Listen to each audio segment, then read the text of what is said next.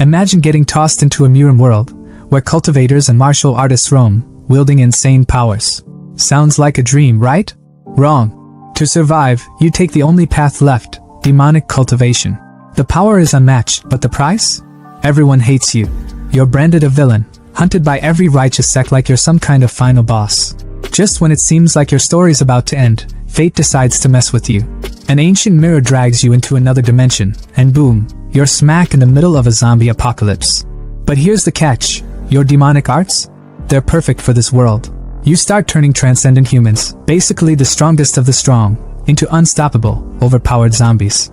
You build an army, and when the mirror spits you back into the MURIM world, you're not the same.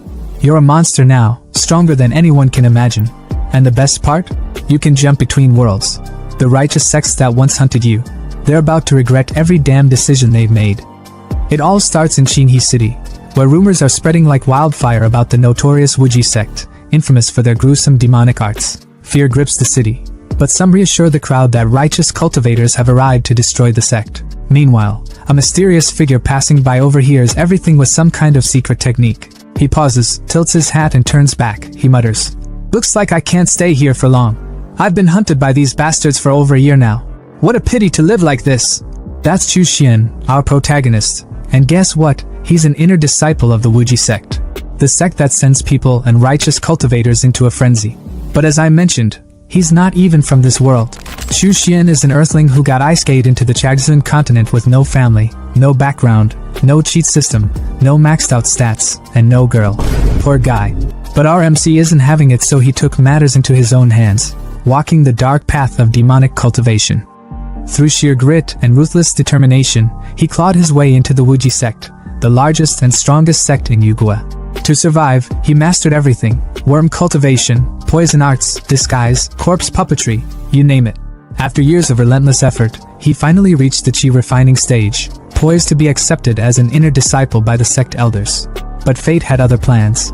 Out of nowhere, the first ancestor of the sect went mad and perished, leaving the Wuji sect vulnerable. The 5 major orthodox sects pounced, branding them a demonic cult and slaughtering them mercilessly. The Wuji sect was obliterated, its disciples massacred. The few survivors, like Chu Xian, were now hunted like animals. Back in the present, Chu Xian leaned against a shadowy wall, his hat falling to the ground as a wave of pain hit him. His voice was strained, trembling with desperation. The blood transformation and soul seizure art. It needs so much blood essence, feeding the worms flesh and blood. If I don't get resources soon, the backlash will kill me. But he gritted his teeth, pushing himself forward. A cold resolve filled his gaze. Today, he was going to meet someone, a surviving junior disciple, his only hope to replenish his resources. He turned back to a bar behind him and spotted a figure cloaked in blue sitting alone. The figure seemed to shift uneasily as Chu Xian approached. With a nervous smile, the junior disciple greeted him cautiously. "Brother Chu Xian, you're finally here. You don't look well. Are you alright?" Chu Xian's gaze was cold, his piercing eyes betraying no emotion as he cut straight to the point. "Have you brought the items?" The junior brother hesitated, glancing around nervously, his hands trembling slightly. "Brother, you're still practicing our sex techniques? If the orthodox sects find out, you're dead." Chu Xian's expression darkened, a sharp edge cutting through his words as he replied, his tone icy and laced with frustration. "They've already sentenced us to death. Whether I cultivate demonic arts or not, what difference does it make?" The junior disciple's hands fumbled as he handed over a bag of demon beast blood beads, their crimson glow reflecting in Chu Xian's eyes. But then, a chill ran down his spine. His instincts screamed at him, his body tensing as he discreetly activated his listening technique. The tiny snail embedded in his ear came alive, and what he heard sent a surge of cold fury through him. "Using a traitor to lure out these Wuji stragglers. It never fails. Once we capture him, strip him of his belongings and drain him dry, we'll be rich." Betrayal. Chu Xian's knuckles turned white as he clenched the beads, his calm exterior masking the storm brewing within. "Junior brother, I still need the blood spirit pills. Can you get them?" Xian's voice was calm but commanding, his cold gaze fixed on his junior brother. The younger man hesitated, shifting uncomfortably before responding. "I do have some, but they're usually for Foundation establishment cultivators." His voice trailed off as realization struck, and his eyes widened with excitement. "Could it be that you? Have you found Uncle Lu and the others?" He shot to his feet, his excitement almost tangible. But Xian's expression didn't waver. Instead, his gaze grew sharper. Don't ask questions you shouldn't. His voice was as cold as ice, leaving no room for argument. If you have the blood spirit pill, take it out quickly. The sudden chill in his tone froze the younger man in place, but anger quickly replaced the excitement in his eyes. The blood spirit pill is expensive, the junior brother snapped, his voice rising. Senior brother, you probably can't afford it, can you? But then, a sly grin crept across his face as he leaned in slightly, his voice dropping to something more calculated. If you take me to Uncle Lou, and we get protection from a foundation building cultivator like him, I'll give it to you for free. He paused for a moment to let his words sink in before adding, I'll even throw in a middle-grade spirit stone. A middle-grade spirit stone, worth 100 low-grade spirit stones. The offer wasn't a small one, but Xian didn't flinch. His lips curved into a faint grin as his hand reached for his chin, his expression unreadable. Although the risk is high, seeing how sincere you are, he handed over his own middle-grade spirit stone with an air of calculated calm, his smirk hinting that he already had a plan brewing to get it back. Without another word, the two left the bar, the tension between them simmering under the surface. From the shadows, a group of men watched their departure with sinister smiles. He Liang went with him, their leader said, his voice dripping with malice. Unexpectedly, today we've caught a big fish. His grin widened as he continued, if we capture another foundation building cultivator, the rewards will be incredible. Not just the sex merit rewards, but even the dead's assets would be worth far more than wasting time on self-cultivation. The men chuckled darkly, their eyes gleaming with greed as they moved to set their trap. At the temple, the atmosphere grew heavier with every step down the underground tunnel. The damp air clung to their skin, and the flickering torchlight cast eerie shadows on the walls. Junior brother broke the silence, his voice tinged with both admiration and unease. Senior brother is still the most reliable. This small courtyard and the underground tunnel are truly flawless. But how much longer do we have to walk? His voice wavered slightly as he glanced around, the growing darkness gnawing at his nerves. We're almost there, Xian replied, his tone steady and emotionless. But then, he stopped abruptly, turning back to face his junior brother. His crimson eyes glowed faintly in the dim light, and his lips curled into a chilling smile. But if you're in a hurry, junior brother. His voice dropped, dripping with malice. Senior brother will accompany you for a while then? Before the younger man could even process the words, Xian struck. The force of the attack was brutal, sending the junior brother flying backward. His body crashed through the temple doors, splintering wood and stone, before skidding across the rough stone floor outside. The ambushers outside are confused and shocked, unable to do anything, so they rush to their injured ally. Blood smeared the ground as He Liang struggled to lift his battered body, his voice weak but urgent. Downstairs. His words came out in gasps as he pointed a trembling hand toward the temple. Chu Xian and Lu Jinxiong are both downstairs. Don't worry about me, don't let them escape. The ambushers outside sprang into action at his words. Rush in. Kill everyone, their leader barked, his voice sharp and commanding. They stormed down the stairs, but as they reached the bottom, they froze at the sight before them. A shriveled corpse lay sprawled on the ground, its skin clinging to the bone, as if it had been drained of all life. Huh! Someone muttered, their voice trembling with confusion. Master, there's a dry corpse here. The leader stepped forward, his expression darkening as he crouched beside the body. With a flick of his magic, he analyzed the scene, his voice grim as he whispered, how brutal. The skin and scalp have been peeled off. His eyes widened as the realization hit him like a thunderclap. Is this He Liang? His voice cracked with panic as he shot to his feet, his gaze darting toward the stairs. The one outside is Chu Xian. Head back. We've been tricked. Far away, outside Jinghe City, Xian tore off the human leather mask, his face twisting in disgust as he tossed it to the ground. The temporary human leather mask is really uncomfortable to wear, he muttered to himself. His eyes narrowed as he reflected on the events that had just transpired. Thanks to the listening bugs, I was able to figure out the ambush in advance, and see through He Liang's betrayal. His voice was calm, but a flicker of bitterness lingered in his tone. But even if I can escape for now, how can I escape forever? He gazed into the distance, his thoughts growing heavier. Am I supposed to join those orthodox sects as well? No, it's not possible. If I changed my path to the orthodox sect, I'd have to discard all my previous cultivation, which carries a high risk of backlash. More than that, with my aptitude, cultivating righteous techniques might mean I'd never even reach the foundation building stage. Only demonic arts, with their low thresholds and quick results, can give someone like me a chance at immortality. His voice was steady, filled with quiet determination. Later, in a glowing cave, Chu Xian examined his spoils, his hands trembling with anticipation. Among them was a mysterious artifact from the Wuji sect's treasure vault. As he activated it, a vision of a ruined, apocalyptic city appeared, sending a jolt of shock through him. Why does this look like Earth? My Earth, but destroyed. What the hell happened? Before he could react, the artifact pulled him in, and he stumbled into the desolate wasteland, his eyes widening in horror at the scene before him. A zombie gnawing on a corpse. Zombies? What the hell is this? The undead swarmed him, their groans chilling his blood, but Chu Xian's survival instincts roared to life. Blood-red worms erupted from his hands, slicing through the zombies with savage precision.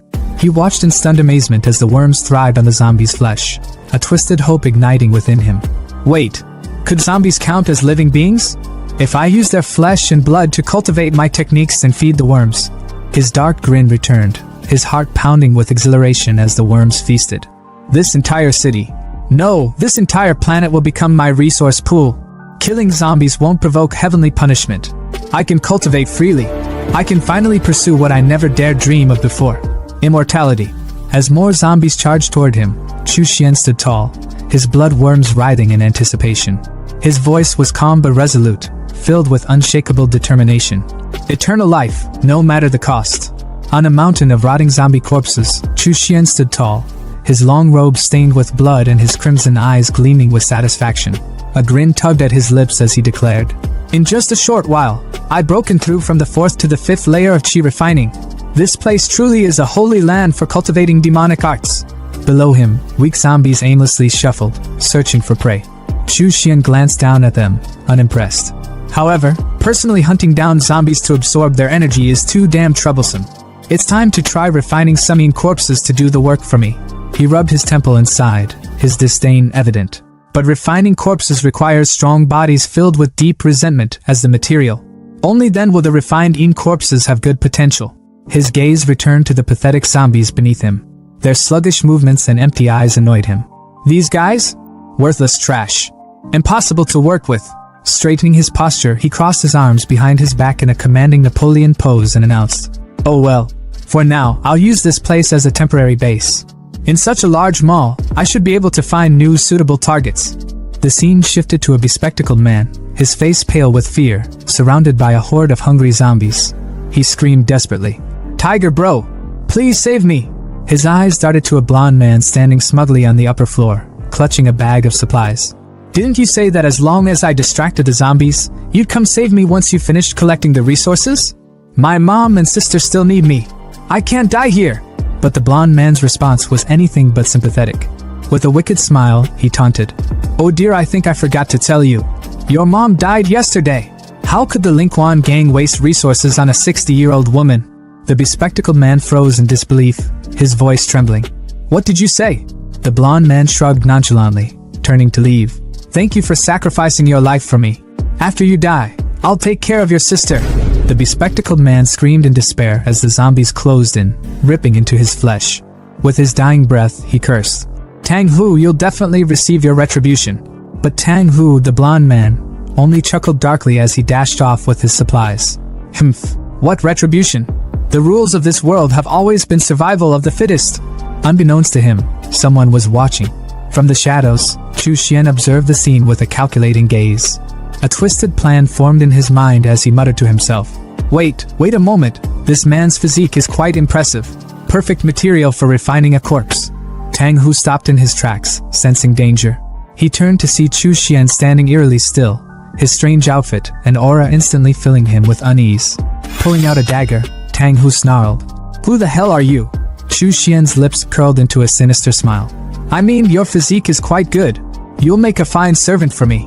Tang Hu's face twisted in anger.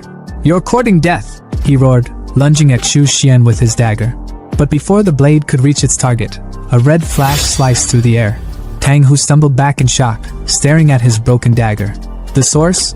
A bloodworm, writhing and biting the blade into pieces. Tang Hu clutched his bleeding palm, his confidence shattered. Fear crept into his voice as he thought, "This man, he can control insects? Is he a transcendent being too? There's no way I can beat him." Quickly shifting tactics, Tang Hu put on his most charming smile. "My brother-in-law is Zhao Hong of the Linquan gang. For his sake, let me go. You can even have this bag of supplies." Chu Xian raised a brow, unimpressed. "The Linquan gang? Tang Hu nodded eagerly. Don't you know? The Lingquan Gang is the largest organization in Dongwu City. My brother-in-law, Zhao Hong, is the leader and a transcendent. He's 10 times stronger than me. Chu Xian chuckled darkly, his voice laced with mockery. If he's only 10 times stronger than a mere mortal like you, then there's nothing to worry about. Before Tang Hu could respond, Chu Xian's bloodworms lashed out, binding him in midair. Tang Hu screamed in terror as he was dragged toward a golden ritual cauldron, surrounded by glowing red sigils and 4 skulls. Once I use my secret technique on you, Chu Xian explained coldly, you'll become a sturdy corpse soldier. Tang Hu thrashed against the bloodworms, his voice breaking. Wait. We have no enmity between us. Why are you trying to kill me? Chu Xian leaned in close, his voice a chilling whisper. Didn't you just say? The rule of this world is survival of the fittest. Killing someone like you won't even diminish my karma. With a flick of his finger, Chu Xian released Tang Hu into the bubbling cauldron. Tang Hu's screams of agony echoed through them all, fading as his body dissolved into the boiling liquid. Moments later, blue liquid shaped like skulls dripped from the cauldron's edges. Chu Xian watched with gleaming eyes as the refining process began. You're simply perfect for refining into a Yin corpse. The Vajra corpse refining technique of the corpse puppet sect will make you impervious to blades and spears, with immense strength. Once complete, you'll rival a Qi refining stage cultivator. 3 days later, a red hand with sharp claws emerged from the cauldron. Tang Hu had been reborn, a grade 2 corpse soldier with glowing red eyes and a fiery crimson light burning in his stomach. Chu Xian clapped his hands, grinning. I can't believe my first corpse refinement was such a success. Summoning a magical tool in the form of a red tower. Low-grade magical tool, corpse nurturing tower. Used for storing, nurturing, and appraising Yin corpses, Chu Xian shouted. Appraisal! The tool analyzed the new Yin corpse and returned its details. Grade 2 corpse soldier. Innate spells, bloodthirst technique, golden light incantation. Chu Xian couldn't hide his excitement. Not bad! It's not only reached grade 2, but its innate spells complement each other perfectly. This Yin corpse could even rival a Qi refining 4th layer cultivator. He turned to his new creation, a proud smile on his face. I'll call you Xiao Xi. Now go and collect zombie flesh for me. With a growl, Xiao Xi leapt into action, tearing through hordes of zombies with ease. In a flash, he returned with a shopping cart full of zombie corpses, presenting them like groceries. Chu Xian, casually eating ramen, patted Xiao Xi's head. Well done! You've greatly improved my cultivation efficiency. Chu Xian mused to himself. Who would have thought that someone like me, barely surviving in the Tsengshuan continent, would become a powerful figure with life and death at my command in this world? All of this is thanks to the blood mirror that brought me here. His expression darkened slightly as he glanced at the now pitch-black mirror. It's unfortunate that the teleportation stopped working. But no matter. I'll continue to cultivate my demonic arts on this zombie-infested planet. When the time is right, I'll return to the Tsengshuan continent stronger than ever. And with that, the demonic king of 2 worlds plotted his next steps. The Haohai Hotel is where it all begins, a high-rise bloodbath waiting to happen. Here, we find a trembling guy in a green jacket bowing his head trembling in fear. He's stammering apologies to a man who looks like Toji Fushiguro's terrifying long-lost cousin. But he isn't the real boss here though. The real boss is Zhao Hong, the Lingquan gang leader, and let's just say his patience ran out about 3 weeks ago. Zhao Hong, seated like an emperor with his wolf beast by his side and a girl draped on his arm, stares down the green-jacketed fool with a face so serious and a head so shiny it reflects light itself. You promised me you'd find out what happened to Tang Hu within half a month, he growls, his voice low and menacing. The guy in the green jacket, practically collapsing under the pressure, drops to his knees, begging, Boss! But Zhao Hong isn't having it. He leans forward, his tone sharp enough to cut steel. It's already been a month! The room feels like it's shrinking, the air heavy with tension. Zhao's wolf beast steps closer, teeth bared, and the green jacket guy starts babbling like his life depends on it. Because, well, it does. Boss, I've found out. Brother who went missing at Zairanfa Mall, but it's dangerous there. 2 of my men already went missing investigating it, and I think there are advanced zombies there. You can't blame me. Only you, boss, can deal with those. For a moment, it seems like Zhao Hong might spare the guy. He even pets his wolf beast, looking almost thoughtful. You're right, he says, his voice calm like the eye of a storm. It's not your fault. After all, you're not a superhuman. Relief floods the green jacket guy's face as he stammers his gratitude. Thank you, boss. Thank you, boss. But Zhao Hong's calm snaps like a twig. His wolf lunges, jaws snapping, and in moments, the green jacket guy is nothing but a meal. Zhao wipes his hands clean of the useless ordinary person and turns to his right-hand man, Wang Bao, the one who looks eerily like Toji. Dead or alive, find him. Take De Huang and Air Hay with you. We're going to Xirunfa Mall. Cut to their tank-like car roaring through the zombie apocalypse. The Lingquan gang makes an entrance like a wrecking ball, smashing through hordes of undead like they're nothing but speed bumps. By the time they reach Xirunfa Mall, the parking lot is littered with mangled zombie corpses. But something feels off. The air is too still, too clean. Xiao Hong steps out, his two wolf beasts, one gray, one golden, at his side. His eyes narrow as he surveys the scene. Strange. The zombies here. His voice trails off as he orders his wolves to scout ahead. You two, go in first and check things out. The beasts obey, their growls echoing through the eerily silent mall. As Zhao follows, a strong, unmistakable scent of blood hits him like a slap. His gaze snaps to a row of metal barrels, and his expression hardens. What the hell are these things? Before he can make sense of it, his golden wolf barks violently, its eyes fixed upward. Zhao looks up and freezes. Dozens of zombie corpses hang from ropes, swinging like grotesque decorations. His lip curls in disgust. Ugh, what kind of pervert? Is this really something a human could do? Could it be that Tang who was defeated here? Wang Bao, ever the loyal second in command, looks to his boss for direction. Boss, what should we do now? Zhao's face darkens, his aura igniting with a blue flame of pure fury. Whether it was done by Black Blade Security or someone else, he snarls. This debt cannot be settled just like that. His voice booms through the mall. Daring to mess with Zhao Hong's underlings from the Lingquan gang is the same as messing with me. I won't rest until I find the culprit and turn them into a dried corpse. Meanwhile, in an entirely different plane of existence, we shift to the MURIM world, a place where spiritual energy flows like a river and grudges are settled with blood. Within a cave on the Tsengshuan continent, a purple glow fills the darkness. Out steps Chu Xian, our boy, looking as fresh as a villain straight out of a power-up montage. He stretches, breathing in the abundant spiritual energy.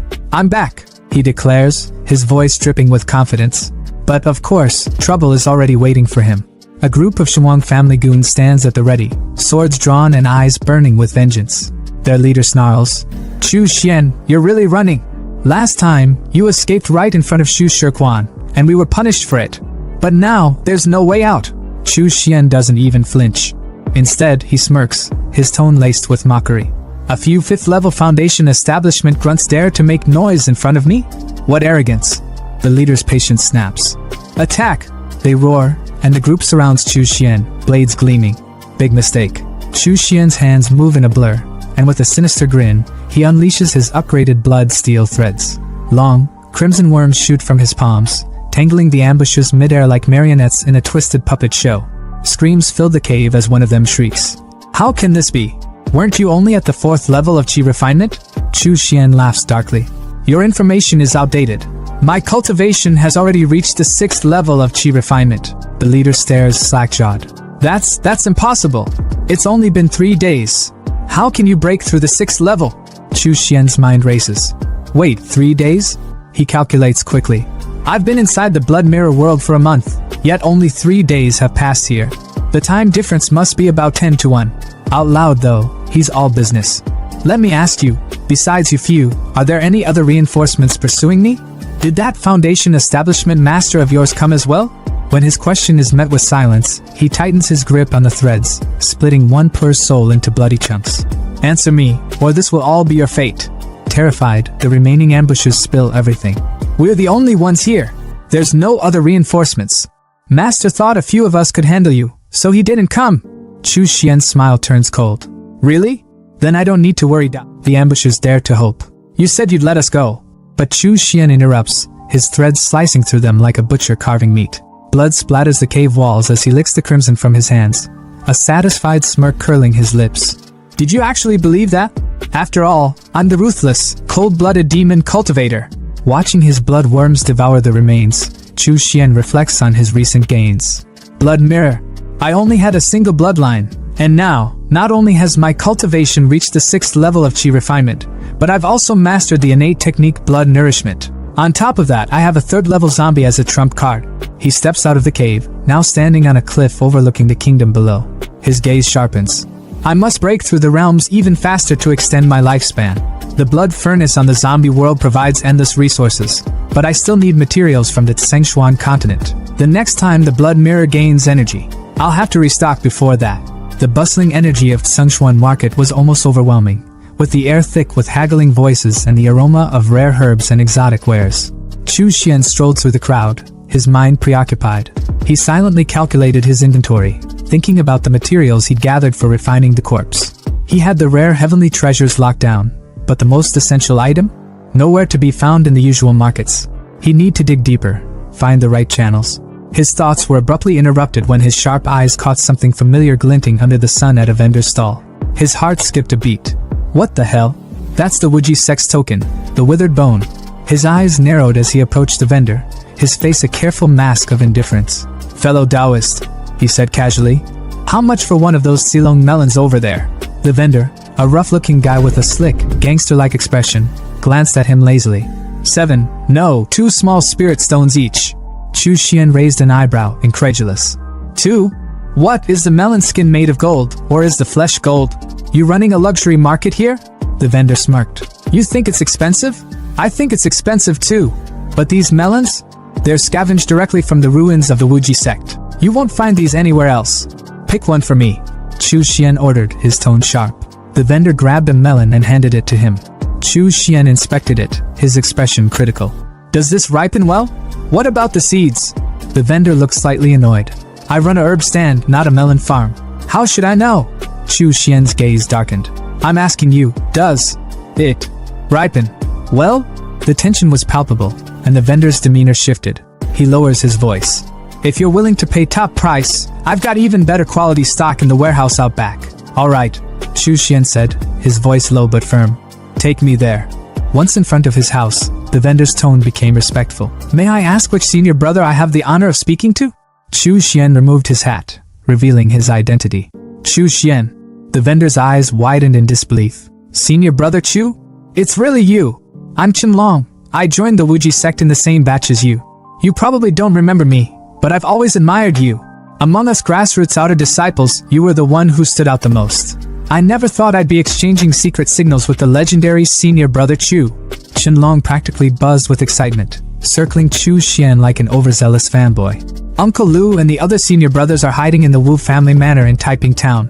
When we heard 3 days ago that you killed that traitor He Liang, it gave everyone hope. You're a legend, senior brother. Chu Xian scoffed, his tone cold. So the third elder's direct disciple, Uncle Lu Jinxiong, is still alive, hiding in plain sight within Shigang sect territory. Clever. No wonder they haven't found him. Chen Long's enthusiasm didn't waver. Senior brother Chu, you should join us. Us Wuji sect cultivators need to stick together now more than ever. Chu Xian waved him off. I'm just here to buy something. Chen Long's face fell slightly, but he composed himself. What are you looking for? I need a blood transformation grand array. The words hit the air like a hammer, and Chen Long froze, his face twisting in shock and horror. What? Chu Xian remained unfazed as he explained. The blood melting formation is a tool often used by demonic cultivators for large-scale blood sacrifices. It's infamous for its ability to refine the 10,000 souls blood pearl, used to lay a powerful foundation.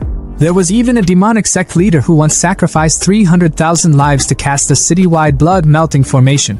It's simple yet devastating, capable of mass murder even when wielded by someone in the chi refining stage. But, and here, his voice dropped chillingly, I'm not planning anything that extreme. I'd deploy it on a zombie-infested planet, no harm to the heavens, and it might even earn me some merit. Chen Long looked pale, his voice trembling. Brother Chu, the 5 major sects are cracking down hard on anything related to demonic arts. If you activate that formation, they'll come for you. Chu Xian's gaze hardened. That's not your concern. Do you have it or not? Chen Long hesitated before mumbling. I know someone who does. They soon arrived at a secret Wuji sect stronghold, where a towering, jacked man stood like a sentinel. Su Ming, once ranked 11th among the inner disciples, greeted them with a sneer. The blood-melting formation? Yeah, I have it. But why should I sell it to you, Chu Xian? Chu Xian's eyes narrowed, his thoughts racing. Of course, it had to be Su Ming. They'd butted heads plenty in the past over resources, and it was clear Su Ming was relishing the thought of seeing him fail. But not this time.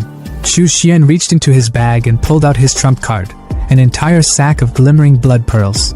Chen Long and Su Ming's jaws dropped. Blood pearls? So many? How many lives were sacrificed for this? Another voice chimed in, dripping with awe. To refine this many blood pearls under the Shigang sect's watch. Junior brother Chu's power has surpassed all of ours. It was Wei Hua, ranked 12th among the inner disciples. Su Ming's thoughts churned with frustration. Damn Chu Xian, always outshining him. Fine, he sneered. 200 blood pearls, and the formation is yours. Chu Xian gave a cold laugh. Greedy, aren't we? Wei Hua stepped in, his tone reasonable. A basic formation like this used to go for 80 blood pearls tops. Su Ming, we're all from the same sect. This is unreasonable. But Su Ming wasn't backing down. Even between brothers, accounts need to be settled clearly. I'm the only one with the blood-melting formation, and without it. Chu Xian cut him off, his voice laced with quiet menace. Su Ming, are you misunderstanding something? That formation is worthless if you can't use it, which means it's already devalued. Meanwhile, you're desperate for blood pearls to fend off chi deviation. So tell me, who's the one really in need here? Su Ming's bravado cracked. Fine, 80 blood pearls. 60.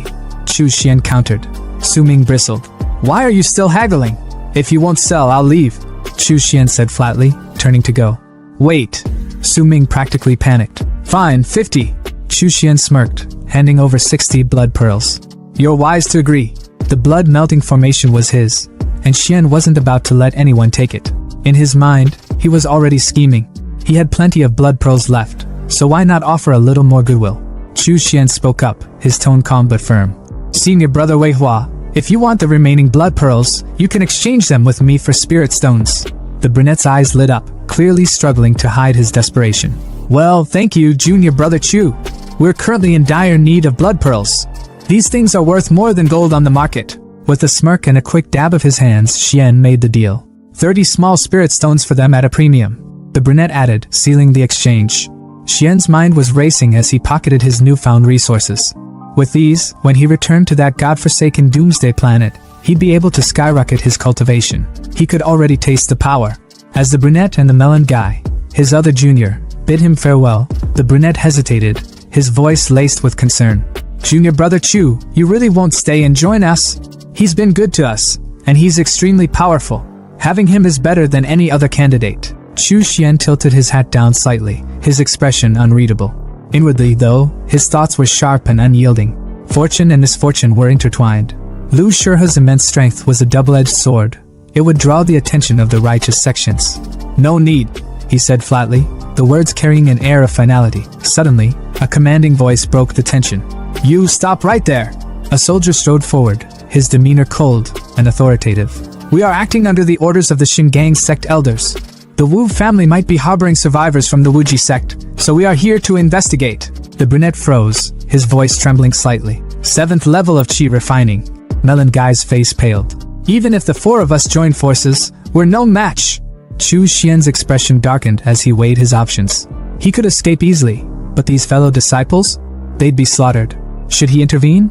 Before he could decide, Jack Guy emerged from the shadows, his voice dripping with malice. Fellow Taoist, the one wearing the conical hat is the demonic cultivator you're after. Chu Xian. The betrayal hit like a thunderclap. The brunette clenched his teeth. Su Ming you. But the damage was done.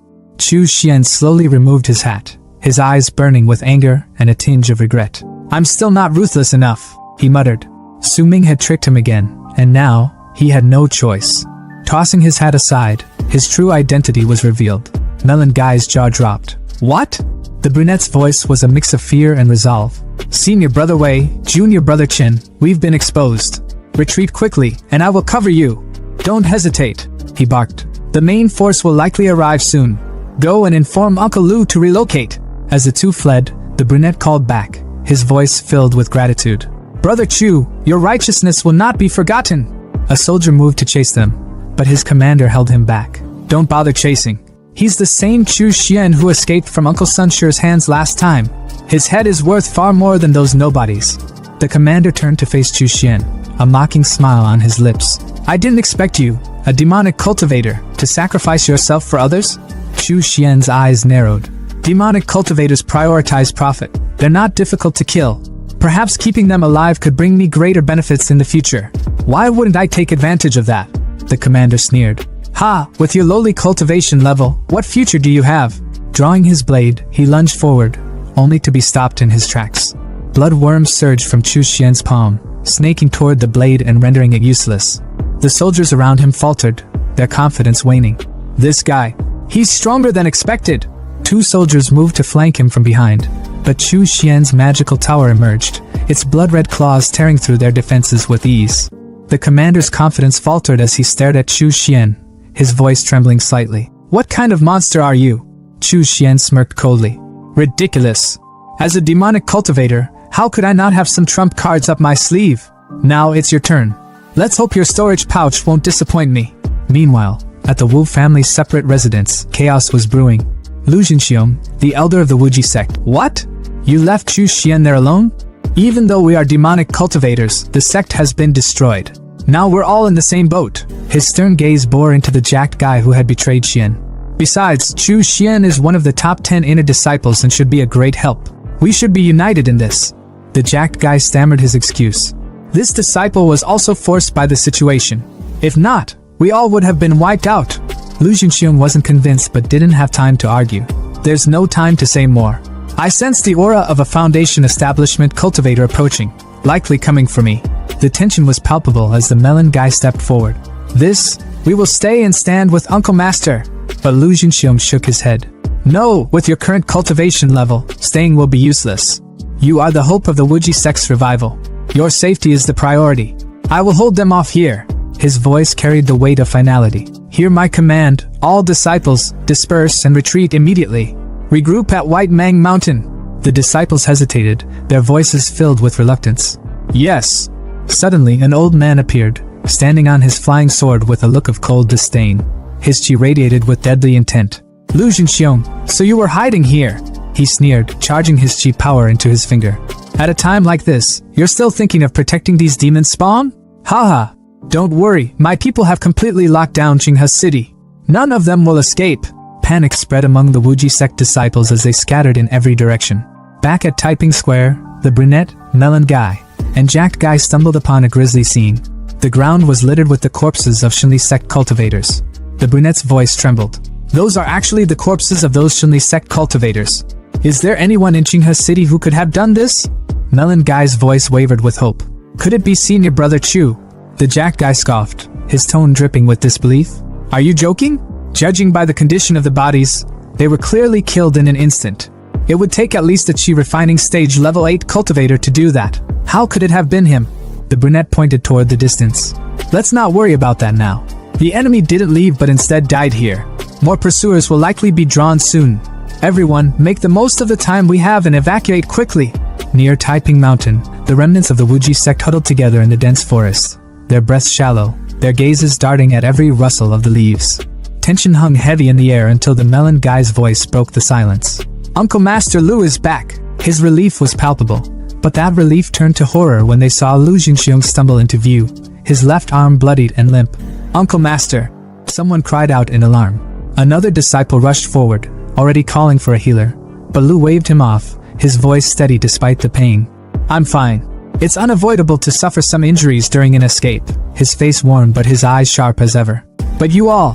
Qinghe City was completely surrounded by Shenli sect forces, yet you managed to escape without losing a single person.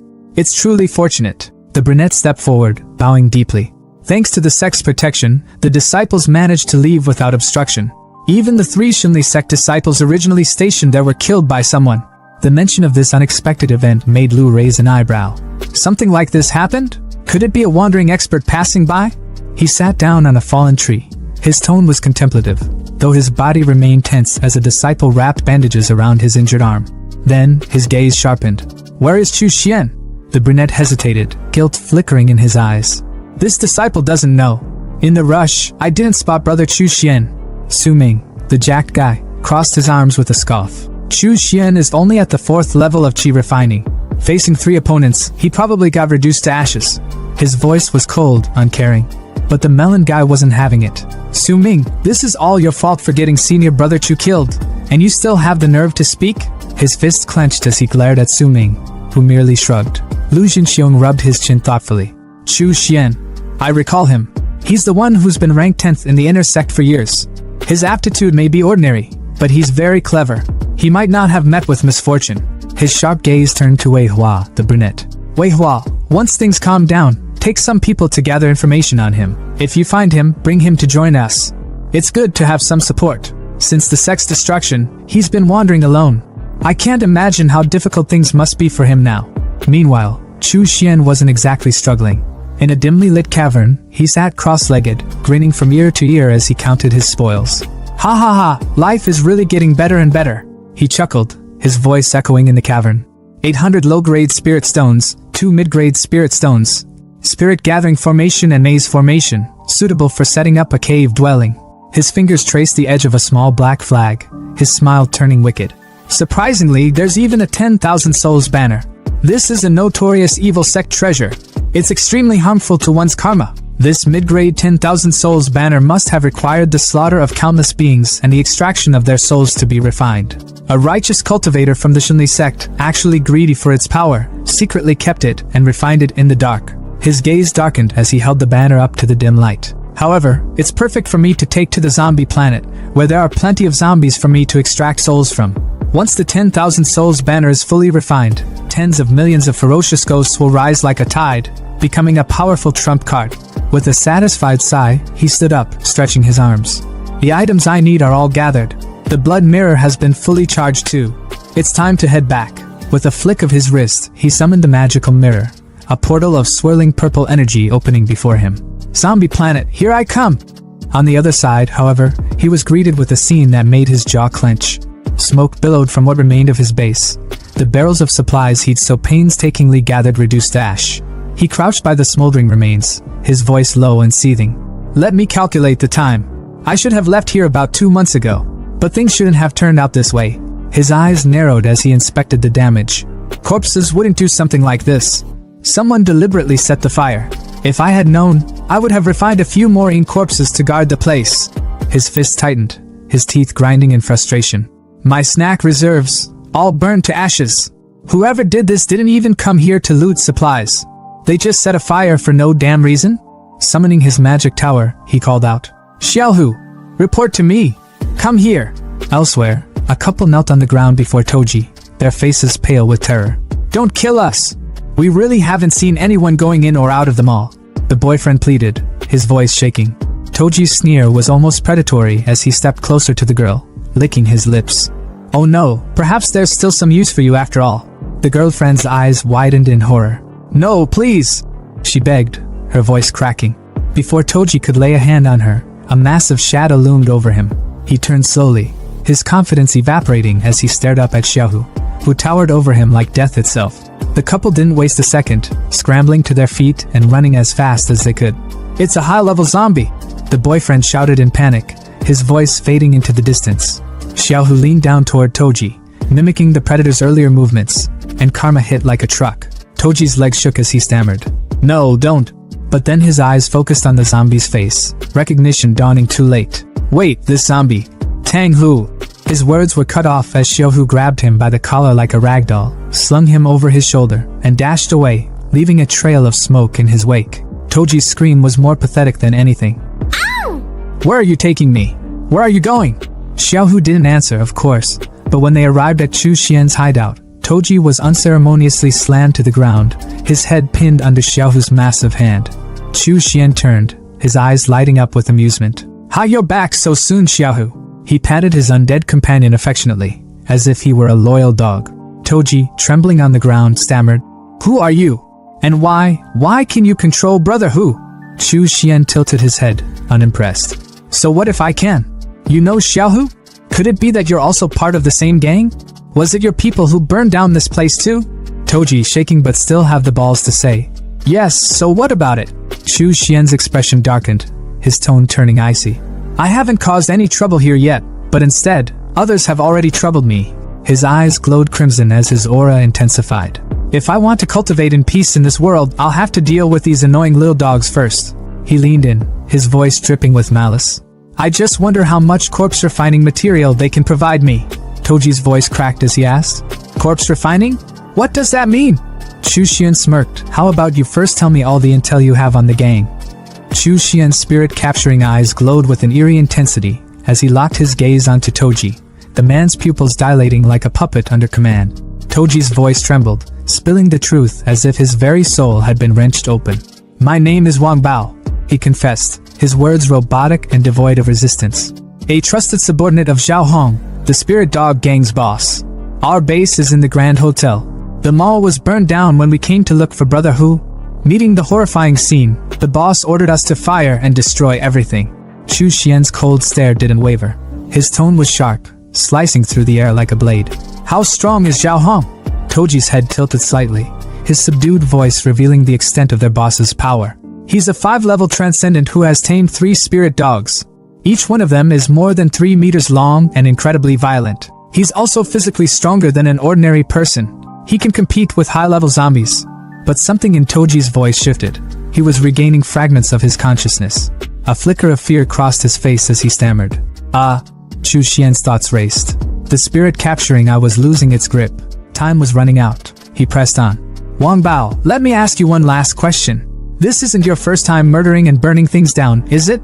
Toji's lips curled into a nervous grin, his voice dripping with sarcasm as he chuckled uneasily. Of course not. Such things are common right now. I even enjoy it a little bit. Ha ha ha ha."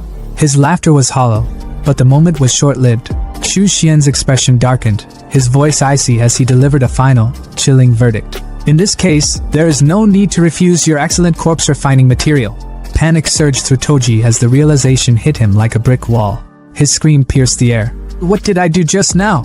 But there was no mercy to be found. Xiaohu, the towering zombie, grabbed Toji like a ragdoll, lifting him effortlessly.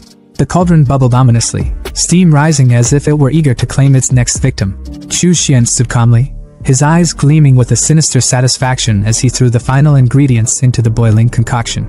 Toji thrashed violently, his screams echoing through the space. What are you doing?" But his cries were cut short as Xiaohu smashed him into the seething liquid, submerging him completely. Chu Xian watched the process unfold, his thoughts cold and calculating. "Transcendence, spirit dogs, high-level zombies. This zombie planet is more interesting than I thought. Although a chi refining cultivator is a powerful being on this planet, I still can't take them lightly." He stepped outside, the wasteland stretching out before him in its apocalyptic glory. His mind raced with plans. "I need to gather information and continue collecting zombie materials. After all, my energy is limited as just one person." He clasped his hands behind his back, an air of authority surrounding him, his posture reminiscent of a ruler surveying his kingdom. "Although the Ian corpses are strong, they lack intelligence. If I could use a team of normally functioning servants, the results would be much better. Keeping the spirit dog gang alive might be more useful than killing them." Hours passed, and from the cauldron emerged a figure unrecognizable from the trembling man he had been. Toji was no more. What stood in his place was a hulking blue zombie, spikes jutting from his back and elbows, his icy blue eyes glowing with an unnatural light. Energy crackled around him, radiating like a storm. His core pulsed with power, a lightning-like arc reactor embedded in his chest. Chu Xian's magical tower scanned and analyzed the creation. Middle-grade Ian corpse. Level 3 corpse soldier. Innate spells, silent walk, fire thorn. A twisted smile crept across Chu Xian's face. "Not bad. A middle grade with 2 innate spells. He's a good pick for an assassin. You're Xiao Bao from now on. You and Xiaohu are a perfect team." But the harmony didn't last long. Xiaohu, the jealous brute, didn't take kindly to the competition. He shoved Xiao Bao aside with a menacing glare, trying to monopolize Chu Xian's attention. Xiao Bao, now despite his terrifying form, cowered behind Chu Xian like a scolded puppy, his glowing eyes wide with fear. Chu Xian sighed, rubbing his temples in disbelief. "So 2 big strong zombies competing for my favor." His tone shifted, dripping with dark amusement as his expression turned villainous. "Well, it's time to find someone to settle a score with. Come on, cheer up. It's time to go play." At that, both zombies snapped to attention, their rivalry forgotten. Xiao Bao's icy blue aura crackled, while Xiaohu's blood-red energy flared. They roared in unison, ready for action. The scene shifted to the Grand Hotel, its entrance a chaotic mess, with debris scattered everywhere. Inside, the spirit dog gang lounged carelessly, their guard down. A man with braids slapped a card on the table. 3! He barked, his voice triumphant. Across from him, a man with a mohawk laughed as he played his hand. 4-2! Haha, you'll lose! The room reeked of alcohol and stale smoke, their laughter echoing through the space, until the garage door exploded. Smoke billowed into the room, and chaos erupted as they scrambled to their feet. "Who is it?" one of them yelled, panic setting in. "Who's that guy? And what's with that outfit?" A cosplay? Through the haze, Chu Xian emerged, his voice calm but commanding. I am the Spirit Dog Gang's new boss. His words hung in the air for a moment before one of the gang, a man in a durag, burst into laughter, tossing his drink at Chu Xian. So funny! Where did that fool come from? But before the liquid could touch him, Xiao Hu intervened, smashing the bottle into shards with a single swipe. The gang froze, their confidence evaporating as the realization hit. A high-level zombie, one of them stammered. Chu Xian's expression hardened as he surveyed the pathetic group. These idiots are a waste of resources if they are left alive. His gaze shifted to Xiao Bao. Take care of him. Without hesitation, Xiao Bao leaped into action, his movements swift and lethal. He tore into the man with the durag, ripping his arms apart with a sickening crunch. The gang recoiled in terror as Chu Xian's voice cut through their screams. If you don't want to end up like this, tell Zhao Han to come out quickly. The tension was palpable as one of the gang members stammered. Don't kill us. I'll call the boss right away. Moments later, the heavy thud of boots echoed as a group approached, armed and ready for battle. At the center of the group stood Zhao Hong, flanked by 3 spirit dogs, 2 gray beasts and a massive golden one. Zhao Hong's voice was calm but laced with menace. You're looking for me? Chu Xian's eyes narrowed as he studied Zhao Hong, his mind analyzing every detail. Is that a transcendent? There is indeed energy fluctuating in his body. Although it's weaker than spiritual energy, it's still different from ordinary people. If he's refined into a Yin corpse, he'll definitely be extremely powerful. The stage was set, and the battle was about to begin. Zhao Hong's voice rang out, sharp and brave. Who are you, and what do you want from me? His eyes darted around nervously, the tension thick enough to choke on. Across from him stood Chu Xian, calm, composed, and exuding a quiet confidence that was far more terrifying than rage. His smirk was sharp, the kind that made your stomach twist. The mall is my territory, he said, voice smooth as silk but laced with venom. You burned it down, so of course, I'm here to settle the score. Zhao Hong's stomach churned as his mind raced. Did he put those corpses in the mall? Such a cruel practice. Is he also a transcendent? No, he's something far worse. And he can control zombies? What kind of monster is this? His palms were sweaty, his thoughts spiraling, but he forced himself to speak, his voice wavering. It's just a misunderstanding. I can have people prepare another shopping mall for you. But Chu Xian didn't even flinch. He tilted his head slightly, his smirk growing wider, almost mocking. I heard most of Dongwu City belongs to your gang, so one shopping mall won't be enough. The casual way he said it made Zhao Hong's blood run cold. So, what else do you want?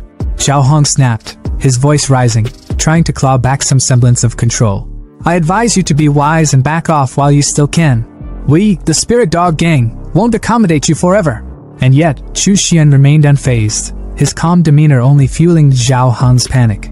I want your entire gang, Chu Xian said simply, as if it were the most natural thing in the world. That was the last straw. Zhao Hong's face twisted in fury, his pride flaring up like a cornered animal.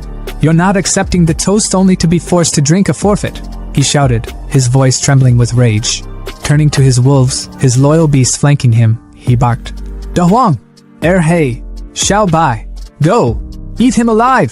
The wolves didn't hesitate, their growls rumbling like thunder as they charged at Chu Xian, but Chu Xian didn't move. He simply stood there, watching, as a golden light suddenly flared to life around him, shimmering like an impenetrable shield. The first wolf lunged, its powerful jaws clamping down on the light, only for its fangs to shatter like glass. The beast yelped in pain, thrown backward by the force of the shield. Zhao Hong's eyes widened in disbelief. What the hell is that? He stammered. The golden light wasn't just luck, it was a skill. Xiao Hu, one of Chu Xian's loyal zombie servants, had activated Golden Light Incarnation, a skill that made Chu Xian untouchable. Before Zhao Hong could fully process what had happened, another figure appeared behind him, silent as a shadow. It was Xiao Bao, another of Chu Xian's zombies, moving with the precision of an assassin. His eyes burned with a cold, deadly light as he unleashed his ability, Yin Fire Thorn. The attack was aimed straight at Zhao Hong's back, but one of the wolves, loyal to the bitter end, leapt in the way, taking the brunt of the blow. The golden wolf collapsed, its fur scorched and smoking, and Zhao Hong staggered back, his mind spiraling into chaos. Thoughts were a frantic mess. It's Wang Bao, and the missing Tang Hu. What's going on here? He killed my spirit dog in one move. That's not something a normal high-level zombie can do. Hei! Xiao Bai! Protect me! Zhao Hong screamed, his voice cracking with desperation. But even his remaining wolves hesitated, their instincts screaming at them to back down from the overwhelming power radiating from Chu Xian and his undead servants. Chu Xian's voice sliced through the chaos, calm yet dripping with menace. Do you still want to use your dogs to block the blows for you? Even animals know to bow down to me. Do you want to become their next scapegoat, or will you be my subordinate? His words hit like a hammer, the weight of his dominance undeniable. But Zhao Hong wasn't ready to give up just yet. His pride reared its head one last time, and with shaking hands, he pulled out a pistol. Don't celebrate too early. No one can take my spirit dogs or my gang from me, he shouted, his voice trembling with rage and fear.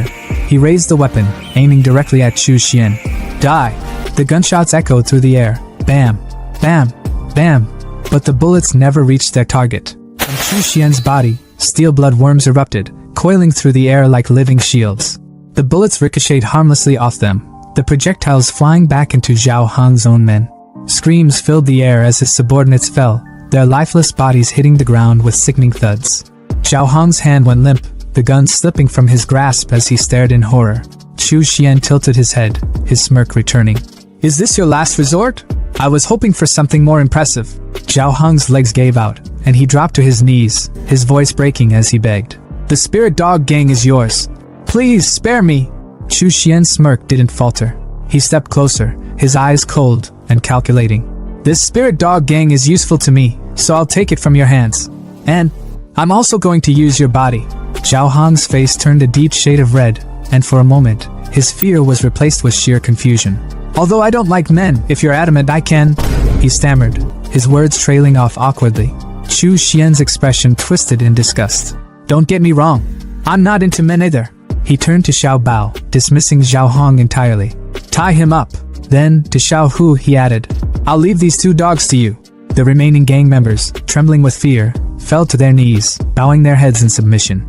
Master! They cried, their voices trembling with sincerity. Chu Xian smirked again. Right. You should read the room properly. 10 years ago, the Sea Star spirit exploded, unleashing a wave of energy that reshaped the world. Most people couldn't withstand it. Their bodies twisted and mutated, turning them into bloodthirsty monsters known as zombies. Among the survivors, a rare few gained extraordinary talents, their strength divided into 9 stages based on the number of cores in their bodies. Back in the present, Zhao Hong, now tied up and defeated, explained through gritted teeth. Donghu City, where we are now, is a small city in the Linjiang province. It belongs to the Flame Nation's centralized monarchy. There are only 2 powers here. One is the Spirit Dog Gang, and the other is the Black Security Company. Chu Xian listened carefully, his expression unreadable. That's all I know, Zhao Hong added, desperation creeping into his voice.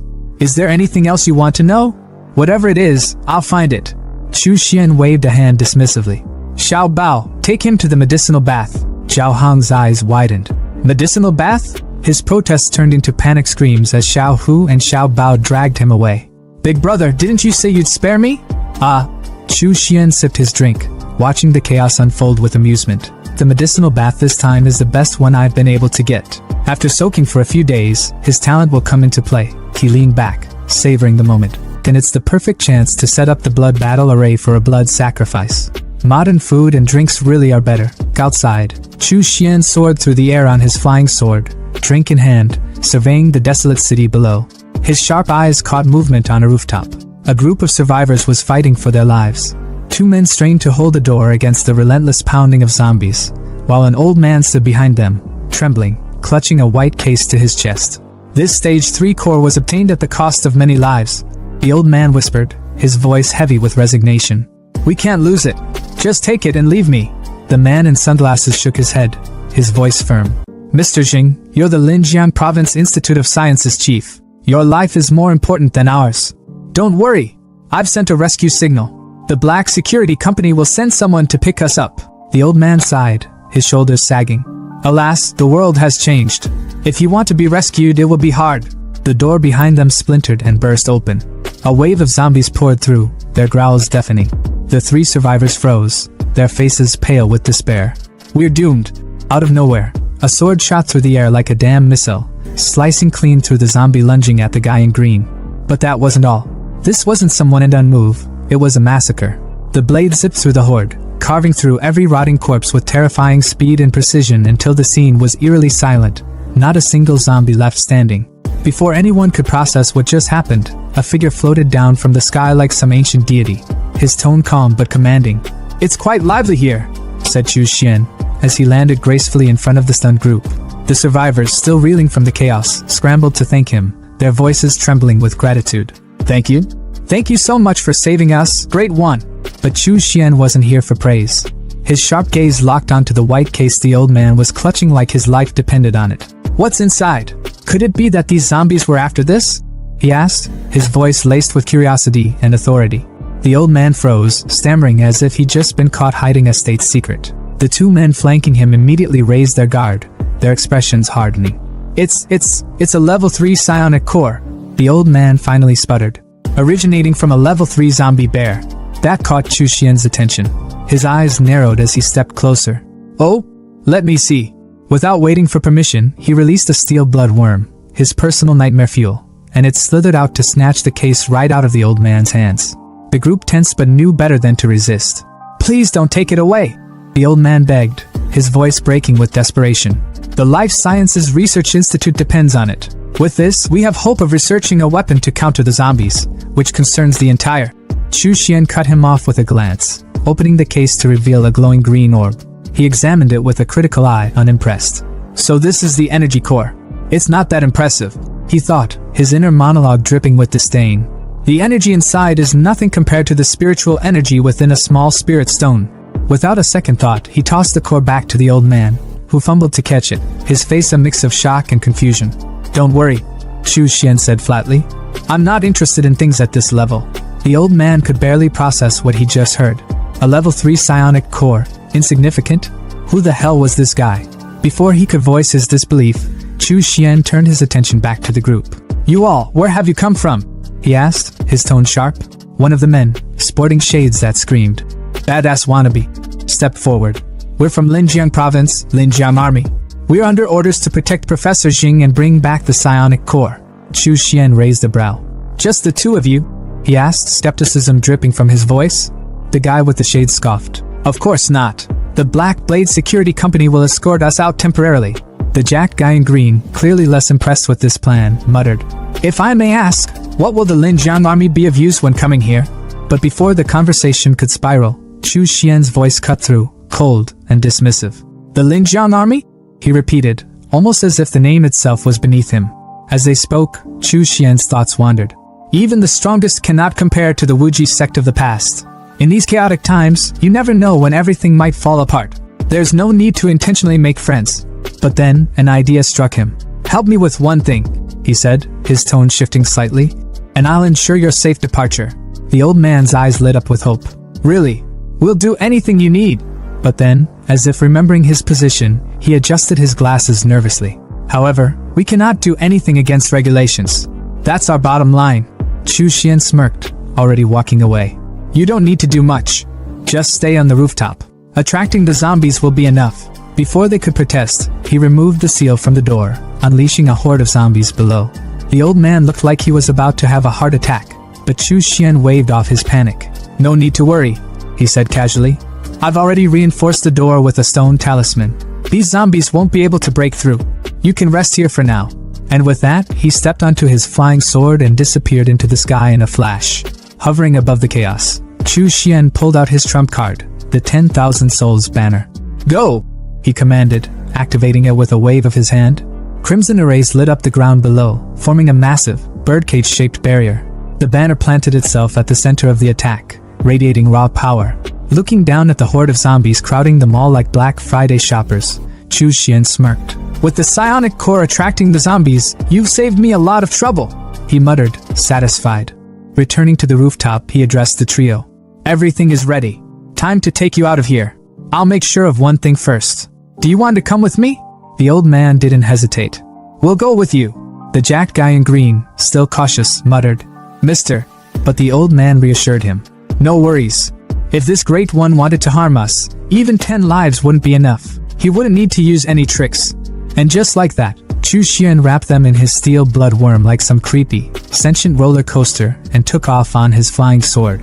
The trio screamed bloody murder the entire time, their terror echoing through the skies. By the time they landed, they were utterly drained, not from running, but from sheer emotional exhaustion. Chu Xian, unfazed, gestured for them to leave. Alright, you can go seek your rescue on your own now. I won't be accompanying you. The old man tried to stop him, bowing deeply. Thank you, Great One, for your immense kindness. May I ask your name, Great One? Chu Xian, ever the dramatic, turned slightly, striking a pose fit for a painting. Chu Xian, he said simply before flying off into the distance.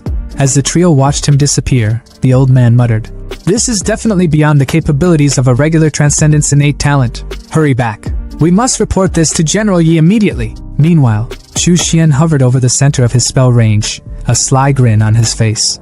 With a flick of his finger, he commanded, Blood Transformation Array, go! Red beams of light shot out like lasers, draining the blood of every zombie within the range of his spell. The blood coalesced into spheres, which floated up to Chu Xian like offerings to a god. Ha! The blood transformation array lives up to its reputation. He laughed, exhilarated. These blood orbs, they're enough for me to cultivate to the 9th level of qi refining. But then, something unexpected happened. A golden glow appeared above him, and golden flowers began falling from the sky. Chu Xian froze, his eyes widening in shock. Huh! Golden flowers of merit? Golden flowers falling from the sky. Isn't this a rare phenomenon only triggered by someone with immense merit? Could it be because I exterminated those zombies? He paused, his mind racing. Throughout history, demonic cultivators have always been burdened by the karma of their killings. If they didn't bring down heavenly lightning and fire, they were already lucky. But to trigger the phenomenon of golden flowers of merit, he smirked, a dangerous glint in his eyes. No wonder those righteous cultivators keep clamoring about eradicating evil demons. They must be envious of the benefits of merit. If I were to offer a blood sacrifice of tens of thousands, hundreds of thousands, or even billions of zombies in the future, I'd be laden with infinite merit. My lifespan, comprehension, and fortune would all increase exponentially. The path to sainthood in the body is within reach. At the Black Security Company headquarters, the atmosphere was tense, but not for everyone. A man in a police uniform stood rigid, his expression etched with frustration as he reported to his boss, Wang Gangjian. For some context, Wang wasn't your typical boss. Sure, he ran the Black Security Company, but at the moment, he was slouched in a chair, furiously playing a video game like a kid avoiding homework. The world outside was in shambles, a zombie apocalypse tearing society apart, but this guy looked more concerned about his kill streak than the literal end of days. The officer, attempting to remain professional despite his growing irritation, pressed on with his report. I've already sent Mr. Jing and the others to investigate, he began. But no matter how much we ask, we still can't figure out why there are so many bloodless mummies in that area. Mr. Jing keeps dodging the question. He's hiding something, I'm sure of it. Wang, who looked like he was in his 40s but had the energy of a teenager cracking Mountain Dew cans at 3 a.m., didn't even glance away from the screen. It's near the Spirit Dog Gang's headquarters, he said casually, still mashing buttons on his Nintendo. Go ask Xiao Hong about it. The officer blinked, incredulous. Me? Xiao Hong's a transcendent. He wouldn't even give me the time of day. Finally, Wang paused his game, rolling his eyes as if the apocalypse was an inconvenience to his gaming session. Ha! The Black Security Company is backed by the Linjiang Army. What's a stray dog like Xiao Hong gonna do? Bark at us? With the army reinforcements on the way, Donghu will be ours anyway. Who cares what he thinks?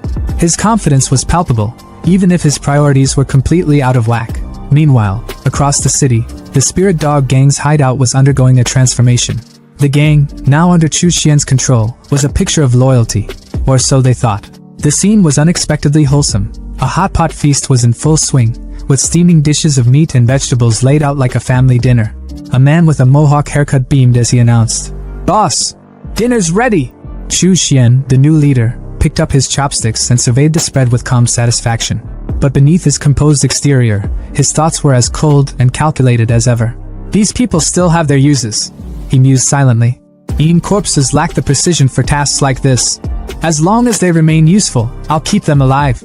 There's no need to kill unnecessarily when there's merit in keeping them around. With a disarming smile, he addressed his men. Well done. Sit down and eat.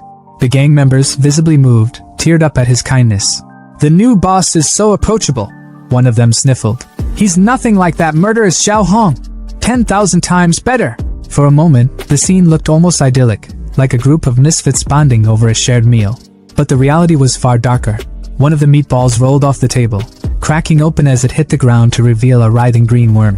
Unbeknownst to the gang, the hot pot wasn't just food, it was a trap. Chu Xian's demonic arts had infused the meal with parasites designed to control their minds and bodies. As he watched his men eat, oblivious to the worms now inside them, his smile turned sinister. The living may not be as loyal as the dead, he thought. But once they've ingested my poison, there's no escape from my control. Later that night, after the family dinner was over, Chu Xian retreated to his secret chamber. Standing before a massive cauldron of boiling red liquid, he smirked with anticipation. After soaking for so long, he muttered, "You'd better not disappoint me." With a flick of his finger, he commanded, "Come out." The surface of the liquid rippled violently before a hulking zombie emerged, its grotesque form dripping with power. This wasn't your run-of-the-mill undead. Its head was crowned with thorn-like spikes, its body encased in armor that looked both organic and impenetrable. One arm was a jagged claw fused with bone, while the other was a spike stinger that pulsed with venomous energy. Chu Xian's eyes lit up with pride. "This corpse's arm, an innate magic weapon!" he exclaimed. But his joy was short-lived. The zombie, instead of bowing in submission, let out a guttural roar and lunged at its creator, brimming with aggression. Chu Xian's expression darkened. "Oh? A traitor?" His voice was icy, each word laced with menace, his aura exploding with oppressive energy. His crimson eyes glowed as he sneered. "Not knowing how high the sky is or how deep the ground goes, you dare defy me?" The zombie faltered under his overwhelming presence, its ferocity replaced by trembling fear. Slowly, it dropped to its knees, bowing its head in submission. Chu Xian smirked, victorious. "That's better," he muttered, patting the zombie's head like a loyal pet. Using his magical tower, he analyzed his creation. High grade, level 7 corpse soldier. Innate spells, golden light, divine blade spell, corpse roar art, the tower reported. Chu Xian's pride swelled. "You didn't disappoint me after all," he said. "Your new name is Xiaolong." Calling over two other zombies, Xiao Hu and Xiao Bao, he issued his orders. "Take Xiaolong with you. Teach him the rules, what he can and can't do. Make sure he knows his place." The two roared in agreement, leading their new ally away. Elsewhere, near the Grand Hotel, a soldier from the Black Security Company stood atop a tank, surveying the eerie stillness with binoculars. The silence was unnerving. "Something's wrong," he muttered. "Why is it so quiet? The spirit dog gang's never been like this." His unease turned to panic when he spotted them. Chu Xian's elite zombie trio. "High-level zombies," he gasped. "And there are 3 of them. Even Zhao Hong's men are obeying them? Could Zhao Hong be dead?" His thoughts spiraled as he realized the implications. Has the spirit dog gang been wiped out already? His panic turned to sheer terror when Xiaolong's eyes locked onto him. The zombie's killing intent was suffocating. "Damn it," he stammered. "It saw me. I'm dead." But before Xiaolong could pounce, Xiao Hu stepped in, recalling Chu Xian's orders. In his mind, he replayed the master's command. "You're my men. The murders you commit will count as my own and affect my reputation. Don't kill anyone without my permission." Xiaolong reluctantly backed off, his chance for a first kill slipping away. The soldier, seizing the opportunity, scrambled into his tank and sped off, heart pounding. Once he was a safe distance away, he glanced back in disbelief. "It stopped chasing me?" he murmured, still shaken. Back at his lair, Chu Xian was in deep meditation, surrounded by glowing orbs of energy. As he absorbed their power, the orbs shattered, releasing waves of chi energy into his body. His eyes glowed red as he clenched his fists, exhilarated. "Chi refinement, 7th stage," he declared. "With my current power, I'm invincible below the foundation building stage." His mind raced with plans. To reach the foundation building stage, I need to compress my spiritual energy into liquid form. But the ingredients for the original foundation building pill are tightly controlled by the righteous sections. Demonic cultivators like me have to find another way. His solution? The soul flower, a rare and powerful ingredient cultivated through slaughtered souls. The last time I returned to the Sichuan continent, I prepared the seeds. This zombie-infested planet has no shortage of souls ripe for harvesting. Once I reach the 9th stage of chi refinement, I'll find the perfect place to grow the soul flower. As Chu Xian's ambitions grew, the city outside descended further into chaos. Wolves roamed the ruins, their howls echoing under the pale moonlight. Amid the destruction, a soldier fell prey to the pack. His arm and eyes are missing and the wolves' leader is standing tall and majestic under the shimmering glow of the full moon. The apocalypse wasn't just unfolding, it was thriving. The sunlight spilled over the broken city, illuminating the ruins that had once been filled with chaos and carnage. Now, there was a strange serenity. No zombies, no screams, just silence, like the calm before a storm. Inside what looked like a makeshift throne room, Chu Xian sat back in his chair, legs crossed, looking every bit like a boss who had conquered the apocalypse. His zombie subordinates knelt before him, their grotesque forms hunched in submission. He leaned forward slightly, his voice cutting through the quiet. "Are you saying you found a den of giant wolves on the highway? And they're planning to attack us?" Xiao Hu, one of his zombie soldiers, let out a guttural roar, confirming the report. Chu Xian leaned back, his mind already calculating the next move. Xiao Hu and Xiao Bao had already leveled up to corpse soldiers, and Xiao Long had reached level 9. These wolves had the audacity to ambush them. Chu Xian's lips curled into a smirk. "Confident little bastards," he thought. But this wasn't just an annoyance, it was an opportunity. His thoughts sharpened. Perhaps this den could be the perfect breeding ground for spirit flowers. Without wasting time, he waved his hand, sucking his zombie trio into his magical tower to rest. His gaze shifted toward the city outside, a flicker of excitement in his eyes. Kicking his leg up onto the table with casual arrogance, he announced, "I just broke through the 9th stage of chi refinement. Looks like it's time to stretch my legs." Moments later, Chu Xian stood on his flying sword, the wind whipping through his hair as he surveyed the city below. The magical tower rested in his palm, its faint glow pulsing with the energy of his undead soldiers inside. His voice was calm but commanding. "Is it here?" he asked, the question hanging in the air. From within the tower, Xiao Hu's roar confirmed the location. Chu Xian descended gracefully and landed near a pair of smashed tanks. His sharp eyes fell on a lifeless body sprawled on the ground. "A Linjiang army guard," he muttered. "So even a level 1 transcendent couldn't survive this." His tone grew colder. "These wolves aren't as simple as I thought." Suddenly, a baby's cry pierced the stillness. The sound was raw and desperate, echoing across the ruins. Chu Xian froze, his eyes narrowing. That cry didn't sit right with him. His instinct screamed that something was off. Without hesitation, he conjured a green fireball, the glowing energy crackling in his palm before he hurled it toward the sound. The explosion lit up the area, a wave of destruction rippling outward. When the dust settled, a severed wolf leg landed near his feet. He stared at it, his expression unreadable, before speaking in a voice so cold it could freeze the air. "If a Linjiang army guard, a transcendent no less, died here, how could a baby survive? Crying so damn loud too?" His gaze darkened.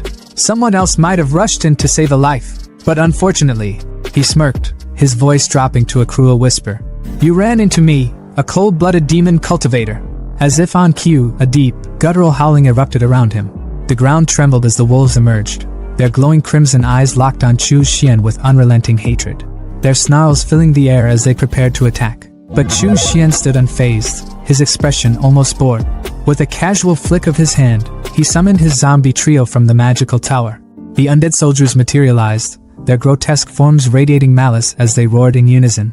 The wolves hesitated for a moment, their bloodlust clashing with the overwhelming aura of the zombies. Then, the pack parted, making way for their leader. A massive wolf stepped forward, its blue fur shimmering like frost under the sunlight. A black horn jutted from its head, and its claws scraped against the ground, sharp enough to carve through steel. Chu Xian's eyes narrowed as he studied the creature. "A level 2 transcendent wolf king," he muttered, almost impressed. "Not bad." The wolf king let out an ear-splitting howl, the signal for its pack to attack. The wolves surged forward like a tidal wave of fur and fangs, their howls tearing through the air. Chu Xian's voice cut through the noise, calm and commanding.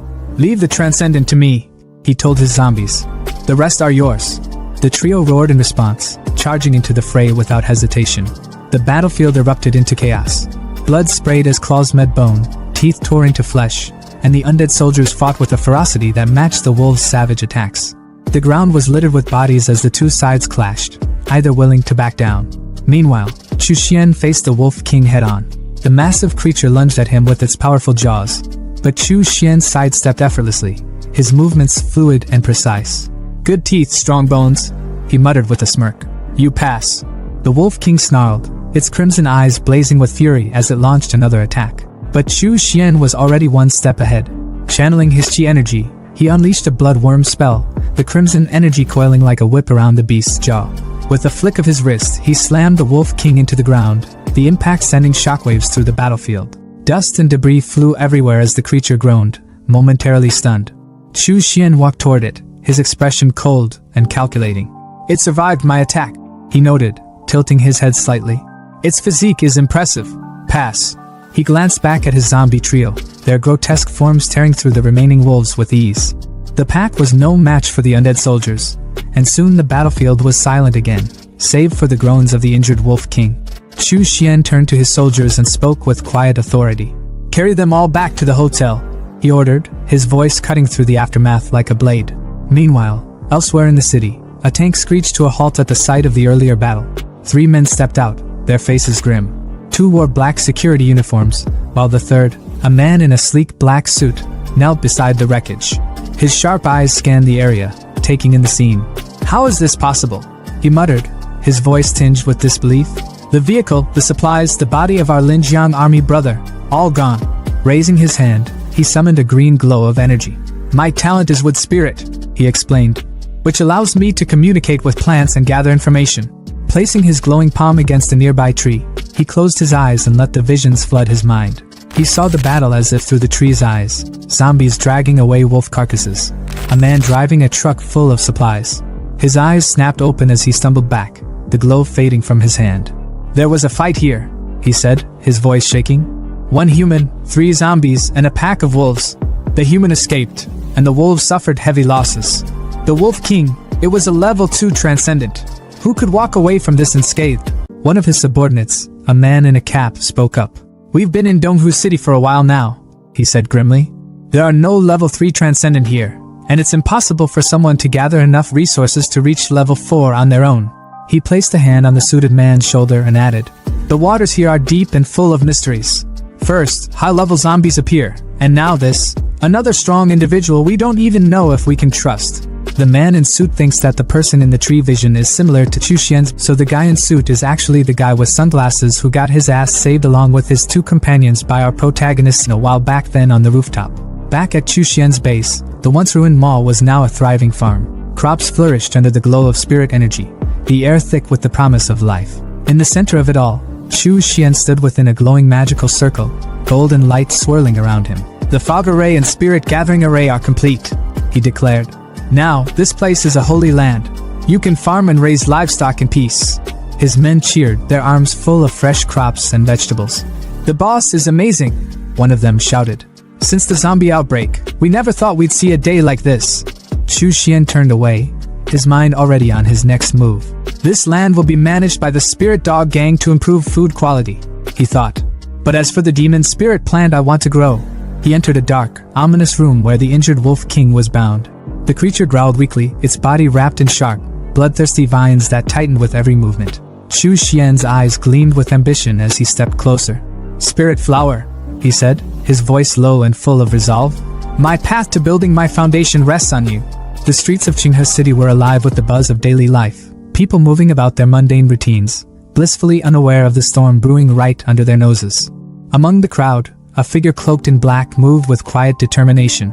Chu Xian, his hat pulled low to obscure his face, walked silently, his mind racing. The spirit flower had been planted on the blue sea star and would only mature when the blood mirror was restored. His mission this time was crystal clear, to obtain magic skills suitable for the foundation period. As he activated his hearing technique, the range of his red aura expanded, thanks to his snail companion's recent glow-up. The glow wasn't just for show, it meant business. Chu Xian muttered under his breath that he needed to find a disciple of the Wuji sect to connect with Lu Junxiong. It didn't take long for his technique to pick up a conversation. 2 cloaked figures were talking in hushed tones nearby. It wasn't hard to figure out who they were. Melon Guy and Brunette, Chengge and Wei Hua. Melon Guy's voice came through first, his tone laced with worry as he asked if Zhang Sheng would even show up. Chu Xian smirked to himself, the thrill of the hunt lighting up his thoughts. "Found them." Brunette's voice was steady, urging caution. They couldn't afford to get caught, or worse, betrayed. But Chu Xian scoffed under his breath. Caution wasn't going to cut it. Even if Zhang Qing wasn't a traitor, trouble would follow him like a bad smell. Adjusting his hat, Chu Xian decided it was best to keep his distance for now. He'd deal with them when the time was right. The street's calm was shattered when a head, wrapped in white cloth, was tossed onto the ground. The crowd gasped in horror, their murmurs filling the air like static. A tall man with striking blue hair stepped forward, oozing an aura of menace. With a smug grin, he introduced himself as Ouyang Hao, the Shigang sect's 4th disciple. His voice was loud and commanding as he declared his mission, hunting down the remnants of the Wuji sect. The head on the ground? Zhang Cheng's. The crowd recoiled as Ouyang gloated, his tone making it clear he wasn't just here to hunt, he was here to make a statement. When one brave, or foolish, soul in the crowd dared to question his actions, Ouyang silenced him in the blink of an eye, slicing the man's hands clean off. His expression was cold, his voice even colder. "Ignorant and stupid," he sneered. "I'll spare your life, this time." As Ouyang's sharp eyes swept over the crowd, they locked onto Melon Guy and Brunette. His twisted grin widened, and his voice dripped with malice. "Demonic villains," he sneered, his tone almost playful, like a predator toying with its prey. Melon Guy and Brunette didn't wait around for a second invitation. They bolted, weaving through the panicked crowd as fast as their legs could carry them. Ouyang wasted no time, launching a blue beam of energy in their direction. The blast tore through the street, nearly hitting innocent bystanders. The crowd erupted in whispers, their fear palpable. "Ouyang Hao is too overbearing," one muttered. Another hissed for them to keep their voices down. Ouyang was no ordinary disciple. He was a genius of the Shingang sect, already at the 9th stage of Qi refinement. His reputation for cruelty was legendary, and he was a rising star destined for greatness. Chu Xian, still concealed among the crowd, listened to the whispers with a smirk. A genius disciple? More like a fat sheep ready for slaughter. His eyes flicked to the severed head on the ground, and an idea began to form. The chase intensified as Ouyang closed in on Melon Guy and Brunette. The red and purple lights of their aura streaked through the air as Ouyang's blue energy bore down on them. With a flick of his hand, Ouyang unleashed his spiritual sword finger technique. The sheer force of it sent waves of panic through the duo. They thought it was all over, until a crimson shield suddenly appeared, blocking the attack. High above, Ouyang hovered on his flying sword, his eyes narrowing as he glared at the figure who had intervened. The man stood tall, his presence commanding. "Have you forgotten me so quickly?" he asked, his voice steady and cold. "I am Zhang Qing. I've returned to claim your eyes." Melon Guy froze. "Zhang Qing? But how?" It didn't make sense. Ouyang wasn't buying it either. His voice dripped with scorn as he drew his second sword. "You're playing tricks," he growled. With his attention diverted, Brunette and Melon Guy took the opportunity to escape, disappearing into the chaos. Ouyang's focus snapped back to the imposter. "Demonic cultivators always have tricks," he sneered. "You let my prey escape. If you don't satisfy me, I'll make your life worse than death." But Chu Xian, now disguised as Zhang Qing, wasn't fazed. His crimson eyes glowed ominously as he laughed. "You've got it all wrong. You're the prey here." The tension snapped like a drawn bowstring as Chu Xian's zombie trio emerged, charging toward Ouyang with unrelenting force. But Ouyang moved like a storm, cutting through them with ease. His sword aura was relentless, indestructible, or so he thought. When he finally reached Chu Xian, ready to deliver the killing blow, his blade was stopped midair by something unexpected. A steel blood worm coiled around the blade like a living chain, its metallic body impervious to the sharp edge. Ouyang's eyes widened in disbelief. The worm had evolved. Chu Xian wasted no time, activating his blood-binding skill. The worm wrapped itself around Ouyang's body, tightening like a vice. But Ouyang wasn't done. "Interesting," he said, his grin returning. With a burst of golden energy, he activated a Shingang sect secret skill. "Release!" The energy shattered Chu Xian's binding, and Ouyang's aura flared brighter than ever. With his chi energy gathered at his fingertips, he prepared to unleash his ultimate move. "Your little tricks end here," he spat. Chu Xian's grin widened. "Is this your trump card? Looks impressive. I've been waiting for a decent opponent." Ouyang charged, his voice echoing as he screamed the name of his killer technique. "Shigang Absolute Sword Finger!" The air crackled with raw energy as he closed in on Chu Xian. But in a flash of smoke and chaos, everything changed. Ouyang froze mid-attack, his finger piercing nothing but air. Behind him stood Chu Xian, his zombie Xiaolong by his side. Ouyang's chest, however, was no longer whole. A gaping hole had been drilled through him by Xiaolong's devastating fist. This kinda reminded me of a scene from One Piece. Blood poured from the wound as Ouyang dropped to his knees. His voice trembled, weak and broken. "How is this possible? Who are you?" Chu Xian removed his Zhangqing disguise with a flourish, his cold voice cutting through the air. "The sex genius is just that." Back at the Wuji Sect's hideout, Melon Guy and Brunette reported their escape to Master Lu. "It must have been Chu Xian!" Melon Guy exclaimed, his voice filled with awe. "Senior brother Chu saved us twice." But Master Lu wasn't impressed. His voice was sharp as he barked his orders. "This kind of disciple must not be allowed to cause trouble. Where did you meet Ouyang Hao? Take me to rescue him now." A voice cut through the tension like a knife. "No need." Chu Xian stepped into the room, holding Ouyang Hao's severed head like a trophy. His voice was calm, almost casual. "Wuji Sect's Chi Refinement Disciple Chu Xian greets Uncle Lu." Melon Guy's voice bursts with uncontainable excitement, practically shaking the air around him as he yells, "Senior Brother Chu? You're alive? That's freaking amazing." His joy is so raw it's almost infectious. But the brunette standing next to him isn't as animated. His gaze locks onto the severed head dangling from Chu Xian's hand. The shock on his face is undeniable as he points at it, his words coming out slow and full of disbelief. "Is that Ouyang Hao?" Chu Xian's expression doesn't change. He's as calm as someone discussing their dinner plans. "Well, I took the chance to avenge junior brother Zhang Qing," he says casually, as if holding the head of a once feared genius isn't a big deal. Because for him, it isn't. Master Lu steps forward, his tone a mix of pride and amazement, unable to hide how impressed he is. "Chu Xian, you've grown up so quickly. When the sect was destroyed, you were only at the 4th stage of qi refinement, barely scraping by. And now you've killed Ouyang Hao? That can only mean you've reached at least the 9th stage."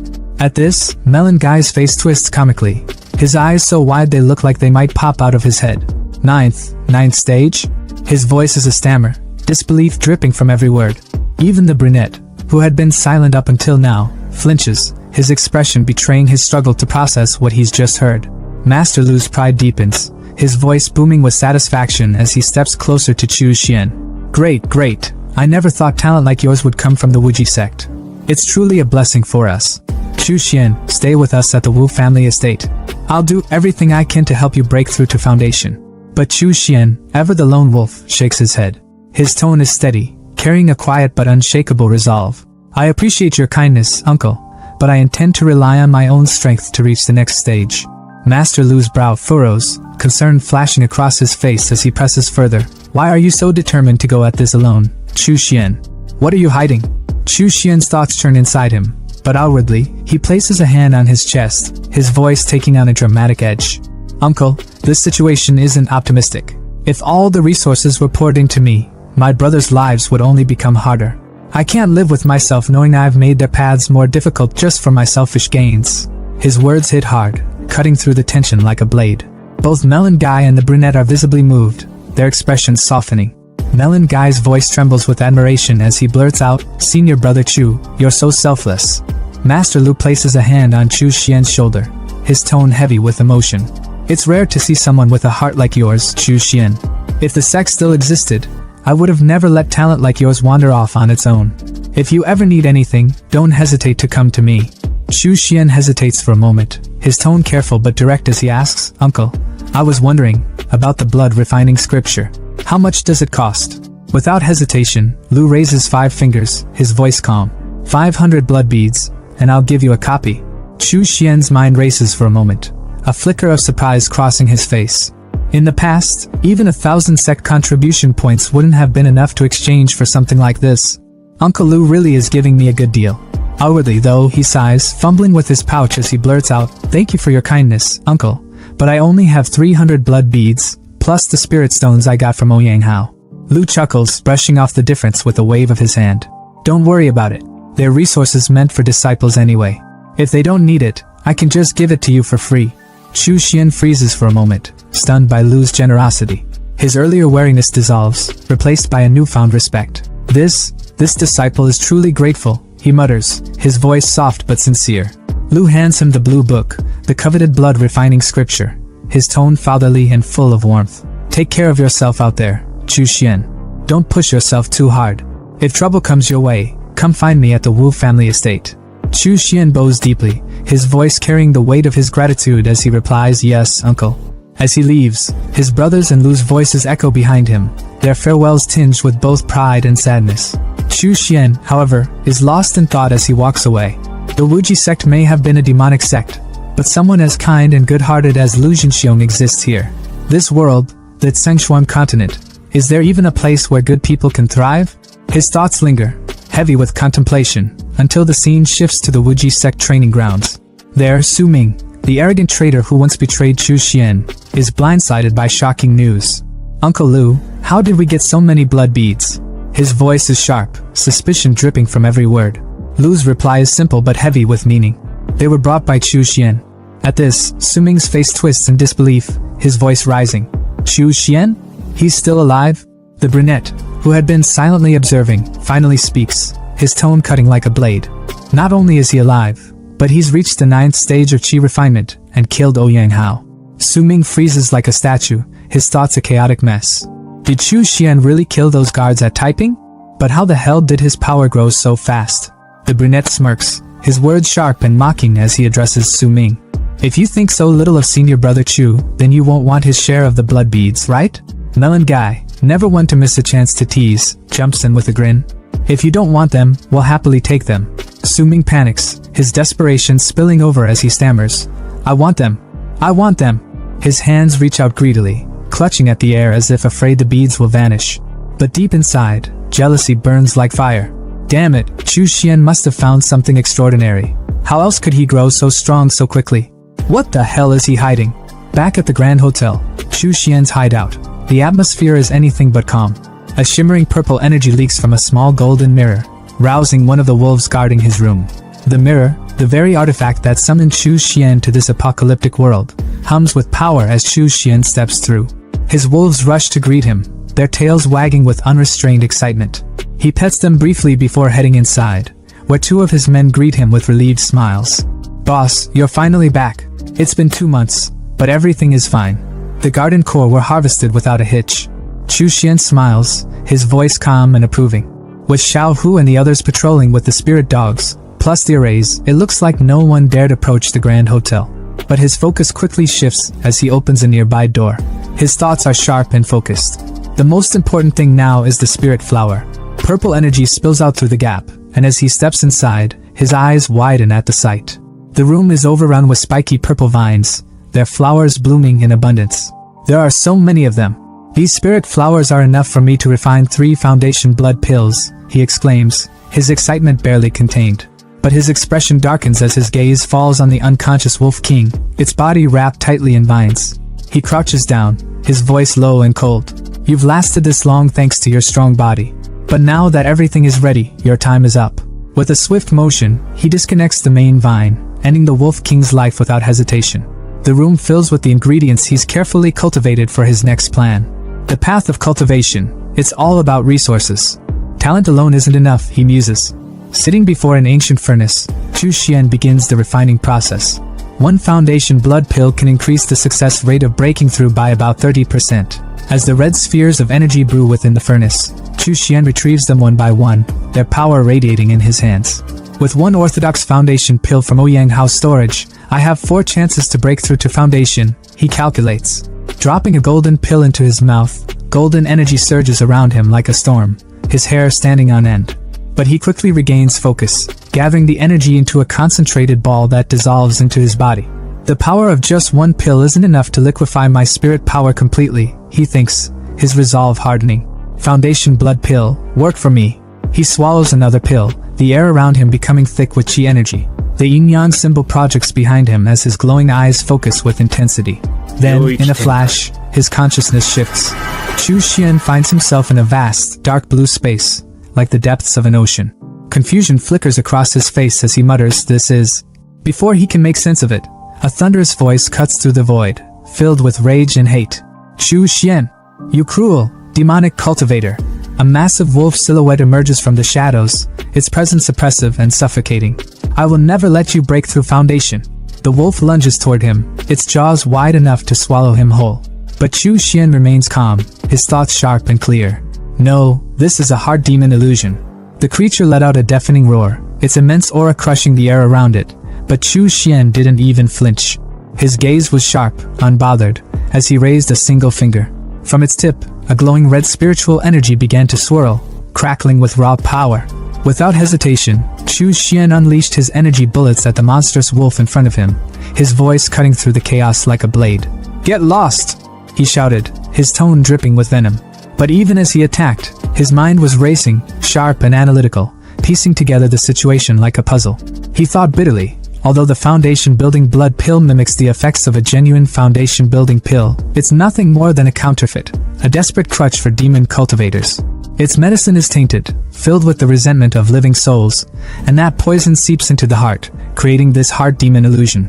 The wolf's form twisted, its dark aura growing denser, its piercing red eyes slicing through the watery barrier between the two. It lunged forward, relentless, its energy like a tide that couldn't be stopped. Chu Xian grimaced. The hard demon energy was like an infection that couldn't be destroyed. Every attack only seemed to feed its strength, making it grow fiercer. His aura bullets slammed into the beast over and over, but the damn thing just kept regenerating, like some cruel cosmic joke. The wolf let out a guttural snarl, its voice deep and mocking as it taunted him. "Stop wasting your energy, Chu Xian!" It growled, its body swelling, growing until it loomed over him like a mountain, a colossal figure that made him look like an ant. "You're nothing but mediocre. No talent, no family, no background. You couldn't even pass the threshold of a proper sect like the Shinli sect. You're a nobody, a pathetic fool who doesn't even deserve to dream of breaking through the foundation building stage. Just give up. Cultivation will only lead you to misery." Chu Xian's eyes burned with defiance. His fists clenched so tightly his knuckles went white. "Discuss the Tao? Fine then. So you want to talk about the Tao?" He spat back, his voice cutting through the wolf's tirade. The beast's voice rumbled like thunder. "The sage is merciless, treating people as livestock. The righteous sects monopolize resources, locking the weak in chains and reinforcing class divides. Following the so-called righteous path leads nowhere. It's a road to insignificance." Chu Xian's lips curled into a smirk, his eyes fierce as he pointed a finger at the creature. "And yet, the path of demon cultivation is no better," he fired back. "You seize the essence of heaven and earth, drain the vitality from all things, and call it power? How could such an unorthodox path lead to true success?" The wolf's massive claw, crackling with blue lightning, came crashing down toward him, but Chu Xian didn't even blink. He stood tall, arms outstretched, his voice rising above the chaos. "If the heavens won't give it to me, I'll carve my own path. I'll dominate, even if it means wading through rivers of corpses. I now possess the blood mirror destiny and the resources of an entire planet. I, Chu Xian, will defy the heavens themselves and rewrite my fate." The wolf hesitated for a fraction of a second, but it was enough. Its massive form began to crack, its skin rotting away in an instant, leaving behind only a pile of shattered bones. As the remains fell into the waters below, something new emerged, a pair of delicate hands, pale and almost glowing. From the bones rose a stunning woman with feline ears, her body barely wrapped in a thin, silk-like cloth that left little to the imagination. She floated upside down toward Chu Xian, her movements slow and deliberate, her gaze seductive. Most men would have been utterly disarmed by her presence. A literal nosebleed moment. But Chu Xian, nah, my boy wasn't about to simp. His expression didn't falter for a second. She leaned in, her hand brushing against his shoulder with a teasing touch. Her voice was smooth, almost hypnotic, as she whispered, "Chu Xian, you were never inherently evil. Think back to why you began cultivating in the first place." She floated behind him, pressing herself against his back, her breath warm against his ear. "When you first crossed over, you were oppressed, living on the edge of survival, willing to do anything for power. But now, look at you. You're already the strongest in Donghu City. No one can threaten you anymore." She moved in front of him, her silk falling away completely, leaving her entirely exposed, but Chu Xian only frowned, unimpressed, almost disappointed. Her voice dripped with temptation as she said, "Power, wealth, beauty, it can all be yours. Stop fighting, and you can enjoy everything life has to offer." Chu Xian's smirk returned, sharp and unyielding. His voice was steady and cold as he replied, "As expected of the infamous hard demon illusion, you almost had me, but this little performance of yours? It's just a stall tactic to outlast the effects of the foundation-building blood pill." Her composure cracked, her body tensing as his words cut through her like a blade. He raised his hand, revealing a crimson pill glowing with ominous energy. Without hesitation, he popped 2 of them into his mouth, swallowing them down like candy. His body erupted with fiery energy, his aura exploding outward as flames began to consume him. The woman's eyes filled with panic as she screamed, "You're insane! You actually dared to swallow 2 foundation-building blood pills at once? The spiritual power might grow, but the resentment of the living souls will only make me stronger. You'll die an even more miserable death." Chu Xian's lips curled into a menacing grin, his aura now overwhelming, his presence dominating. "No," he said calmly, his voice cutting through her panic like a knife. "I'm done wasting time with you. This little illusionary discussion of the Tao. It's reminded me of one thing. No reason, no obstacle, no force can stop the spirit of human progress." His body trembled slightly as fiery wings burst from his back, flames engulfing him completely. He shot into the air like a phoenix, leaving an explosion of fire in his wake. His eyes now glowed a blazing red as he hovered above her, his voice booming with power and conviction. "No reason can stop me." The woman, unable to withstand the searing heat of his flames, muttered weakly, "You've won." Her voice trembled with defeat, her seductive demeanor completely shattered. But Chu Xian wasn't done. Raising a hand, he summoned his flames, his expression cold and merciless as he aimed his power at her. She fell to her knees, begging, her voice desperate. Chu Xian, I'll stop. I won't obstruct your breakthrough anymore. What more do you want from me? His voice was deathly calm, his aura suffocating. I'm just curious, he said, his tone sharp and cutting. Whether the blood fiend magic refining scripture can burn away this hard demon of yours.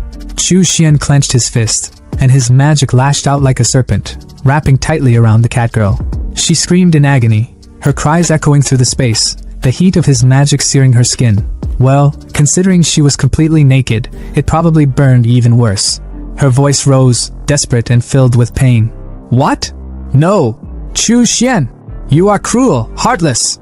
Are you not afraid of retribution? But Chu Xian barely spared her a glance, his tone cold and detached as he watched her body burn away into raw energy. Retribution? You're wasting your breath, beast.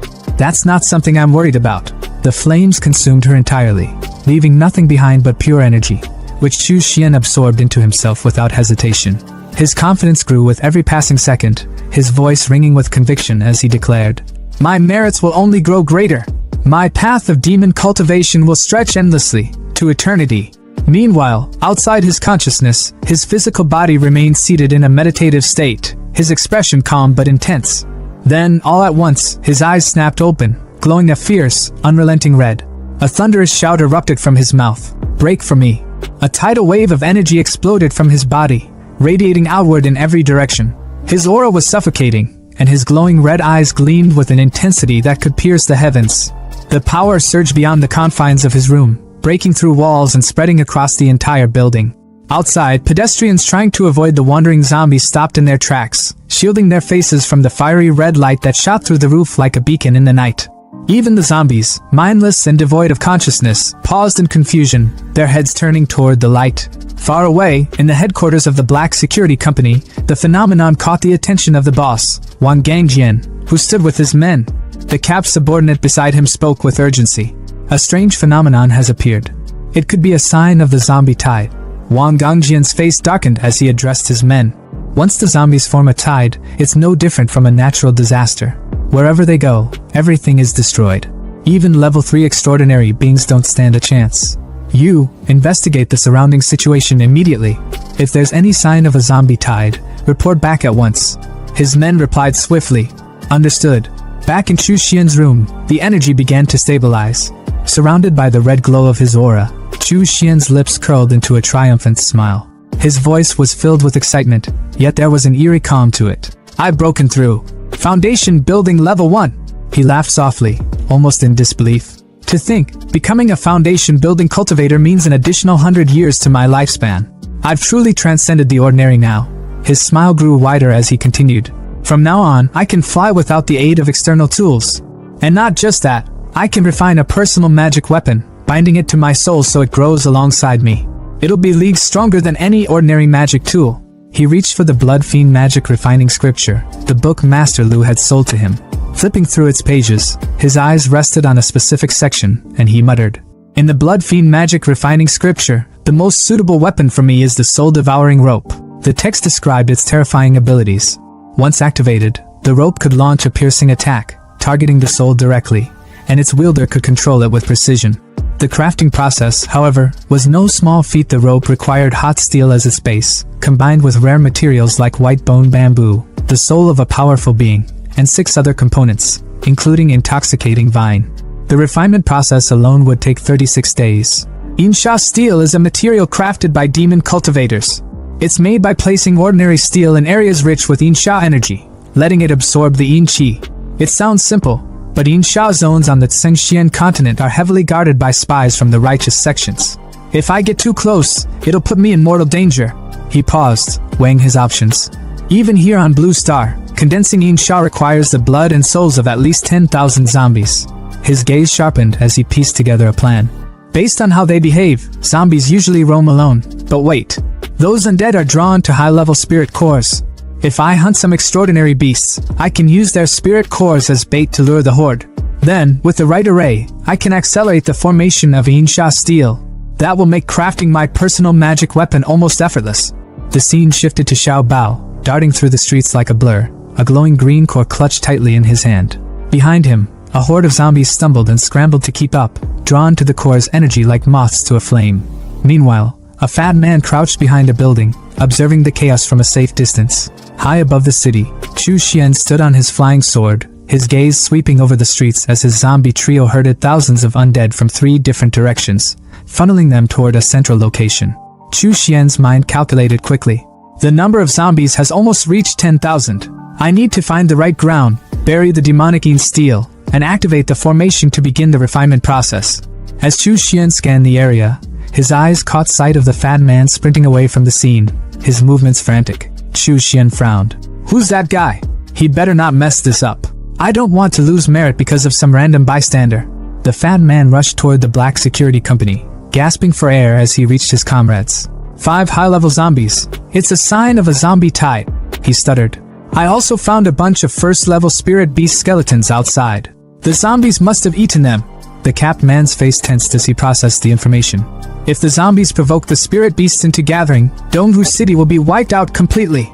Suddenly, a scream pierced the air. The capped man turned to see one of his comrades being dragged into the shadows, a giant spider sinking its fangs into his neck. The poor man's pleas for help were drowned out by the sound of the spider's venomous enzymes corroding his body. Within seconds, he was nothing but spider food. The fat man, thinking he was the main character of this story, stepped forward, pulling out what appeared to be a magical spear. But instead of a traditional weapon, he used his own unique ability, fat manipulation. His body shimmered as he shaped his excess fat into a spear, hurling it at the spider with surprising speed, like a thunderbolt made of pure grease. The spear impaled the beast, but it was too late to save their comrade, whose body had already been reduced to a liquefied mess. The capped man observed the scene grimly. Spiders are mutated spirit beasts. Even though they don't form spiritual energy cores, their venom and enzymes are lethal. There's no saving someone once they're bitten. The fat man glanced nervously at the room ahead, which was filled with webs. His stomach churned as he muttered, "There are so many webs in there. What if there's more than one spider?" The silence was heavy, but Fatty's intuition was sharper than anyone gave him credit for. He was right, too damn right. From the shadows, an army of spiders began crawling out, their numbers quickly swelling to about 20. But the real nightmare? Behind them loomed a massive spider with 6 glinting, soulless eyes, a grotesque predator that screamed, "Boss fight!" The guy in the cap froze for a moment before blurting out, "Shit, this is an actual spider's nest." Fatty, true to his survival instincts, turned on his heels and yelled, "Run for your lives!" But before they could make it far, the giant spider's web shot out, snaring Fatty and his friend mid-run. They dangled upside down like bait, Fatty screaming his lungs out, "Help me! Somebody save me!" The guy in the cap's face twisted in panic as he recognized the monster. A 3rd-level spider mother? Are you kidding me?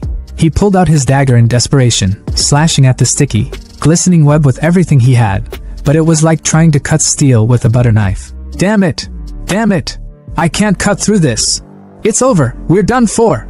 Despair choked the air as the spider closed in, its fangs glinting with venom.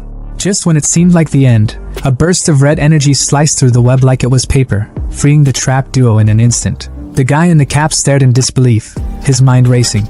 There's no way. That web is the strongest material spun by a 3rd-level spider mother. I gave it everything I had and couldn't even scratch it. Who the hell just cut through it with one blow? Before he could process, all eyes turned upward. There, riding on a flying sword, was none other than Chu Xian, his figure exuding power and calm arrogance. He never used the sword for battle, preferring his bloodworm as his weapon of choice. But now he was floating like some mythical figure straight out of a legend. The guy in the cap and Fatty could only stammer, A sword immortal? Even the spider army froze, their predatory instincts kicking in, sensing the overwhelming danger. But Chu Xian, unfazed, looked down on them with sharp eyes, his mind already calculating. What luck, he thought to himself. The spiritual energy core of a 3rd-level spirit beast is so much more potent than those of the lower levels. This is going to be fun. He smirked coldly, his voice cutting through the tension as he taunted the spider mother. How hilarious! A puny little insect like you dares to challenge me. Without waiting for a response, he summoned his magical tower, and with a commanding voice, called out, "Come forth!" Descending from the sky like harbingers of doom, Chu Xian's zombie trio landed with an earth-shaking impact. What followed was nothing short of a massacre. The zombies tore through the spider army with inhuman strength and terrifying efficiency. each swing of their fists, and every burst of power was a sick montage of destruction that left even the guy in the cap slack-jawed. "He can control zombies?" he muttered, his voice trembling. Fatty, on the verge of fainting, pointed shakily. "Wait, those zombies, weren't they the ones leading the zombie tide earlier? Does that mean the tide was caused by a human?" The Spider Mother, realizing the dire situation, shot a web directly at Chu Xian, desperate to turn the tide. But Chu Xian simply raised a hand, purple energy crackling at his fingertips. "Hellfire explosion!" he roared, unleashing a fiery blast of purple flames that incinerated the web midair. The flames devoured the silk as if it were nothing, leaving nothing but ash. The Spider Mother screeched in fear and turned to flee. But Chu Xian's laughter echoed like a sinister thunderclap. "Run? You think you can escape from me?" The flames intensified, consuming the Spider Mother as she writhed in agony, her screams fading into silence. The zombie trio stood motionless, watching the carnage with eerie detachment, as did the two black security members, frozen in awe and terror. When the flames died down, the Spider Mother's corpse lay charred, her body yielding 3 glowing green energy cores and a glimmering silk thread. Chu Xian retrieved the loot effortlessly with his magic, inspecting the silk with fascination. "Tempered by hellfire, and it's become even stronger? What a surprise. This will be perfect material for the soul-killing rope." Handing the energy cores to his zombie trio, he ordered, "Use these to attract more zombies. Let's keep the tide rolling." Turning back, his expression darkened, and the two men felt every nerve in their bodies scream in fear. They knew. The zombie tide, the thing that had terrorized them and countless others, was caused by this man. And now, he was looking at them with a cold, suffocating aura. Was he going to silence them for knowing too much? Chu Xian's voice, sharp and icy, cut through their thoughts. "Are you two with the black security company?" They immediately dropped to their knees, bowing frantically. Yes. Immortal, we thank you for saving us." Chu Xian's eyes narrowed as he thought to himself. "They're terrified. Good. Makes things simpler." Without breaking his intimidating demeanor, he commanded, "Leave this place immediately. Go back to your people and tell them this. No one is to come within a kilometer of this area. If anyone dares to disobey." He didn't finish, but the unspoken threat was enough. The guy in the cap scrambled to his feet, screaming, "Understood. We won't disturb you ever again." They bolted like their lives depended on it, which, to be fair, they probably did. Chu Xian watched them disappear before pulling a flag from his inventory. Surveying the eerie, demonic aura that lingered in the spider's nest, he smirked. "This place reeks of dark energy." Wang Gangjang slammed his hand on the table so hard, it probably left a dent. His voice boomed through the room, absolutely drowning out any other noise. "Flying with a sword? Controlling zombies? Freaking mastering fire? And even slicing through the threads of a level 3 Spider Mother? Are you seriously telling me there's someone this insane running around Dongwu City?" His mind raced as the reports from his men replayed vividly in his head, like a bad movie he couldn't turn off. He remembered the scene of 3 zombies absolutely decimating a wolf pack. Wait, zombies. His eyes narrowed, connecting the dots. Controlling zombies? Wasn't there that incident on the highway? The one where a whole pack of wolves got wiped out by some transcendent who could control the undead? His voice trailed off, but his suspicion only grew heavier. Cap Guy, leaning back like he had zero cares in the world, chimed in with his usual nonchalant tone. "Right. Could it be the same dude?" Fatty, on the other hand, nearly leapt out of his chair, his voice cracking with disbelief. "So you're telling me we've got a level 3, no, maybe even level 4 transcendent just casually hanging out in Dongwu City?" Wang Gangjang rubbed his chin, his eyes narrowing as he shut them tightly, deep in thought. This wasn't just some random transcendent flexing their power for fun. This guy's strong, no doubt about it. But provoking a zombie tide? That's not just some reckless move. What's their endgame? His voice dropped, heavy with the weight of his realization. If things go south, the survivors of Dongwu City are screwed. Utterly and completely. Fatty, bless his naive heart, jumped to defend Chu Xian, his voice loud and unwavering, though maybe a little too hopeful. "No way. No one's insane enough to destroy a city over a disagreement. That's some cartoon villain shit." Cap Guy nodded in agreement, his voice calm but firm. "Exactly. He saved me and Brother Tang. He doesn't seem like the type to go full evil mastermind on us." But Wang Gangjang wasn't about to sit around debating vibes. The man stood tall, his energy shifting as his tone turned sharp and unyielding. "Enough. I'm going there myself to figure out his intentions." Cap Guy immediately shot up, panic lacing his voice. "Brother, that's way too dangerous." But Wang Gangjang waved him off without hesitation, shaking his head like a man who had already made peace with his decision. "Dangerous? There are hundreds of lives at Black Blade Security riding on this. As their leader, I don't get the luxury of playing it safe. His aura shifted dramatically, a golden light radiating from his body like he just powered up in a video game. Stay here. I'll try to negotiate with him, convince him to lead the zombie tide away from the city. But if I fail, his voice grew heavier, the weight of his responsibility pressing down on everyone in the room. You all evacuate Donghu City. I'll use my strength as a level 2 transcendent to buy you as much time as I can. Determined, resolute, and maybe just a little reckless, Wang Gangjang left, his massive tank-like truck rumbling as it carried him straight into Chu Xian's zone. As he approached, an eerie black aura with a red glow greeted him, blanketing the area in a suffocating atmosphere. He stepped out of his truck, immediately hit by the oppressive energy. His heart sank as he muttered to himself. Why the hell is it so foggy all of a sudden? Is this another one of his tricks? Reaching for his walkie-talkie, he cursed under his breath when it crackled uselessly. Damn it! Why now? The silence was deafening, unnatural. His instincts screamed at him that something was off. Tens of thousands of zombies gathered here, yet it's dead quiet? That makes zero sense. The unease clawed at his chest until a voice, cold and sharp, cut through the gloom like a blade. You're with Black Blade Security, aren't you? Chu Xian's voice carried an icy authority that made Wang Gangjang's blood run cold. Descending from the sky on his flying sword, Chu Xian's presence was nothing short of overwhelming. Didn't your colleague warn you not to come near?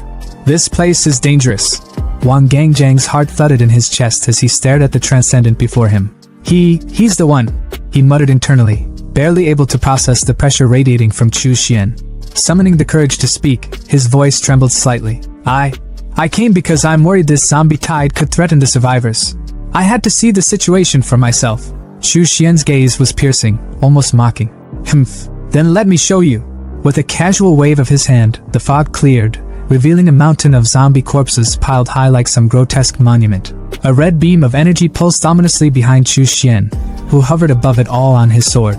Wang Gangjang's jaw dropped, words failing him as he took in the scene. This is insane. Chu Xian's cold voice pulled him out of his shock. Any zombie or spirit beast that steps into this area will never leave alive. That's all you need to know. Without another word, Chu Xian walked away, leaving Wang Gangjang to process the sheer power he had just witnessed. Driving back to his base, Wang Gangjang's grip on the steering wheel was tight, his mind racing. His men's voices crackled through the walkie-talkie, their worry evident. Brother, what's the situation? Are you okay? Taking a deep breath, he finally replied, his tone steady but laced with relief. Everything's fine now. There's no need to worry about the zombie tide. In fact, Donghu City might just be the safest place in the future. 2 days later, Chu Xian stood before a massive volcano, not a real one, but a horrifying construct made entirely of zombie corpses, with red energy oozing like lava. Hovering on his sword, he smirked. It's time to see the results. Releasing his blood worm into the sea of energy, it slithered through the crimson glow, finally grasping the Yin Sha steel from its depths. Chu Xian held the steel, feeling the malevolent energy coursing through it. Not bad, he thought. Nearly 100,000 zombies condensed this high-quality aura. Finally, I have all the materials I need for the soul-binding rope. Suddenly, the sky above him shifted. Dark clouds parted as golden lightning struck down, illuminating the volcano. Red energy erupted into the air, colliding with the golden light, forming a dragon of pure gold and a fiery red phoenix. The two celestial beings spiraled above him, their forms radiant and awe-inspiring. Chu Xian's grin widened as he realized what was happening. Dragon and phoenix auspicious clouds, cleansing soul golden rain. He could barely contain his excitement. This phenomenon is even grander than the last. Golden rain began to fall, and Chu Xian felt its power seep into his very soul. His mind cleared, his cultivation advancing rapidly. My soul has doubled in strength, he thought, shielding his eyes from the blinding light. This golden rain is like enlightenment. My control over corpses has skyrocketed. Truly, this phenomenon is boundless. Even the wild grass around him began to glow, benefiting from the rain's mystical energy. Heh, he chuckled. Even the plants here owe me one. Maybe some unique spiritual life will emerge in the future. 3 months later, Chu Xian's base was thriving. His men worked the fields, a stark contrast to the apocalyptic chaos outside. In his room, Chu Xian sat cross-legged, a whip lying in front of him on a glowing magic circle. His eyes gleamed with satisfaction as he picked it up. Finally refined, he muttered, wrapping it around his hand. Testing it with a casual flick, the whip exploded against the wall, sending his underlings outside into a panic. What the hell was that? one of them shouted, his voice cracking. Chu Xian smirked, binding the rope to his soul. As expected. It's like an extension of my will. Its potential is unmatched. Opening his blood-refining scripture, he began planning his next steps. The Blood Fiend Refining Demon scripture is divided into 9 layers, each tied to the levels of foundation establishment. Each level unlocks a new spell, and with yin energy, their effects increase exponentially. For most, this amplification was meaningless. But for Chu Xian, with his endless supply of yin energy, it was a game changer. Gathering the malevolent energy into vials, he felt the power surge through him. Smirking, he thought, I'll use this yin energy to push my cultivation to the next level. Let's see how far I can go. In the heart of Longjiang City, the capital of Linjiang Province, the tension was almost tangible in the grand meeting hall. General Yi, the embodiment of authority and control, stood at the head of the room. His voice boomed as he ordered his commanders to take their seats, the weight of his words instantly silencing the chatter. Without any preamble, he laid out the dire reason for this emergency assembly. A colossal underwater creature had surfaced, wreaking havoc in Longjiang. This wasn't just another sea monster story to laugh off over drinks. This thing was a leviathan, over 30 meters long, with the power to drag entire ships to their doom. One of his officers, stepping forward, pointed to a projection of the beast's handiwork, a sunken cargo ship, twisted and broken like a child's discarded toy. The grim reality hit harder when the officer confirmed that all 30 crew members aboard had perished. The room buzzed with murmurs of disbelief and fear. One commander declared that the creature was no ordinary beast. It had to be at least level 3, a threat that was far beyond what they usually faced. Another grimly admitted that, given their current military strength, taking it down would be anything but easy. But they couldn't just sit idly by while this monstrosity terrorized Longjiang. General Yi slammed his fist down, his voice cutting through the tension like a blade. Their mission wasn't to kill the creature, not yet, but to drive it away, to make it fear the Linjiang army's might. The hall echoed with their unified cry as every commander stood and saluted, ready to carry out their orders. An older man, his voice cautious but filled with purpose, stepped forward. He suggested reaching out to a cultivator he knew of in Donghu City, someone with the power to take on such a beast.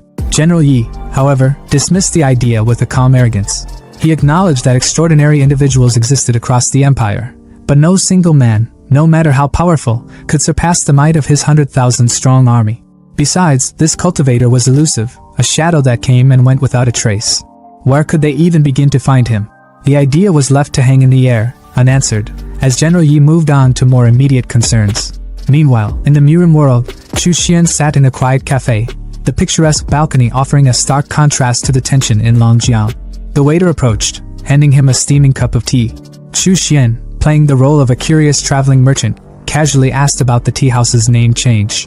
The waiter hesitated, his nervousness palpable as he explained that the Wu family, the former owners, had been accused of sheltering remnants of the Wuji sect. Their property had been seized by the Shingang sect in a swift and ruthless move. Chu Xian, though outwardly calm, felt a pang of inevitability. He had seen this coming. The Wu family had drawn too much attention, and trouble had finally caught up with them. He wondered how the remaining members, those who had hidden within the family, were faring now. Leaning into his carefully crafted role, Chu Xian feigned shock, his voice tinged with just the right amount of fear. He asked if the so-called demon cultivators had been captured, pretending to be worried about his own safety. The waiter eagerly reassured him, explaining that the Shingang sect had teamed up with Qilong Temple to hunt down the remnants of the Wuji sect, driving them into the southern Cloud Mist Mountains. The city, he said, was safe now. Chu Xian let out a theatrical sigh of relief, thanking the waiter before sipping his tea. But his mind was already racing. Among the Wu family's hidden members, only Uncle Lu was a Foundation establishment cultivator. The rest wouldn't stand a chance against their pursuers. This was an opportunity he couldn't pass up. His life-bound artifact, the Soul Shackling Cord, required the soul of a Foundation establishment cultivator to unlock its full potential. The zombies of Blue Star were no longer enough. This was his chance to take what he needed. The misty peaks of Cloud Mist Mountain loomed ahead, shrouded in an eerie stillness.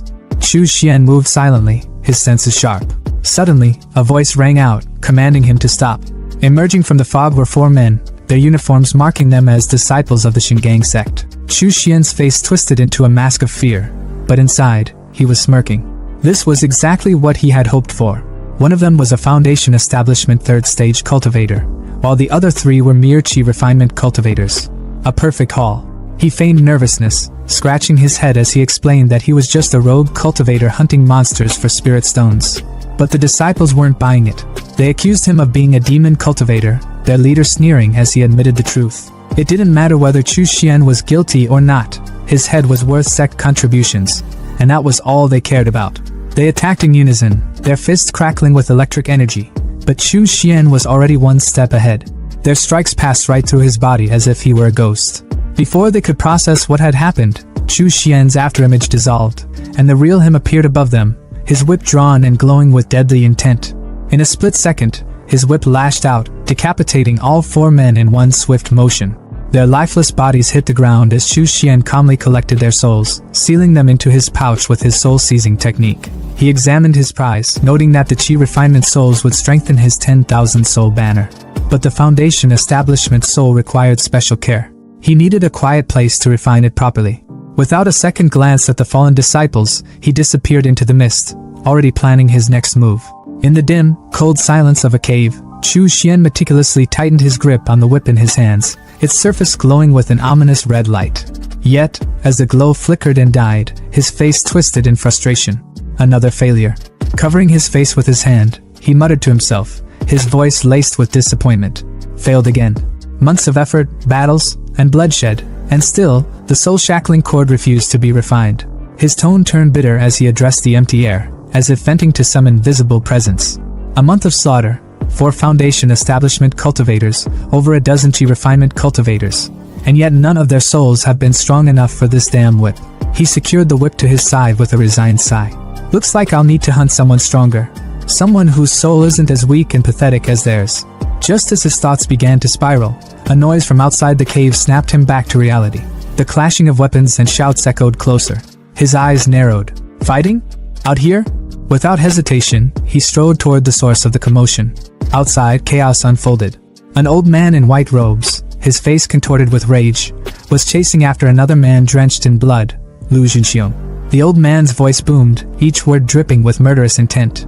Lu Zhenxiong, you killed my brother Zhao and 2 other Foundation establishment cultivators from the Xingang sect. Stop running and accept your death. Lu, visibly weakened and coughing up blood, spun around, his defiance undimmed despite his injuries. If you're going to kill me, just do it. Don't waste your breath accusing me of things I didn't do. His words were brave, but his body betrayed his limits. The old man sneered. This is the end for you. Severely injured, out of pills, and still standing? Impressive. But let's be honest, you're out of time. Before the old man could land the killing blow, a flash of red streaked through the air like lightning, a whip. The sheer speed and force of it caught the old man off guard, and though he managed to raise a magical shield in time, it shattered like glass. The whip didn't stop there. It sliced across his wrinkled face, leaving a gash that made him stumble. Gritting his teeth, he barely had a moment to recover before a giant fiery red hand materialized above him, slamming him into the ground with such force that blood sprayed from his mouth. The old man struggled beneath the crushing weight of Chu Xian's spell, his body trembling as he tried to resist. Lu looked up, his vision blurry, and muttered in disbelief. Chu Xian? You've advanced to the Foundation establishment stage? But before Lu could process what was happening, the old man gritted his teeth and chanted a spell, summoning a burst of blue energy that sliced through the fiery hand, pinning him down. Blue Cloud Divine Sword. The spell shattered the oppressive force, freeing him. Lu's expression darkened with worry as he watched the 2 cultivators face off. This isn't good. Sunshire's foundation has been stable for years, while Chu Xian just broke through. This could turn ugly fast. Sunshire, the old man, glared at Chu Xian with a mix of anger and fear. I should have killed you back then. Letting you escape was my mistake. I never imagined you'd break through so quickly. But no matter. Today, I'll finish the job and kill you, you arrogant upstart. He raised his hand, summoning a flurry of glowing swords that shot toward Chu Xian with deadly precision. But instead of striking flesh, the blades passed through Chu Xian's form like smoke. Sunshire's eyes widened in shock. No. An escape skill? As realization dawned, it was already too late. Chu Xian reappeared behind him in a blur of motion, his whip slicing cleanly through the air and severing Sunshire's head in one swift strike. Even as his head fell, the old man's lips trembled, trying to form words. How did you? Chu Xian wasted no time. He extracted the old man's soul, examining it with cold detachment. Condensed and strong. Much better than the trash I've been collecting. Maybe this one will finally work for the soul-shackling cord, turning his attention to the stunned Lu. Lu's voice was shaky but filled with awe. Chu Xian, I didn't think you'd win. The last time I saw you, You were only at the 9th level of Qi refinement. Chu Xian, his tone cold and dismissive, replied. Ouyang Hao had a foundation pill. I took it and broke through. That's all. Pure coincidence. Lu laughed nervously. Built your foundation with just one pill? That's insane. Your growth is unprecedented. But then his tone grew serious. By the way, when Sun Shi was chasing me earlier, he accused me of killing several of his junior apprentices. Was that? Chu Xian cut him off without hesitation. It was me. His bluntness made Lu break into a cold sweat. You took them all out? Cultivators who've been at the foundation stage for years? That's incredible. If I bring you to the ancestor, I'm sure you'll be made a personal disciple. Chu Xian remained stoic. Speaking of the Golden Core ancestor, is there any news? Lu nodded. Yes. But this isn't the place to talk. Follow me. Back at the Wuji sect's hideout, nestled in a forest cave, the atmosphere was lively. Disciples rushed to greet Lu, their faces lighting up with relief. Uncle Lu is back. I told you he'd be fine. But their excitement turned to shock the moment they spotted Chu Xian. Junior brother Chu Xian? You're here too. Brunette guy chimed in. Senior brother Chu, weren't you stopped by the Shingang sect's blockade? Melon guy asked, but Lu silenced them with a raised hand, introducing Chu Xian with pride. Chu Xian has now reached the foundation stage. Thanks to him killing Shingang sect's Sun Shi, I was able to return alive. Not only that, but he's taken care of several other enemies along the way.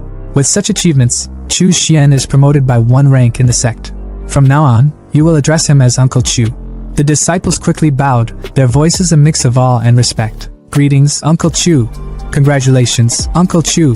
Chu Xian's gaze fell on one disciple who hadn't joined the chorus, Su Ming. His voice was icy. Su Ming, you didn't shout. Why? Su Ming stuttered, his face pale. Uncle Chu, Chu Xian didn't let him finish. His whip lashed out, piercing through Su Ming's neck with brutal precision. The disciple fell lifeless to the ground as blood pooled around him, leaving the others frozen in fear. Lu stepped forward, his voice tinged with shock. Junior brother, what was that for?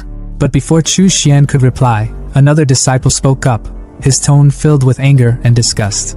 Proper kill. When the Shingang sect interrogated us earlier, it was Su Ming who betrayed Uncle Chu's identity. Another chimed in, piling on. Uncle Chu let him live this long? That guy was lucky to even breathe after what he did. Lu finally nodded in understanding. So that's how it was. Junior brother Chu, I'm sorry for what you endured. Chu Xian's voice was calm, but the cold edge in his words was unmissable. No need to apologize, senior brother. If Su Ming dared betray me once, he'd betray all of you in the future. Such behavior is no different from betraying the sect. He deserved to die.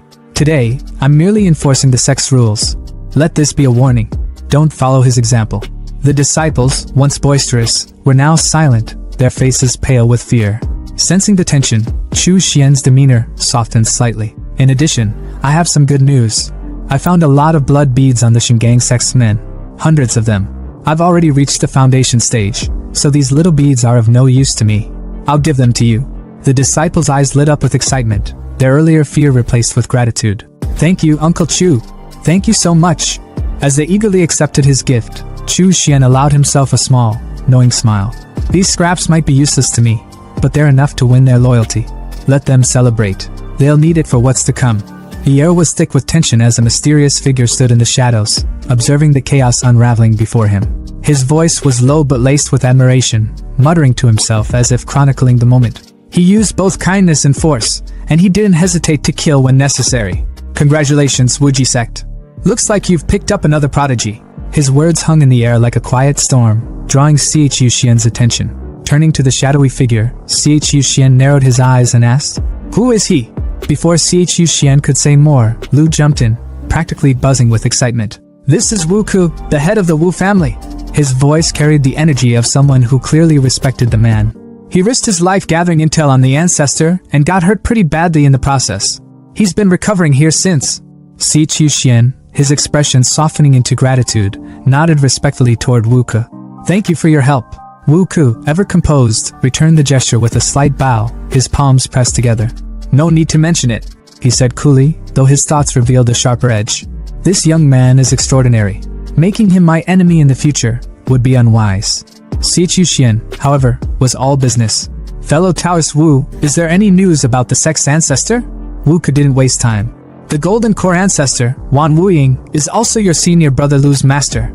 He's been captured by the Shingang sect and is currently imprisoned in Yinwu village, to the north of the Yinwu mountains. Si Qiuxian's brows furrowed in disbelief. Imprisoned? They left someone alive? His tone was sharp, almost disbelieving. Lu's face twisted in anger, as he gritted his teeth. The Shingang sect, those fucking hypocrites. All they care about is sword chi, and the best way to temper it is through battling evil spirits. Wu Ke's voice cut through Lu's anger, his own fury bubbling to the surface. That's not all. The leader of the Shingang sect is using the special physique of our ancestor to extract his blood repeatedly. He's feeding it to an evil spirit to strengthen his sword chi, hoping to break through to the nascent soul stage in one go. The revelation hit Si Qiuxian like a bolt of lightning. Outrageous! He roared, his voice echoing with fury. But deep inside, his thoughts were colder, almost sardonic. Ha, somehow that fits their idea of righteousness. Lu, unable to hold back, exploded. Right now, Yinwu Palace is only guarded by 4 Foundation cultivators. The leader only shows up once a month to draw blood. If we avoid him, there's nothing to worry about. Junior brother Chu, let's join forces to rescue Master. Si Qiuxian rubbed his chin thoughtfully, his calculating nature kicking in. But there's only the 3 of us at the Foundation stage, against 4 of them. Not to mention the defensive array around the palace. The odds of success are not great. Lu, refusing to back down, pointed out another potential ally. We have one more. She's the disciple of the first ancestor, and is at the 3rd level of the Foundation stage.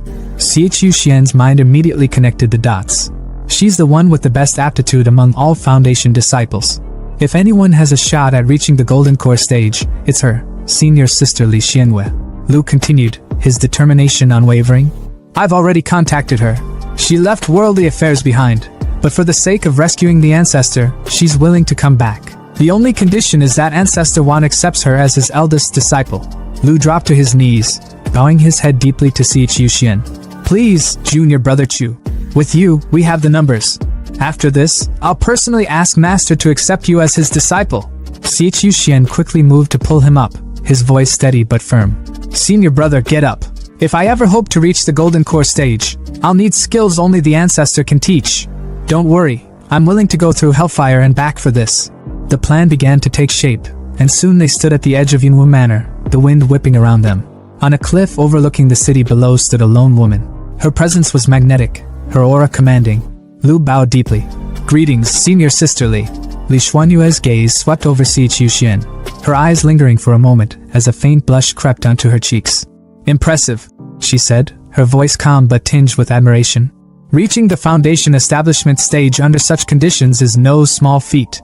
Without another word, she tossed a mirror to Si Qiuxian. The skies over Yinwu Manor are protected by a formation that suppresses demonic cultivators.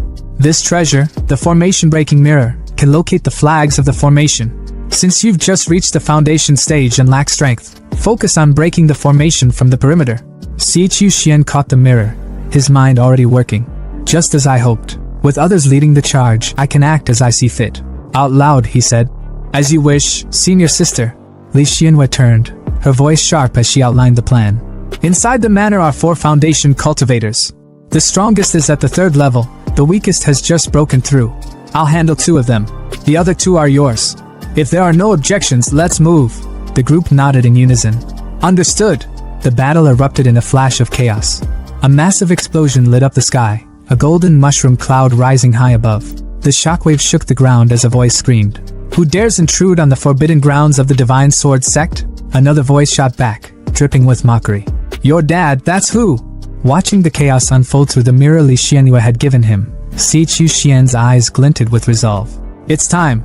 Summoning his magical tower, he called forth his trio of zombie minions.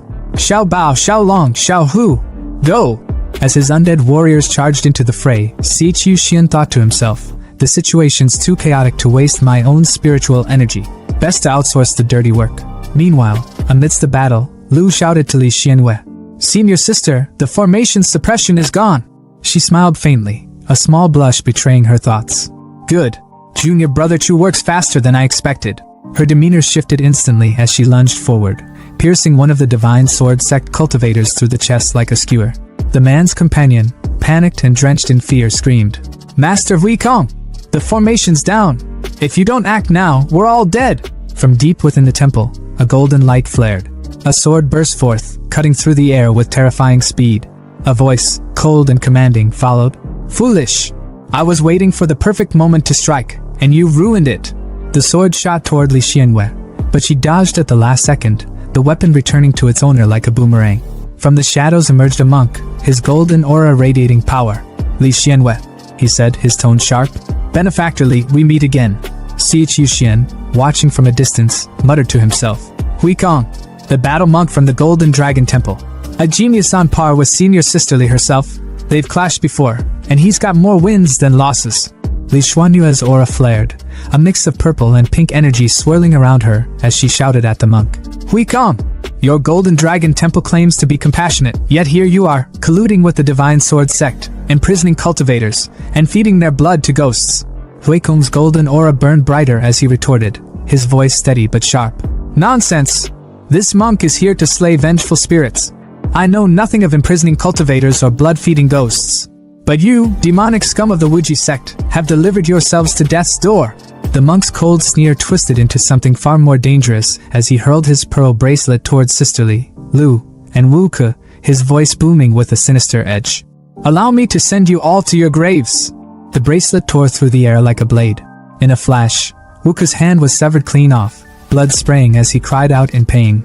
The bracelet hurtled toward Lu next, but his magical cloak flared to life, deflecting the attack just in time. Sister Li, however, moved with an almost ethereal grace, vanishing momentarily before reappearing a few paces away. Her skill, Shadow Step, saving her from what had been a near-death strike. Barely catching her breath, Sister Li's thoughts were racing. This damned Hui Kong. He intentionally let us burn through our spiritual energy. Now he's making his move to clean up what's left of us. Her eyes darted to the horizon. Reinforcements from the Divine Sword sect and the Golden Dragon Temple would arrive soon if they didn't wrap this up. Her grip tightened on her weapon, and she summoned her life-bound artifact, a black flag that seemed to crawl with an ominous wind.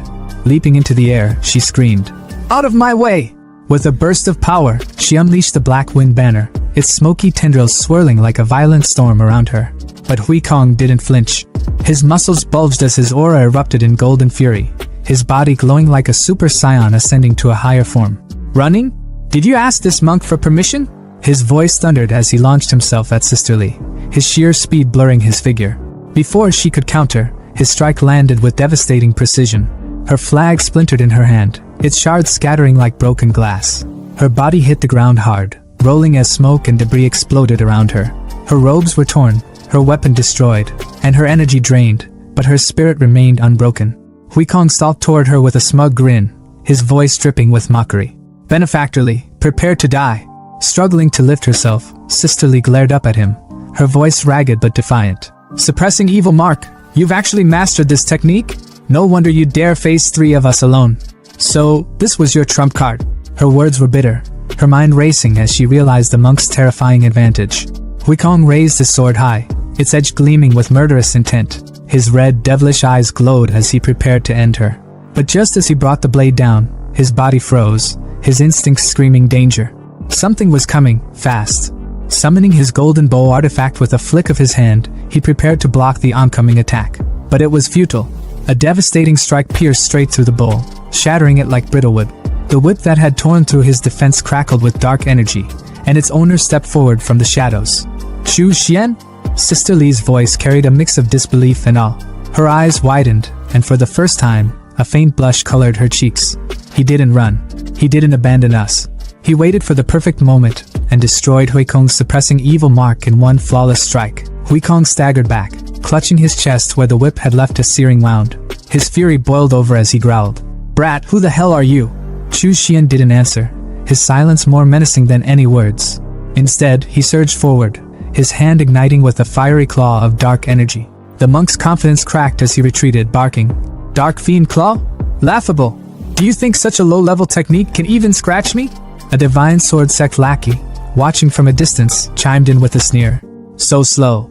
I doubt that thing can even graze the hair on Master Hui Kong's head. Chu Xian ignored the taunts, muttering to himself. Dark Fiend Energy, as the claw shimmered with an ominous crimson flame. Without hesitation, the claw clamped down on Hui Kong, its sinister energy wrapping around him like a vice. The monk's body convulsed violently, and before he could even react, blood erupted from his mouth as the claw tightened, crushing him. A stunned Sister Li watched the scene unfold, her voice brimming with admiration. What a clever move! Junior brother Chu first used spiritual energy to form the Dark Fiend Claw, tricking Hui Kong. Then, at the perfect moment, he infused it with Dark Fiend energy, turning it into a lethal weapon. Lu, pulling off his magical cloak, looked equally amazed. Where did Chu Xian even get such potent Dark Fiend energy? Hui Kong, still pinned in the claw's grip, roared in rage and desperation. Cunning demonic bastard!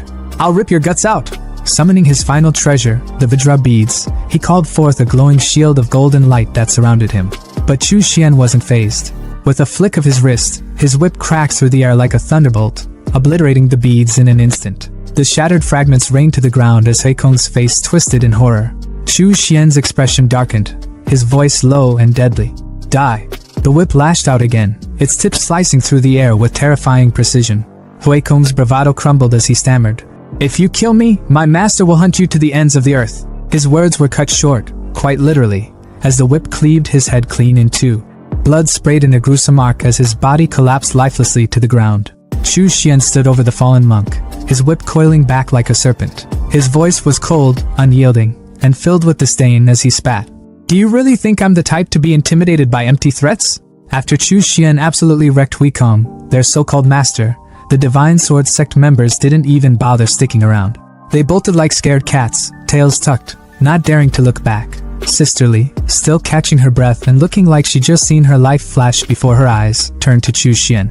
Junior brother Chu, I owe you big time for saving me, she said, her voice shaky but full of gratitude. Before Chu Xian could even respond, Wuka stepped up, his tone a mix of surprise and curiosity. Yo, Taoist Chu, is this how strong you are after just stepping into Foundation establishment? You've been playing us this whole time, huh? Chu Xian, as unbothered as ever, just gave a small smirk. When you're out in the world, he replied casually, it's only smart to keep some of your cards hidden. No offense, Taoist Wu. He then pointed toward the temple entrance, his expression sharpening. Alright, with that clown out of the way, let's move. The ancestor won't save himself. They wasted no time and headed straight inside the temple. The deeper they went, the heavier the air felt. At the bottom of a long staircase, they found themselves in an underground prison, and what they saw made their blood run cold. An old man hung against the wall, his body thin to the point of being skeletal, needles stabbed into his skin, and thick iron chains binding his wrists. His voice was weak, almost like a whisper, as he muttered, Again? How much more blood do they need this time? But this time, it wasn't his torturers, it was his disciples. His tired eyes widened in disbelief as Lu's voice cracked with emotion. Master! It's me, Jin Xiong! The old man blinked, his voice trembling as realization hit him. Jin Xiong. It was none other than Wan Wuying, the legendary Golden Core ancestor of the Wuji sect. Lu didn't waste a second. He unsheathed his sword and swung it down, breaking one of the chains. Master, don't worry! We'll get these restrictions off and get you out of here! Lu's voice was determined, but there was also urgency. Sisterly and Chu Xian stepped forward. Disciple greets Ancestor Wan Wuying, they said in unison. For the first time in who knows how long, Wan Wuying cracked a smile. His laughter filled the room, not with mockery, but with pure relief and joy. The heavens really do have mercy. Who would have thought I, Wan Wuying, would live to see freedom again? Haha. Good, good, good. You all make this old man proud. The pride of the Wuji sect. Wan Wuying's body began to glow. Purple energy burst out of him, shattering the restraints as he yanked the needles out like they were nothing. Even Lu, who had seen his master's immense power before, was left speechless. Without hesitation, Lu handed Wan Wuying a bag filled with blood beads. Master, your recovery comes first, he said, urgency still in his tone. Wan Wuying didn't need to be told twice. He tore into the blood beads like a starving man at an all-you-can-eat buffet. The transformation was immediate. His bony frame filled out, his muscles swelling with every bead he devoured. His aura became so intense it felt like the room was suffocating under it. Even Chu Xian, who rarely showed emotion, raised an eyebrow in surprise. Wan Wuying's laughter returned, loud and booming. The heavens truly show mercy. I can't believe I'm alive to witness this day. Good, good, good. You are all the pride of the Wuji sect. But as his laughter faded, his expression turned serious. Now that I'm free, Mo Huanshan will undoubtedly catch wind of this. We need to leave. Now. No delays. 3 days later, Chu Xian was sitting behind a breathtaking waterfall, meditating in a glowing red magic circle. His face was calm, but his thoughts were anything but. 3 days ago, Ancestor Wan brought us here to recover in secret, he thought to himself. He had us carve out caves to rest, but something's off. The spiritual energy here is way too abundant. This place clearly belongs to the righteous 5 sects of the Yu Kingdom, so why hasn't anyone come for us yet? He opened his eyes, his gaze locking onto the whip coiled around his hand. His expression darkened. Huh! The soul-devouring chain is reacting? He pulled it out, its aura swirling ominously. Originally, I planned to use Sunshure's soul for this, he muttered. But then I got my hands on Huikong's soul and figured, why not throw him in too? Inside the chain, 2 souls clashed violently, their energies colliding like a storm. Chu Xian watched with a faint smirk. Looks like the 2 of them have been duking it out, and it's finally over. His voice dropped to a commanding tone. Come out. The air around him shifted as Huikong's soul emerged, his spectral form glaring at Chu Xian with pure, unfiltered rage. The monk's ghost let out a roar and charged at him, but honestly, he wasn't as intimidating as he thought he was. Chu Xian didn't even flinch. He casually smacked the soul with the whip handle like he was swatting a fly. 10 minutes later, Huikong's soul was kneeling before Chu Xian, completely defeated. It's done, Chu Xian said, his tone cold and final. The monk's arrogance had been beaten out of him, literally. With Huikong's ferocity and brutality, he's perfect as the spirit of the soul-devouring chain, Chu Xian mused. From now on, I can feed him the souls of captured cultivators to make him stronger. With a flick of his wrist, Huikong's soul was sucked back into the whip.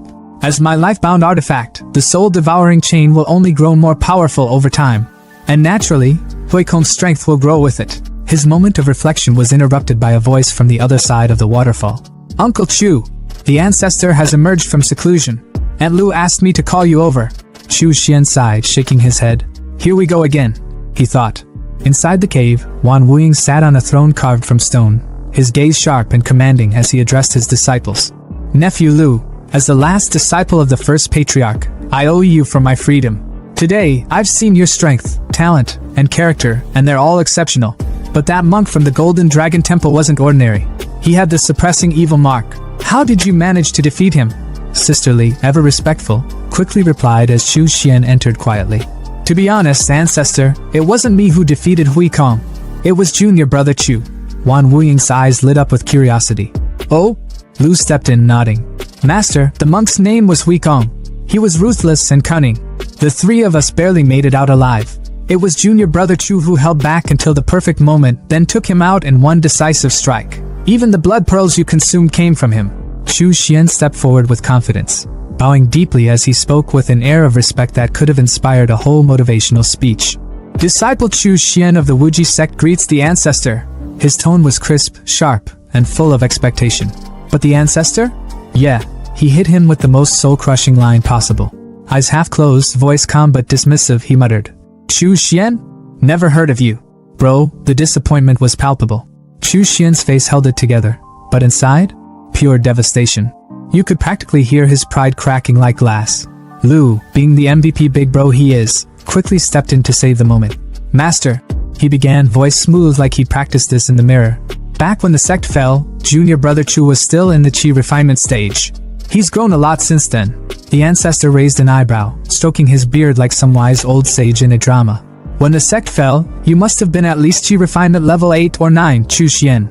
And yet, he paused, his gaze cutting like a knife. I don't recall any disciples at that level matching your name. Ouch. That was a second blow to the ego. But Chu Xian wasn't about to let himself collapse. With a calm smile that screamed, I've got this. He clasped his hands and responded humbly. At that time, I was only at chi refinement level 4. After the sect's destruction, something clicked. Like I unlocked cheat codes or something. And I advanced rapidly. With a bit of luck and, well, a lot of blood pearls, I recently reached the foundation establishment stage. The ancestor froze for a moment, his brain buffering. In his head, he was basically screaming. Hold up. In just 1 year, this kid went from chi refinement level 4 to foundation establishment. His thoughts spiraled. Talent like this is insane. No, this is golden core potential, easy. I need to lock him in before someone else snags him. With a decision made, the ancestor raised a hand, his fingers glowing with swirling purple energy as he pointed directly at Chu Xian. Chu Xian, he said, his voice booming with authority. Would you like to become my disciple? Chu Xian's brain was doing backflips. This was it. The jackpot. The dream. Perfect, he thought, barely containing his excitement. Future cultivation techniques? Secured. He dropped to the floor, bowing so low you'd think he was worshipping the ground. "Ancestor," he said, voice dripping with humility. "I humbly accept." The ancestor, Wu Ying, descended from his throne like a king granting an audience. His steps were slow and deliberate, his face lit with rare satisfaction. When he reached Chu Xian, he extended a hand and gently pulled him up from the bow. "Good, good," Wu Ying said, stroking his beard with a smile that could rival a proud dad at graduation. "Having a disciple like you brings me great joy." Then, Wu Ying turned his attention to the rest of the squad. "Xian Yu Wu Ke," he said, his tone now all business. "Now that I'm the only golden core cultivator left in the Wuji sect, would you both also like to become my disciples?" The room shifted as the trio lit incense sticks, the ceremonial vibes hitting hard. Together, Li Xianyu and Wu Ke spoke up, voices steady and full of respect. "Disciple Li Xianyu greets master. Disciple Wu Ke greets master." Wu Ying gave a slow nod, his sharp gaze scanning the group like he was sizing up his new team. His fingers found their way to his beard again as he mused. "Xianer," he said, calling out Chu Xian. "Your talent is unmatched. But Xian Yu, Wu Ke, and Jin Xiong have experience that you lack. From now on, Li Xianyu will be your senior sister, Lu Jin Xiong your second senior brother, and Wu Ke your third senior brother." Chu Xian bowed his head respectfully, his tone solid as he replied, "Understood." But while the words were calm, his senior sister, Li Xianyu, was not as zen. She glanced at him, her face neutral but her thoughts a storm of insecurity. "So that's how it is," she thought bitterly. "In the ancestor's eyes, Chu Xian's worth already surpasses mine. Otherwise, why would he offer him discipleship first?" Before the tension could thicken, Lu Jinxiong stepped in with a practical question. "Master, what are your plans now?" Wu Ying's expression turned sharp, his tone reflective as he asked. "Who's taken over the 3 states of the Wuji sect?" Li Xianyu stepped forward, her voice steady as she laid down the facts. "Tongzhou was taken by the Divine Sword sect. Xiangzhou was split between the Golden Dragon Temple and the Miaoying Temple. As for the fertile northern region of Wuzhou, that's under Yuling Mountain now. And the barren southern region of Wuzhou, where we are currently, has been claimed by the Tianyin sect." Lu rubbed his chin thoughtfully, his tone laced with just a hint of amusement. "So the Tianyin sect drew the short straw, huh? Losing 2 golden core cultivators during the attack on the Wuji sect only to get stuck with literal scraps. That's rough." Chu Xian stayed quiet, his face a mask of calm, but his thoughts were buzzing. "This division of spoils is a mess. There's no way resentment isn't brewing. It's only a matter of time before someone starts throwing punches over this." Lu suddenly straightened, his voice sharper now. "Master, are you saying our target is—" Wu Ying's expression didn't change, his tone steady and calculated. "Exactly. The Tianyin sect is the perfect choice to approach right now." And as if on cue, shadows stirred outside the waterfall, figures emerging from the mist like some dramatic reveal. Wu Ying's eyes glinted knowingly, his voice dropping to a calm murmur. "And it just so happens, the people I've been waiting for have arrived." The roar of the waterfall was deafening, the mist rising like a ghostly veil as the sun glinted off the crashing water. And then, cutting through the chaos, stepped a man, middle-aged, rough around the edges, and with a massive green snake draped around his neck like it was some kind of avant-garde scarf. His voice boomed, sharp and accusing as he called out to the Golden Core ancestor, Wu Ying. "Old Ghost Wan, you've got guts, hanging around Tianyin sect territory like it's a public park. Aren't you even a little worried we might rat you out?" But Wu Ying? Nah, he wasn't fazed. The man just scoffed, his tone dripping with that. "I'm 10 steps ahead. Energy. Rat me out? Please. With Wuji sect's cultivation techniques and 50 trained cultivators in the bag, don't even act like you're not tempted to make a deal. And let's be real, if you didn't want me here, your golden core flunkies would have jumped me by now." Meanwhile, off to the side, Sisterly leaned in toward Lu, her voice low and secretive. "That guy? That's Xiao Wei, a golden core big shot. He's got ties to my master and despises Shingang sect's antics. He's not one to play nice, though." Zhao's smirk widened as he turned his attention back to Wu Ying, his tone a mix of amusement and warning. "Typical old Ghost Wan, ruthless and sharp as ever. Sure, we're short on people, and yeah, we're not about to let this opportunity slip. But publicly accepting demonic cultivators? That's just asking for the entire cultivation world to come for our necks. And let's not forget, this patch of land in the southern Mist province? It's a freaking nightmare, hot, humid, crawling with venomous beasts, and eerie as hell. It's basically the middle of nowhere." Zhao paused dramatically, his gaze now fixed on the Wuji sect disciples. After a lot of back and forth, the sects made a decision. Your Yin Cavern branch will merge with the Tianyin sect. We'll hook you up with cultivation resources, but forget about returning to the main sect. Instead, you'll set up shop within a 3,000-mile radius and turn this wasteland into something usable for us. Congrats on your new digs. Wu Ying let out a laugh that could have shaken the waterfall itself. Finally, the Yin Cavern branch has its own turf. Disciples, pay your respects to your Uncle Zhao. The 4 disciples immediately chimed in, voices in sync. Greetings, Uncle Zhao. Zhao, clearly enjoying the moment, turned to Li Xianyu, one of the disciples, with a nod of approval. Good. You risked your lives to save old Ghost Wan. That kind of loyalty is exactly what our sect values. And you, Li Xianyu, you're the strongest of the group. I heard you even took down Huikong from the Golden Dragon Temple. Forget the losses in the past. What matters is who's left standing at the end. Wu Ying, never one to miss a chance to throw shade, grinned smugly. Haha, old Zhao, looks like your legendary foresight failed you this time. Then, turning to Chu Xian, Wu Ying called out, Schwanner, come here. But Chu Xian's face immediately fell at the nickname, like a kid embarrassed by his parents in front of his friends. Zhao's eyes narrowed in confusion. Wait, who's this? A Foundation Establishment disciple? Why haven't I heard of him? Wu Ying's grin widened as he stroked his beard, clearly enjoying the moment. Of course you haven't heard of him. When Wuji sect collapsed, he was just a scrub at the 4th level of Qi refinement. But let me fill you in. He's the one who took down Huikong, and he's the one who busted me out of Yinwu Manor. Impressive, huh? Zhao's jaw practically unhinged, his shock written all over his face. Wait. He went from Qi refinement to Foundation Establishment in just a few years. Old Wan, you've hit the jackpot with this one. He grabbed Chu Xian by the shoulder, his excitement radiating. Chu Xian, on the other hand, looked like a shy kid being introduced to a long-lost uncle. Jackpot? Nah, he's Tianyin Sect's game now. And as his uncle, I guess I owe him a gift. With a dramatic sigh, Zhao pulled out a glowing golden crystal and handed it over. Here, take this blood parasite serum. It's rare and perfect for refining parasites. Don't say I never gave you anything. Chu Xian hesitated, glancing at Wu Ying for reassurance. His master gave him a firm nod. Take it. No need to overthink. Oh, and while you're at it, take my blood parasite manual and spirit forge technique. Don't let us down. With the rare serum, a manual, and a technique in hand, Chu Xian bowed deeply. Thank you, master. Thank you, uncle. Meanwhile, the other 3 disciples looked like they were seconds away from combusting with jealousy. Fast forward to a sunnier day, and we see Chu Xian cruising through a lush valley on his flying sword, the wind whipping through his hair as he took in the scenery. For the first time in years, a sense of pride flickered in his chest. After drifting through Tsenchuan for so long, I finally have a place to call my own, he thought, a small smile creeping across his face. He steered toward a waterfall, slicing through the cascading water with his sword to reveal a hidden entrance. Inside, the underground base was everything he dreamed of. A cultivation room, an alchemy lab, a forge, and a spirit plant room. It's all here, he murmured, his voice echoing in the cavern. Sitting on a throne carved from bone, he surveyed his domain with a sense of triumph. Perfect, he declared, the word hanging in the air like a promise. He summoned his blood worms, holding up the glowing serum Zhao had gifted him. The worms writhed in excitement, practically begging for it. You want this? He teased, smirking at their eagerness. But before indulging them, he flipped open the blood parasite manual. According to the text, his blood steel silkworms might be descended from the legendary golden blood mother parasite. If they consumed the blood, it could awaken their ancestral powers, making them exponentially stronger. But there was a catch.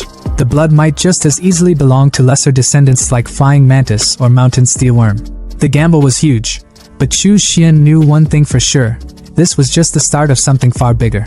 The crystal shimmered faintly as Chu Xian casually tossed it into the air, letting his steel silkworm worm snatch it with a snap. His tone carried a chill indifference as he muttered to himself. If it craves blood, there's no harm in letting it feed.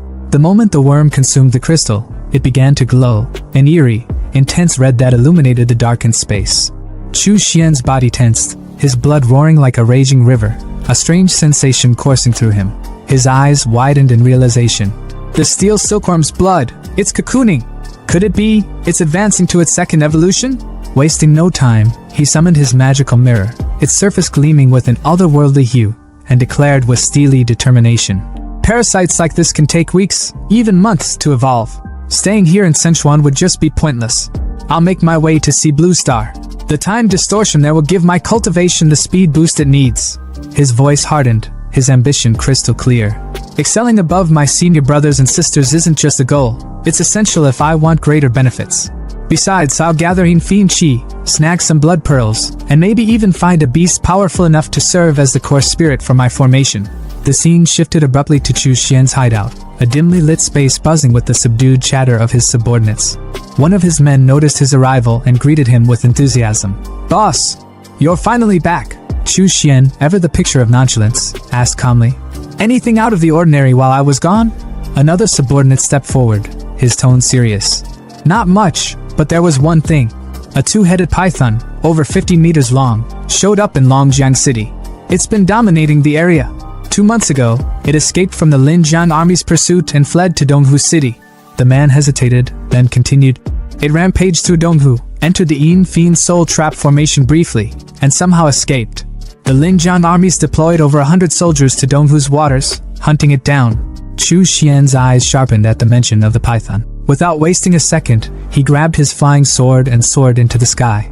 As the wind rushed past him, his mind raced. Ordinary beasts that enter my Yin Fiend Soul Trap get absorbed as nourishment. But this python, it survived?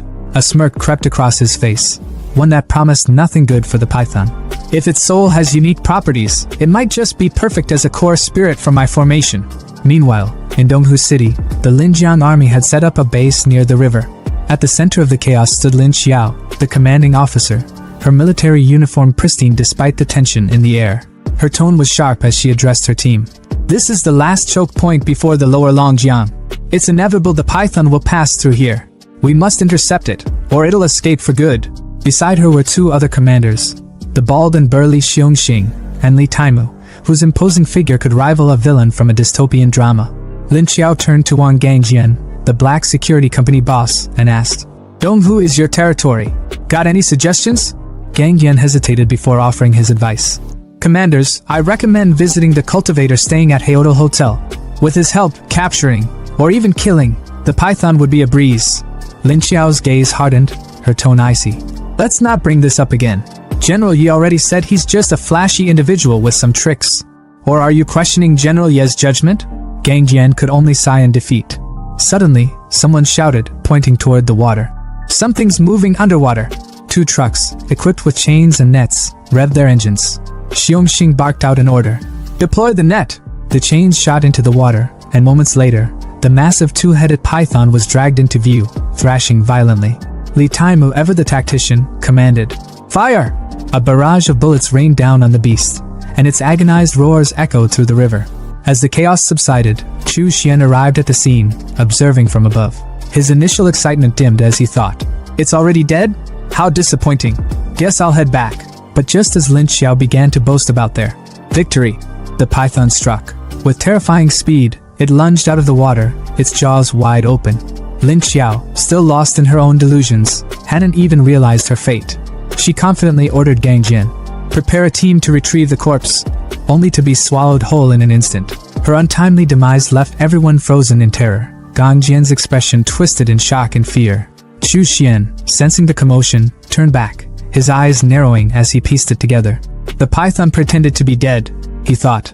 It waited for the commanders to drop their guard before striking.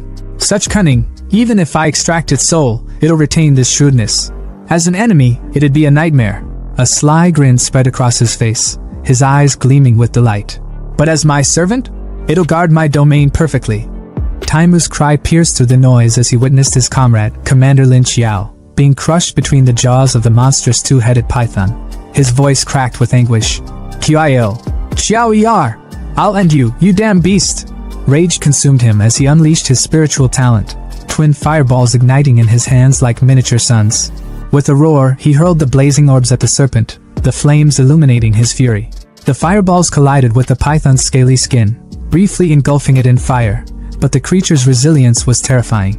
The bald commander, Xiongxing, barked orders at the top of his lungs, his voice cutting through the pandemonium. "All transcendents, listen up! Everyone, charge! We take that monster down, no matter the cost!" Soldiers steeled themselves for battle, each preparing their unique abilities. The commander's thoughts raced as he assessed the dire situation.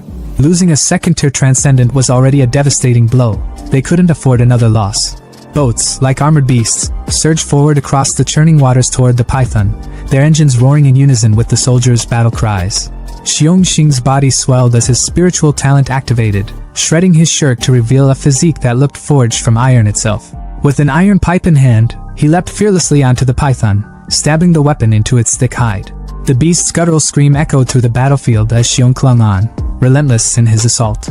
Meanwhile, Chu Xian stood at a distance, his sharp gaze dissecting the scene. He wasn't one to jump into action without understanding the bigger picture. His mind churned with clarity, observing the beast's tactical approach. This python knows it's vulnerable on land. It baited the army into its territory, the water, where it has the upper hand. But, his brow furrowed. Why does it seem so at a disadvantage? Could it have something up its sleeve? His suspicions were confirmed when a chilling sight unfolded. The python, despite its injuries, began charging a sinister purple energy within its twin heads, its scales glowing ominously. Xiongxing watched in horror as the creature unleashed jets of venomous demonic energy, spraying it like a deadly laser across the battlefield. Soldiers screamed as the venom tore through them like acid, their agonized cries cutting through the air. One unlucky soldier, engulfed in the venom, shrieked, "What in the name of hell is this sorcery?" The python's rampage laid waste to the army's ranks, leaving only despair in its wake. Xiongxing clenched his fists, his voice trembling with despair.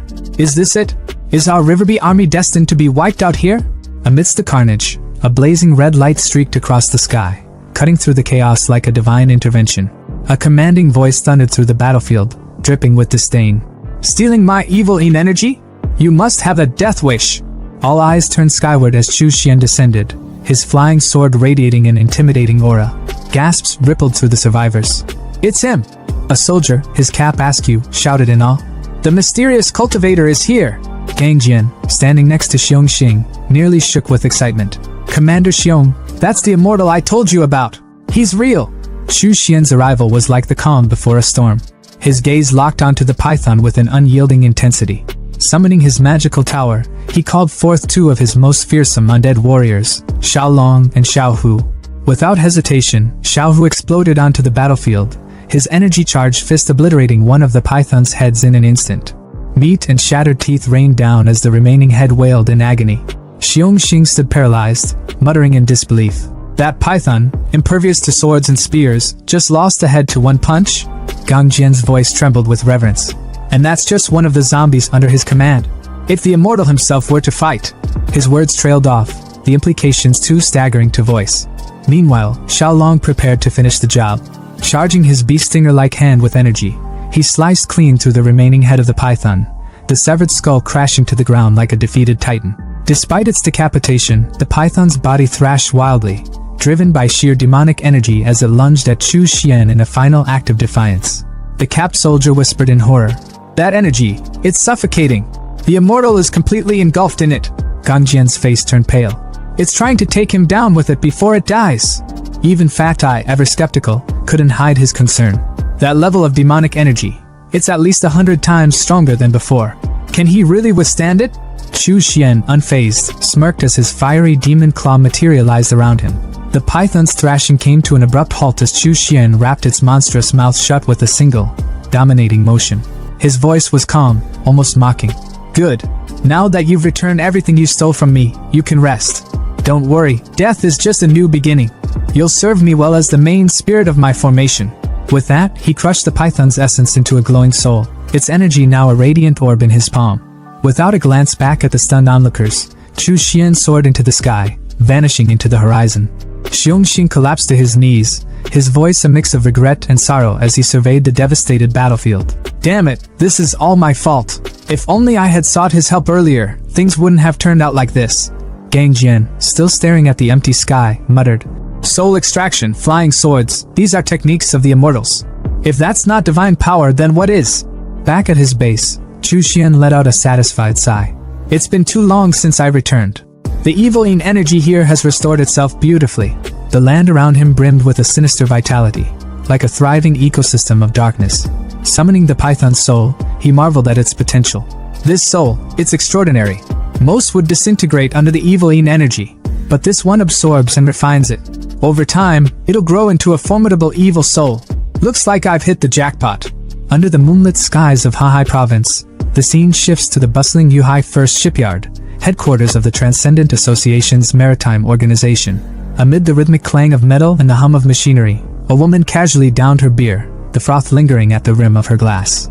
Her voice cut through the ambient noise, tinged with both seriousness and nonchalance.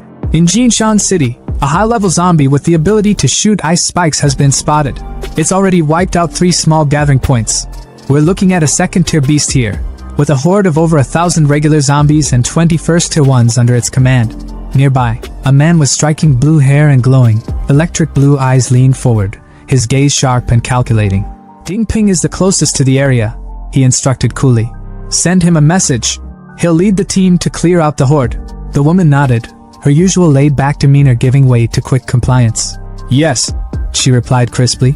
Her curiosity soon took over though, and she couldn't resist probing further. Looking at the man, she asked with a sly grin. Since you awakened your transcendent talent to strengthen your mind, every major decision for this organization has been entrusted to you. You've never made a single mistake. Tell me, Xiaoyang, how does it feel to be infallible? Ignoring her attempt to needle him, she pulled out a leather-bound book, flipping it open to reveal fresh intelligence reports. Here's the latest intel from Linjiang Province, she announced with a slight edge of intrigue. The 2-headed python we once encountered? Dead. It was taken down in Donghu City. Xiaoyang, unfazed at first, turned his attention to the horizon, his glowing eyes reflecting the shimmering sea under the night sky. His voice remained steady, but there was a trace of skepticism. That python wasn't just some oversized snake. It was clever, cunning. Its spiritual abilities made it a nightmare to take down. Even with the combined might of Xiongxing, Lin Xiao, and Li Taimu, I calculated only a 72% chance of them temporarily subduing it. If 2 of them fell in battle, even that slim chance would vanish. The woman smirked, stepping closer, her tone dripping with playful mockery. Well, Xiaoyang, it seems even you can be wrong sometimes, she teased, holding the open book just under his nose. Her grin widened as she watched his expression shift from calm detachment to outright shock. His glowing blue eyes scanned the page, the words leaping out at him like a slap to the face. Sword flight? He muttered, his voice laced with disbelief. Soul extraction? Immortal techniques? The air around him seemed to still as his mind raced to process this new information. Whatever this mysterious cultivator was, it was clear they had just entered a realm far beyond the ordinary, and Xiaoyan, for once, had underestimated the game. He analyzed the so-called immortal they were pursuing, concluding there was a little over a 50% chance he was a level 4 transcendent, and a smaller, but still concerning, chance he was level 5. If this man could control zombies, Liang reasoned, there was an even stronger likelihood that his abilities were connected to the brain. To him, this wasn't just speculation, it was a clinical fact. Yu, standing nearby with a bottle of liquor in hand, couldn't hide her surprise. Liang rarely gave such high-level evaluations, and this one was clearly significant. But as usual, he wasn't one to linger on the details. With a casual shrug, hands stuffed in his pockets, he turned and announced that it was time to leave. No drama, no hesitation, just a quiet, matter-of-fact departure. Yu watched him walk away, her gaze lingering for a moment, her curiosity piqued. Later, the 2 of them stood before the leader of the boat gang, a grizzled man with a perpetual cigar between his lips. His voice carried the weight of someone who had seen too much of the world. He questioned their decision to leave after spending over a year with the gang. His tone wasn't accusatory, but there was a hint of disappointment as he asked if they were truly ready to go. Yu stepped forward, her voice steady and firm. She reminded him of the promise they had made when he'd saved their lives during a brutal attack by the Zombie King. They had been on the verge of death back then, and the gang's leader had pulled them back from the brink. In return, they had agreed to stay and help the gang for a year. That time was up now, and they were free to pursue their own goals. The leader sighed, his rough exterior cracking just enough to show a sliver of sadness. He turned to stare out the window, the gray light of the water reflecting in his eyes. When they had first joined, they'd spoken about recovering Liang's lost memories and their hope of finding a transcendent with brain-enhancing abilities. Now it was clear they believed this so-called immortal was their next lead. Still, he warned them, this man they were chasing wasn't going to be easy to approach. His actions alone made that crystal clear. But Liang's resolve was unshakable, and he reassured the captain that they had thought this through. Gear, ever confident, added that they had something to offer that no one could refuse. The leader knew there was no stopping them, so he let out a quiet sigh and walked away. Far from the boat gang's ship, in the zombie-ravaged ruins of Donghu City, a scene of pure chaos was unfolding. A beam of energy shot down from the heavens, striking the formation with a thunderous crack. Chu Xian's eyes glowed a blood-red hue as he screamed, his voice reverberating through the empty streets. He could feel it. His cultivation was surging, breaking past barriers as he reached layer 4 of the foundation establishment. The energy coursing through him was intoxicating, and he stood tall amidst the chaos, his confidence swelling. With his newfound power, he felt invincible, certain he could take on even those above his level. As the energy dissipated, Chu Xian rose into the air on his flying sword, surveying the empty city below. He noted with some irritation that his 6 months of seclusion had drained his resources. The zombies in Donghu City were completely wiped out, leaving him with no choice but to seek out fresh prey in nearby cities. Meanwhile, in Xuanlong City, another zombie-infested wasteland, Ge and Liang moved with precision through the shadows. Ge's innate invisibility skill cloaked them as they advanced through the streets, her sunglasses glinting faintly. She couldn't help but comment on how long it had taken them to get here. Half a year of grueling effort, countless close calls, and relentless danger. But finally, they were close. Just a little further, and they'd reached Donghu City, the territory of the immortal they sought. Liang, as always, was calculating. He analyzed the situation with his unnerving precision, noting the presence of a rare zombie mother at the heart of the city. It was surrounded by 9 level 3 zombies and a swarm of weaker ones. He ran the numbers in his mind, concluding that Ge had a strong chance of success if she went after it. But there was still a slim chance of failure, one she couldn't afford to ignore. He asked her if she was absolutely sure about using the zombie mother's energy core as a gift. Ge's answer was immediate and unwavering. A level 4 core was the only thing worthy of their target's attention. Anything less wouldn't even get a glance. With their plan set, Ge sprinted into action, her form vanishing completely as she approached her target. But she stopped in her tracks, her eyes darting upward. Liang, standing behind her, followed her gaze. His voice was quiet but filled with urgency as he pointed out the figure descending from the sky. It was him, the immortal they had been chasing. Ge froze, her mind racing. What was he doing here? High above, Chu Xian hovered in the air, his fingers pressed to his forehead as he activated his spiritual sense projection. With his eyes closed, he could see the entire city laid out before him as if it were a 3-dimensional map. When he opened his eyes, excitement flickered across his face. The strange shape of the building below suddenly made sense. Beneath it, hidden from view, lay the zombie mother. He explained its significance to himself, his tone almost gleeful. The zombie mother was the key to creating a zombie farm, a plan he had been dreaming of for months. It was like a queen ant, endlessly producing eggs as long as it was fed by smaller zombies. Bro is about to build a Minecraft zombie farm for experience points. It was perfect, he mused. His lips curled into a grin as he pulled out a magical tower. This was going to be his masterpiece. Without hesitation, he summoned his 3 elite zombies, Xiao Long, Xiao Hu, and Xiao Bao, and ordered them to drag the zombie mother out. The 3 roared in unison, charging into the fray with terrifying power. Ge and Liang watched the chaos unfold from a nearby rooftop. Ge's voice was quiet but filled with awe as she observed the battle. The immortal zombies were leading the charge, each one a powerhouse in its own right. The armored one, the bulky one, and the shadowy figure. They were all level 4, and they tore through the horde with ease. Liang's sharp eyes narrowed as he watched the immortal command his forces with ease. Her voice broke the silence among the watchers, inquisitive and tinged with skepticism. She turned to Liang, whose calculating mind was already at work. Do you think those 3 can handle it if the zombie mother goes all out? Liang didn't answer immediately. His piercing gaze remained fixed on the scene below, his mind churning through probabilities like a cold, unfeeling machine. Finally, he spoke. He estimated there was a slim chance, 35% to be exact, that the trio could take the zombie mother down. But it wouldn't be without cost. Losses were inevitable if they pressed on. Before Ge could respond, an eerie roar ripped through the air, vibrating through their bones. The source was unmistakable. The zombie mother, this monstrous, grotesque spawner, loomed over a cluster of eggs like some twisted queen overseeing her brood. Her roar was like a war cry, and as if on command, the eggs began to hatch. What emerged weren't ordinary zombies. They were small, nimble, and viciously fast. They lunged at Xiao Bao, who braced himself, ready for a brawl. But instead of attacking conventionally, the newborn zombies detonated like living grenades. The resulting explosion was massive, sending shockwaves through the battlefield. As the dust settled, Xiao Bao emerged, injured and visibly struggling. Both knees buckled under his weight as he let out a guttural roar of pain. His massive frame, usually so unshakable, now seemed fragile under the onslaught. Chu Xian, observing from a safe vantage point, let a smirk curl at the corner of his lips.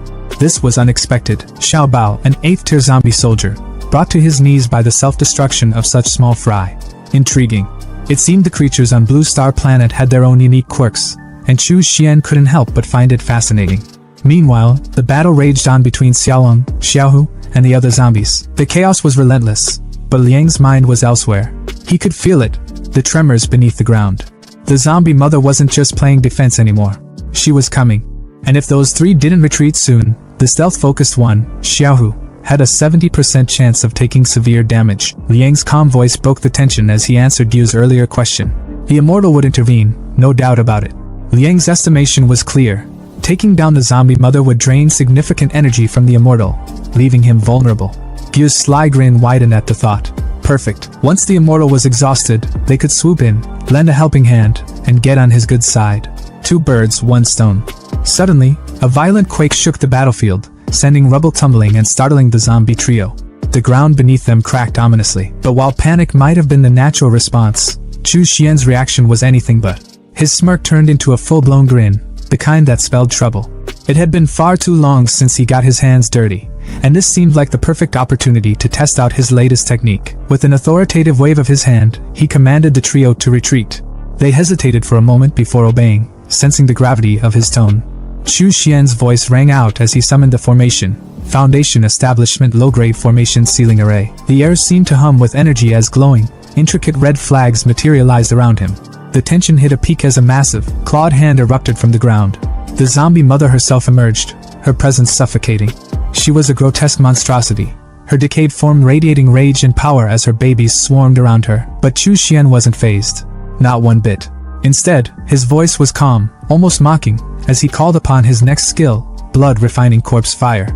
In an instant, violet flames erupted around the zombie mother and her brood, consuming them in a terrifying inferno. The flames licked hungrily at their forms, burning with an intensity that seemed almost alive. The zombie mother let out a bone-chilling roar of agony, shaking the ground as she lunged at Chu Xian in a desperate attempt to silence him. But the barrier he had erected stopped her dead in her tracks. Her claws scraped violently against the invisible wall, but it didn't budge. Chu Xian's voice cut through the chaos, sharp and cold. Struggling was pointless, he informed her. The flames weren't ordinary. They were born from refining the corpses of living beings. The more corpses there were, the fiercer the fire burned. And with a battlefield littered with bodies, the flames were only growing stronger. The zombie mother roared again, but it was clear. Her reign of terror was nearing its end. From the rooftop, Gyu's eyes nearly popped out of her skull as she watched the chaos unfold below. Flames, actual roaring flames, erupted around Chu Xian, licking at the air with an unnatural purple glow. Her mind struggled to process what she was seeing. Since when did he have elemental powers? Wasn't his ability supposed to be enhancement-based? Beside her, Liang was equally stunned but far more analytical about it. His sharp gaze swept over the scene, dissecting every detail. The fire wasn't just for show. It was melting steel, warping even the reinforced metal structures beneath it. That meant one thing. These flames were burning at temperatures of at least 1,500 degrees Celsius. And then there was the bigger question gnawing at him. How was Chu Xian capable of this? Dual talents were an extreme rarity, something he had only ever heard of in the elite circles of the Yanhan dynasty's imperial capital. Yet, here was Chu Xian, displaying power that defied conventional understanding. The realization settled in Liang's chest like a weight. This man was far more dangerous than they had ever imagined. In fact, he didn't need their help at all. Below, the zombie mother writhed in agony, its monstrous form consumed by the searing purple flames. Its tortured screams clawed at the air. But just when it seemed like the fire would reduce it to cinders, Chu Xian did something unexpected. With a single, fluid motion, he pulled the flames back into his palm, extinguishing them as if they had never existed. The massive zombie mother, now weakened and utterly helpless, slumped to the ground. Without hesitation, his trio of undead subordinates moved in, swiftly binding the creature in thick ropes. There was no need for words. Chu Xian's orders were absolute. Moments later, he took off into the night, soaring through the sky on his flying sword, the massive zombie mother in tow. Watching him disappear into the distance, Gil let out a frustrated sigh. Their carefully laid plans had gone up in smoke. They had lost their prize. But before she could even voice her concerns, Liang had already moved on. There was always another target, another opportunity. According to the boat gang's intelligence, an even stronger zombie mother lurked in Fengyang City, northern Hahai province. That would be their next destination. Meanwhile, at Happiness Farm near Haotai Hotel, construction workers stood proudly before their latest accomplishment. The first phase of the project was complete. All utilities and groundwork had been successfully laid out. They awaited their leader's inspection with bated breath, their faces a mix of exhaustion and pride. Chu Xian, upon hearing the report, nodded in satisfaction. A rare smirk tugged at his lips as he mused about the irony of it all. Who would have thought civil engineering would still be relevant in the apocalypse? His words of approval sent a ripple of embarrassment through the workers. They weren't used to being praised, let alone by someone like him. With a final glance over the site, he issued a simple but absolute command. No one, aside from himself, was allowed near this place from now on. The workers bowed in unison, acknowledging his decree without question. Once they departed, Chu Xian turned his attention back to the bound zombie mother, who was promptly carried by his undead trio and unceremoniously dropped into a deep pit, one that had been freshly dug by the construction workers. He stared down at the creature, his voice calm, almost coaxing, as he laid out its new purpose. It would be allowed to live, and in return, it would serve a singular function: to produce weakened zombies. These creatures wouldn't be like the others. They wouldn't eat, they wouldn't move, they wouldn't even think. They would exist solely as the foundation of his farm. The zombie mother hesitated, its gaze shifting toward the cluster of eggs it had laid. There was a long, tense pause before it finally gave a slow, resigned nod. Chu Xian's smirk widened. Perfect. In just a few days, the eggs would hatch, and the resulting zombies would become nutrient beds for cultivating spiritual plants like meat spirit moss and blood demon fangs. But that wasn't even the best part. Every time a zombie perished within the farm, drained by the plants, he would absorb a portion of its karma. Efficiency and profit. This was how things should be done. A month passed in the blink of an eye. An immense red energy beam shot upward from the corpse volcano, shrouded in thick, swirling purple mist. At its epicenter, Chu Xian stood, his cultivation reaching a new peak. It was finally complete. The Blood Fiend Shadow. The technique, derived from the fourth layer of the Blood Fiend demon scripture, condensed essence blood and Yin Fiend energy into 3 pitch black shadows. These shadows weren't just for show. They remained hidden within his own, completely undetectable, waiting in silence. If he were attacked, they would automatically intercept 3 fatal strikes on his behalf. And if need be, they could retaliate, trading wounds for wounds, or even lives for lives. His moment of triumph was interrupted by a series of guttural roars. His zombie generals, Xiao Hu, Xiao Bao, and Xiao Long, stood before him, exuding an aura of newfound strength. A quick assessment confirmed it. Xiao Bao and Xiao Long had advanced to level 1 zombie general, while Xiao Hu had surged ahead to level 2. Chu Xian's grin widened. With 3 zombie generals under his command, he now possessed the equivalent of 3 foundation establishment cultivators. The sheer output of Happiness Farm had made this possible, allowing him to continuously harvest meat spirit moss and refine Tai Shui pills to accelerate their growth. If he had still been in Shenchuan world, raising 3 zombie generals would have been an impossible feat. His gaze flickered to blood steel, his weapon, which had undergone its second transformation. It had fully awakened its talent spell, the boiling blood technique, summoning his underlings, including the warrior monk spirit, the twin-headed python spirit, his steel silk blood worm, and of course, his zombie trio. He surveyed his army with satisfaction. Every time he returned to Blue Star, his gains increased exponentially. But even with all his progress, a problem loomed. The Yin Fiend soul-draining formation was declining in efficiency. The daily production of Yin Fiend energy was barely enough to sustain his cultivation, let alone fuel the Fiend soul's needs. He didn't hesitate. Without a second thought, he activated his magical dimension-traveling mirror. It was time to return to Shenchuan world and acquire a new formation. Back in Shenchuan continent, the twin-headed python spirit coiled protectively around his cave abode. As he soared overhead on his flying sword, Chu Xian took one last glance at his domain. With the formation's defenses and the python's Yin Fiend energy, his base would be safe from any foundation establishment stage 6 cultivator foolish enough to approach. Satisfied, he shifted his focus outward. His time in seclusion had been long enough. It was time to assess the changes in the region. Below, a group of Wuji sect disciples moved cautiously through the night, escorting a caravan of mortal craftsmen. One of them, a brunette, suddenly halted, eyes narrowing as his senses flared. There was something strong approaching. A dark figure descended from the sky, sending a ripple of unease through the disciples. But before tension could escalate, a younger disciple with a melon-shaped head broke into a grin. Recognition dawned on his face. It was Uncle Chu. The brunette, now more at ease, turned to the newcomers and introduced him properly.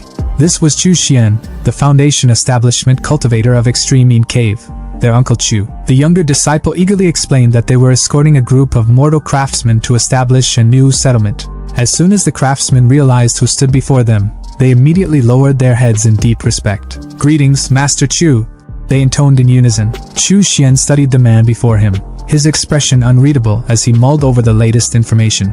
With a casual air, he inquired if anything noteworthy had occurred recently. The man before him, known for his melon-like round face, hesitated for a brief moment before leaning in, his tone turning grave. "Actually, Uncle Chu, there is something urgent," he admitted, his voice edged with concern. He proceeded to explain that the Tianyin sect was preparing for a large-scale offensive against the native factions of Wuzhou. The catalyst for this escalation? A Golden Core elder had been ambushed, left critically injured and unconscious. This unexpected attack had forced the sect's hand, pushing them to accelerate their plans.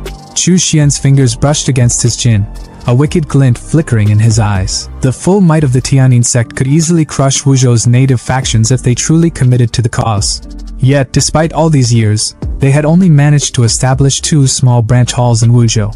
Their restraint wasn't due to a lack of power, it was strategy. They had been waiting for a justifiable excuse to act, and now, with this ambush, they had finally found one. There was no doubt they would seize this opportunity to mobilize their entire force. Lowering his voice, the melon-faced man whispered that many of the sect's cultivators were already gathering at the nearby mountain hall. The first wave consisted of 5 Foundation establishment cultivators and around 70 to 80 Qi refinement disciples, but this was merely the beginning. Their demeanor was somber, filled with dread. It was obvious they were the sect's undesirables, the expendable pawns sent to the front lines. Chu Xian sighed, shaking his head. In war, the first to be sacrificed were always those without backing, the unfortunate souls caught in the wrong place at the wrong time. The melon-faced man smirked, stating they had even resorted to demonic techniques to bolster their strength. Chu Xian's gaze sharpened. The man sounded like he had been profiting quite a bit from them. The man chuckled, rubbing his hands together, claiming he had made some small gains from the Qi refinement disciples. But if Uncle Chu stepped in, he could earn even more. He patted the man's shoulder, amusement hinting at his expression. He then ordered the man to take him to the black market to see what the current rates looked like. They arrived at the bustling underground marketplace, where the melon-faced man gestured toward the chaotic scene. He explained that the nameless black market was first formed when the Tianyin sect's cultivators arrived in Wuzhou. Over time, rogue cultivators from nearby regions had caught wind of it and turned it into a proper marketplace, with the 3 strongest Foundation establishment cultivators keeping order. Merchants and buyers haggled over illicit goods. A vendor shook his head at an eager customer, stating that the blood beads were already sold out, and if they came back tomorrow, he would have more after slaughtering a village tonight. Nearby, an auctioneer raised his voice, calling out for bids on a mid-grade Yin corpse. Another shouted about a first Tegu worm, the last one available. Chu Xian's eyes swept over the wares, his expression unreadable. Blood beads, Yin corpses, Gu worms. This place had everything. It was clear that these cultivators would go to any lengths to strengthen themselves. Without hesitation, he activated his disguise technique, assuming the identity of He Liang, the traitor he had disposed of at the beginning of his journey. Glancing around, he felt unimpressed. Most of the items here were low-grade, nothing worth his attention. The melon-faced man leaned in again, his voice hushed, mentioning he had a few long-term customers who had bought plenty of beast blood beads from him. Chu Xian tossed him a bag without blinking, instructing him to sell these for him and promising a 10% commission. The man caught the bag and peeked inside, nearly dropping it in shock. His jaw slackened at the sight of large blood beads, Fiend ore-infused artifacts, low-grade and mid-grade spiritual weapons, rejuvenation pills, and recovery elixirs.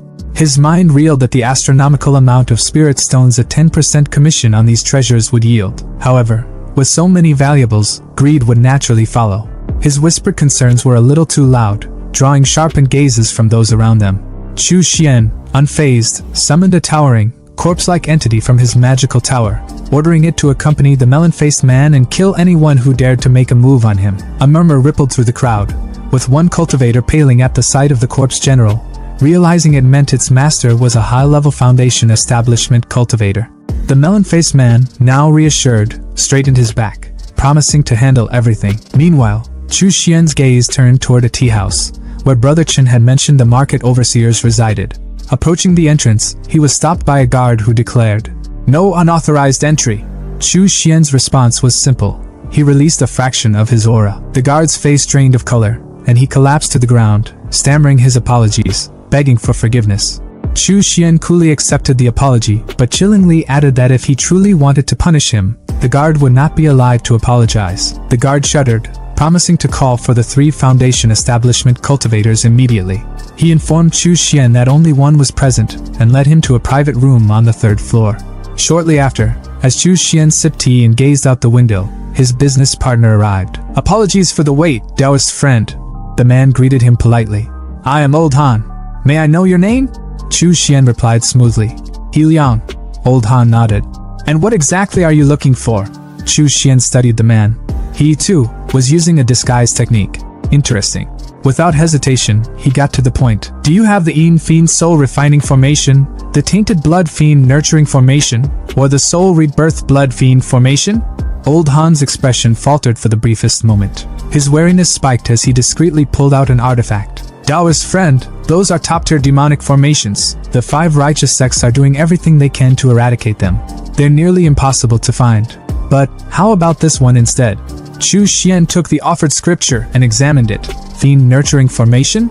He scoffed. This is only mid-grade foundation establishment level. I don't need it. Old Han sighed. The ones you're asking for are long gone. Even the remnants of the Wuji sect probably don't have them anymore. He paused before sliding another item across the table. This Fiend Nurturing Formation is still quite decent. I'll even throw in a formation manual as a bonus. He leaned forward slightly, his eyes glinting. If you have talent in formations, you might be able to combine this with other formations to meet your requirements. Chu Xian flipped open the scripture and skimmed through its contents, his sharp eyes scanning the intricate diagrams and notes. He gave a small nod of approval. It'll do, he murmured, closing the pages with a decisive snap. Without hesitation, he glanced up at Old Han. Name your price. Old Han's lips curled into a knowing smile, but before he could respond, Chu Xian spoke again. Can I pay with large blood beads? The merchant's eyebrows lifted in surprise as Chu Xian casually retrieved a bead and rolled it between his fingers before tossing it over. Old Han caught it effortlessly and held it up to the light, his face shifting from intrigue to barely contained excitement. If they're all this quality, I'll offer you a higher price. 50 small spirit stones per bead. He tapped the scripture on the table. This Fiend Nurturing Formation, plus the illustrated guide to demonic formations, would normally cost around 500 small spirit stones. Just give me 10 large blood beads, and we'll call it even. Chu Xian didn't hesitate. He tossed the beads over, watching as Old Han greedily scooped them up. Internally, he noted how the value of large blood beads had only been increasing since the fall of the Wuji sect. A scarce resource always became more precious over time. Deal. Old Han's voice was filled with satisfaction as he carefully stored the beads. If you have more business in the future, come to me first. He leaned forward slightly, his eyes gleaming. I also have plenty of other goods, Yin corpses, goo worms, blood arts, evil pills, demonic talismans. If you're looking for something special, I might be able to procure it. Chu Xian gave a thoughtful hum. Do you have second-tier goo worms? Old Han's expression shifted. Now that's rare, he admitted, rubbing his chin. But I happen to know someone who breeds a lot of them, including second-tier ones. He leaned back, folding his arms. However, he's not here right now. When he arrives, I'll contact you immediately. Chu Xian didn't waste time. He reached into his robes, retrieving 4 more large blood beads and a jade slip. Fine. Here's your finder's fee and a parent-child sound transmission jade. He placed them on the table. When he arrives, just crush the jade, and I'll know. Old Han's grin widened. Haha, I like doing business with generous people like you, he said, clearly pleased with the transaction. As Chu Xian rose to leave, the guard at the entrance gave him a respectful nod. Have a safe journey, senior. From the upper floor of the tea house, Old Han quietly watched Chu Xian's departing figure. His eyes narrowed slightly as he observed the man's steady, controlled spiritual energy. Even with the disguise technique, there wasn't a single flaw in his demeanor. And the way he had casually produced 10 large blood beads as if they were nothing. He had to have more hidden away. But where was he getting them from? For a fleeting moment, greed flickered in Old Han's heart. However, he quickly dismissed the thought. Forget it, he muttered to himself. His strength is unknown. Best not to act recklessly. Who knows what kind of trump cards he has? He exhaled, shaking his head. As long as there's profit, that's all that matters. Meanwhile, Chu Xian, fully aware that Old Han had chosen the smart path by not digging into his origins, the scene shifted to the Haotai Hotel.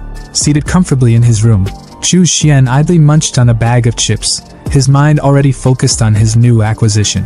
His talent in formations was average, but after killing Hui Kong, he had obtained the Foundation Establishment Formation Essentials. Though filled with righteous path theories, formations ultimately followed universal principles. Now, with the illustrated guide to demonic formations in his possession, he was beginning to see new possibilities. He flipped through the scriptures, his eyes gleaming with understanding.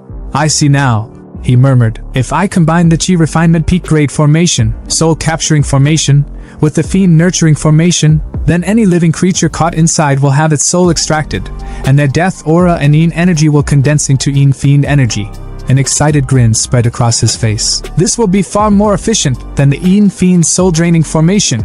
His fingers tapped against the table as he thought further. And those extracted souls, they'll be transformed into ghosts, strengthening my 10,000 soul banner. His smirk deepened. A win-win situation. Then, a new thought struck him. I heard that in the southern region of Twin Dragon City, there's a forbidden zone for humans, a paradise for killer bees. He leaned back, letting his mind paint the scene. Killer bees were numerous, their swarms hunting endlessly under the Queen's command. The sheer number of victims they devoured ensured a constant supply of death aura, and the Queen herself. She had to be highly reproductive. A sinister glint flashed in his eyes. I'll use her to test the formation. Hopefully, she'll spawn enough killer bees before she dies. He chuckled to himself, fully satisfied with his plan. Perfect. In Swanglong City, things are looking wild as a swarm of bee monsters flies straight for a giant red barrier. Inside the barrier, Chu Xian doesn't even blink. He's totally unbothered. He activates his soul-capturing and fiend-nurturing grand formation with a wave of his hand, and bam! The barrier expands, trapping all the bees in one giant net. These bees, however, don't back down. They use their paralyzed skill to form these massive, venomous bees and send them flying at Chu Xian like a bad sequel to a bee horror movie. But does Chu Xian even flinch? Nope. He lifts his 1,000 souls flag with confidence, and like a boss, he commands all the souls inside to rise up and fight. The red and dark souls charge at the giant bees like they're in a full-on battle. Chu Xian is just standing there watching the chaos unfold with a grin on his face, thinking, yes, the bees and the ghosts are going at it, generating a ton of resentment energy and Yin energy. This is my chance to farm some serious Yin fiend aura. It's like he's grinding in a game, but for real-life power. After the bee and ghost showdown, Chu Xian heads back to the Sichuan continent, where he meets up with his disciple, Melonhead. Melonhead's practically bouncing with excitement, showing Chu Xian a treasure chest full of items he sold. Uncle Chu, I sold everything just like you told me to and made 2,000 small spirit stones, Melonhead says with a big grin. Chu Xian's a little surprised, thinking, dang, these cultivators are really out here dropping money just to get stronger. But he's chill about it, and hands Melonhead 200 small spirit stones like it's pocket change. Melonhead's face lights up, and he thanks Chu Xian, practically jumping with joy at how much he's earned in one day. Just as they're celebrating, Chu Xian's transmission jade rings with an alert, like a phone notification. He glances at it with a smirk, noticing that the parent stone cracked. That means Old Han's got some news. Double blessing today. At the tea house, Old Han introduces Chu Xian, disguised as He Liang, of course, to a guy who looks like he hasn't slept in days. This guy's known as the Insect Taoist, and he starts going on about goo worms, explaining that they need to be implanted inside the body and how most cultivators can't handle the backlash from them. He takes one look at Chu Xian and asks if he's ever raised goo worms, clearly thinking Chu Xian's a newbie. Chu Xian doesn't even bother replying. He just casually releases his steel blood goo worms with a flex, like it's no big deal. The insect Taoist's eyes practically pop out of his head when he sees them. Wait, is that a second-tier blood steel thread? He stammers, clearly shook because it's so rare for a low-tier worm to evolve into something that strong. He immediately starts asking where Chu Xian got this worm, practically begging to buy it. Chu Xian doesn't even flinch. In his mind, he's like, no way, bro, dream on. Old Han, sensing the tension, steps in like a true mediator. Haha, the insect Taoist is a bit of a fanatic about goo worms. Maybe he forgot his manners staring at someone else's worms, he says, trying to calm things down. They sit down to talk business, and Chu Xian, ever the straight shooter, asks the insect Taoist what second-tier goo worms he has. The insect Taoist grins and starts listing them off. The iron shell, which goes under the skin and helps the user resist high-grade magic attacks. The thought-nurturing worm, which strengthens the spiritual consciousness and lets the user control multiple magic artifacts, but with a high risk of backlash. And the spirit ocean seed, which absorbs excess spirit energy and stores it for use in battle. Chu Xian's interested, but he keeps his cool and asks, what's the price? The insect Taoist gives him the rundown. The iron shell and thought-nurturing worms are 1,000 small spirit stones each, and the spirit ocean seed, since it's mid-tier, is 1,800 small spirit stones. Chu Xian is seriously pissed off because he's being straight-up scammed. The insect guy is charging double the normal price for the goo worms, and Chu Xian isn't here for it. The man's ready to call out the scam, shouting that this is outright robbery. As if the price hike wasn't bad enough, Old Han is sweating bullets while serving tea, desperately trying to make it seem normal. He tries to smooth things over by claiming it's a special time and that prices are always higher now. But Chu Xian isn't buying any of it. He internally rolls his eyes, thinking that these worms are nothing compared to his blood steel thread. And at the rate his cultivation is speeding up, these worms will be obsolete in no time anyway. Instead of getting scammed, he figures he might as well gamble and try his luck. He asks the insect guy how much breeding these worms will cost. The insect guy laughs and tries to discourage him, claiming that breeding goo worms is a huge risk. Despite investing tons of effort, the results could end up being useless or deformed insects. But Chu Xian's not backing down. He's confident, so he just tells the insect guy to name the price and lets him know that whatever happens, he'll handle it himself.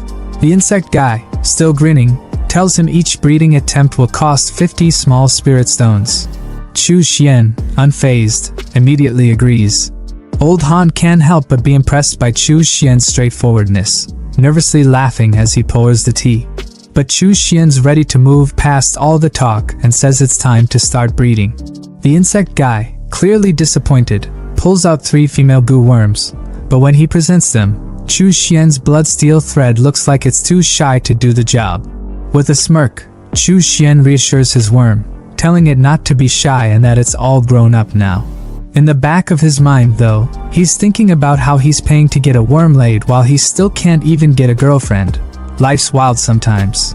After a few sessions, yeah, let's just leave it at that, Chu Xian finally gets 3 eggs from the breeding attempt.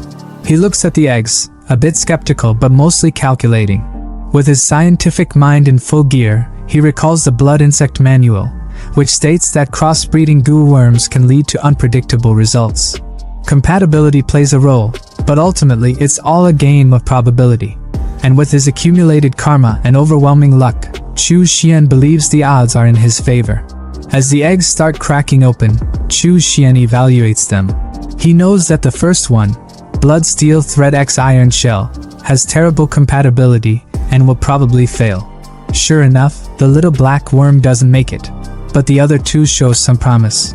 The second, Little White, a cross between Blood Steel Thread and Thought Nurturing Worm, enhances spiritual consciousness, which means it'll allow Chu Xian to control more magic artifacts. The third, Little Blue, a cross between Blood Steel Thread and Spirit Ocean Seed, acts as a miniature spirit sea, increasing Chu Xian's total spirit energy capacity. Chu Xian's face lights up with a grin as he realizes he's won the gamble. The 2 surviving worms not only inherited traits from their parents but also possess 3rd-tier potential.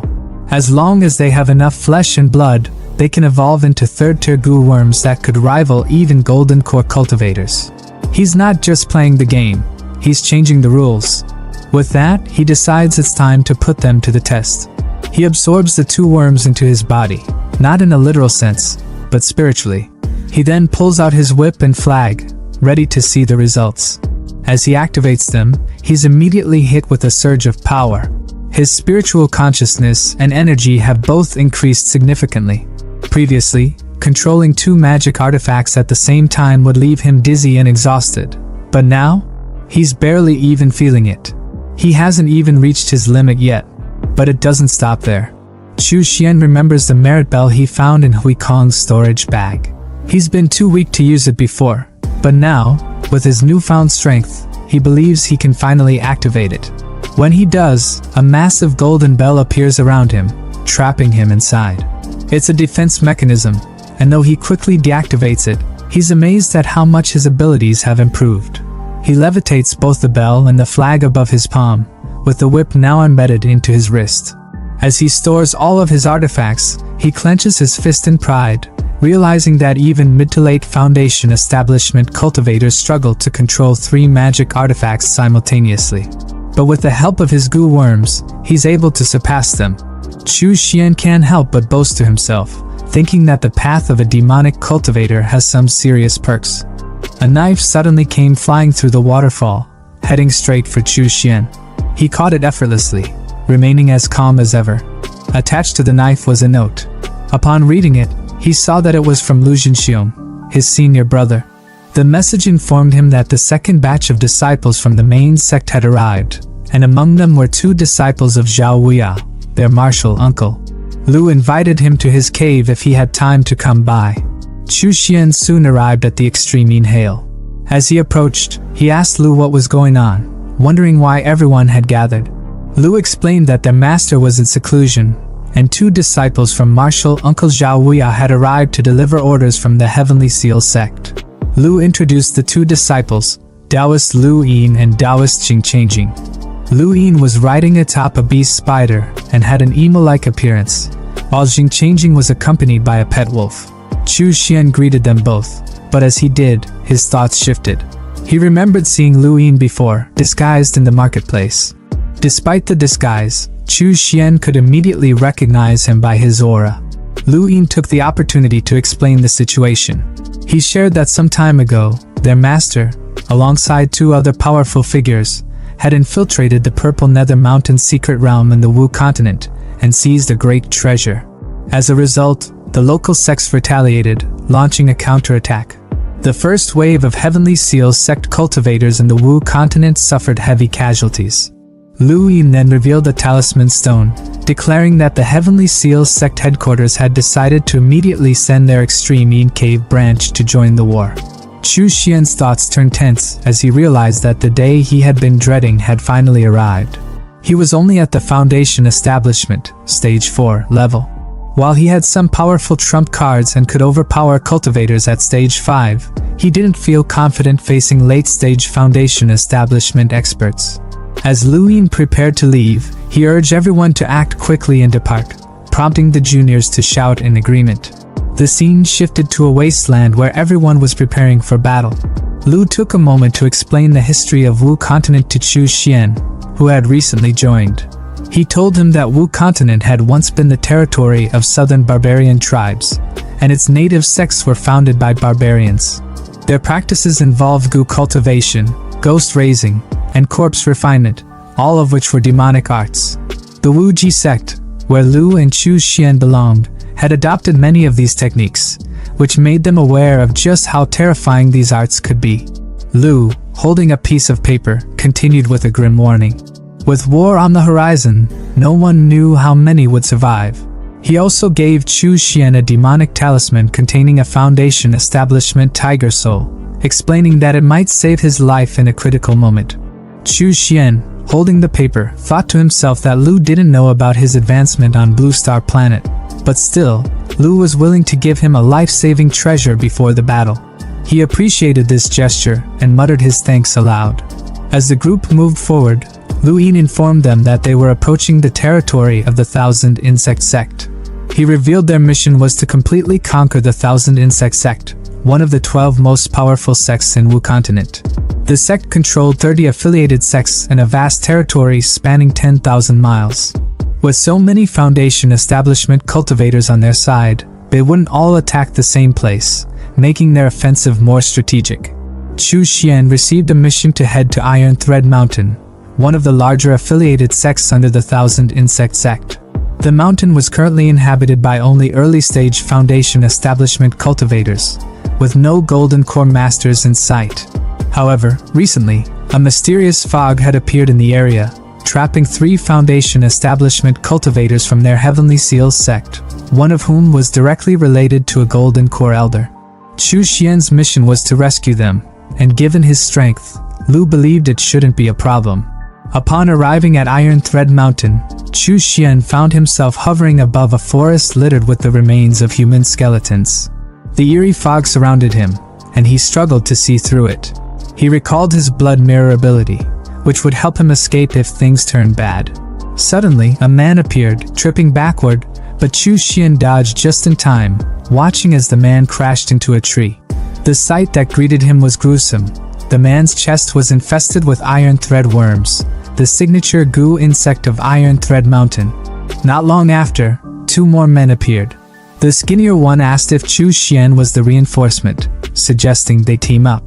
Chu Xian introduced himself, and the 2 men introduced themselves as Zhou Yu and Zhao Wan, both early-stage Foundation establishment cultivators. Chu Xian thought to himself that if they ran into danger, these 2 could serve as cannon fodder. They continued their journey through the forest, where they encountered another man screaming in agony as goo worms emerged from his mouth. One of the bulkier men, after seeing the scene, recognized the man as a weak rogue cultivator who had barely reached Foundation establishment and suggested they ignore him. Chu Xian, however, noted that the worms had already burrowed into the man's internal organs, ensuring his inevitable death. The bulked-up guy dismissed the man, focusing on the mission at hand. He mentioned that completing the mission would earn them 300 sect contribution points, an opportunity they couldn't afford to miss. He urged the group to follow his lead as they ventured deeper into the mountain. The skinnier man reassured Chu Xian that they would be fine, especially with Zhao Wan, who was at the early stage Foundation establishment stage 3. He was just 1 step away from stage 4, and with him leading, failure was not an option. But things took a turn when the bulked-up man suddenly began to feel strange. The itching sensation he experienced soon became unbearable, and Chu Xian, along with the skinnier man, watched in horror as his face became infested with goo worms. The bulked-up man screamed in pain, his condition rapidly deteriorating. In a panic, the skinnier man called out to Zhao Wan for help, but Chu Xian, realizing what was happening, screamed for them to retreat. He could sense a powerful goo master nearby, using a silent and seamless technique that even he struggled to detect. The bulked-up man, now blind with goo worms crawling over his face, begged for help, but his fate was sealed. Within moments, his head exploded, the worms bursting out like plant roots, leaving nothing but a gruesome spectacle. Chu Xian and the skinnier man fled, thinking they had escaped the worst, but just as they were catching their breath, a voice taunted them from behind, threatening to take their lives. Without warning, a wind slash struck the skinnier man from behind, and a second one followed, aimed directly at Chu Xian. Using his shadowing escape technique, Chu Xian evaded the attack just in time, leaping away like a meteor and landing deep in the forest. Panting heavily from the near-death experience, he realized that Iron Thread Mountain couldn't be guarded by just early-stage Foundation establishment cultivators.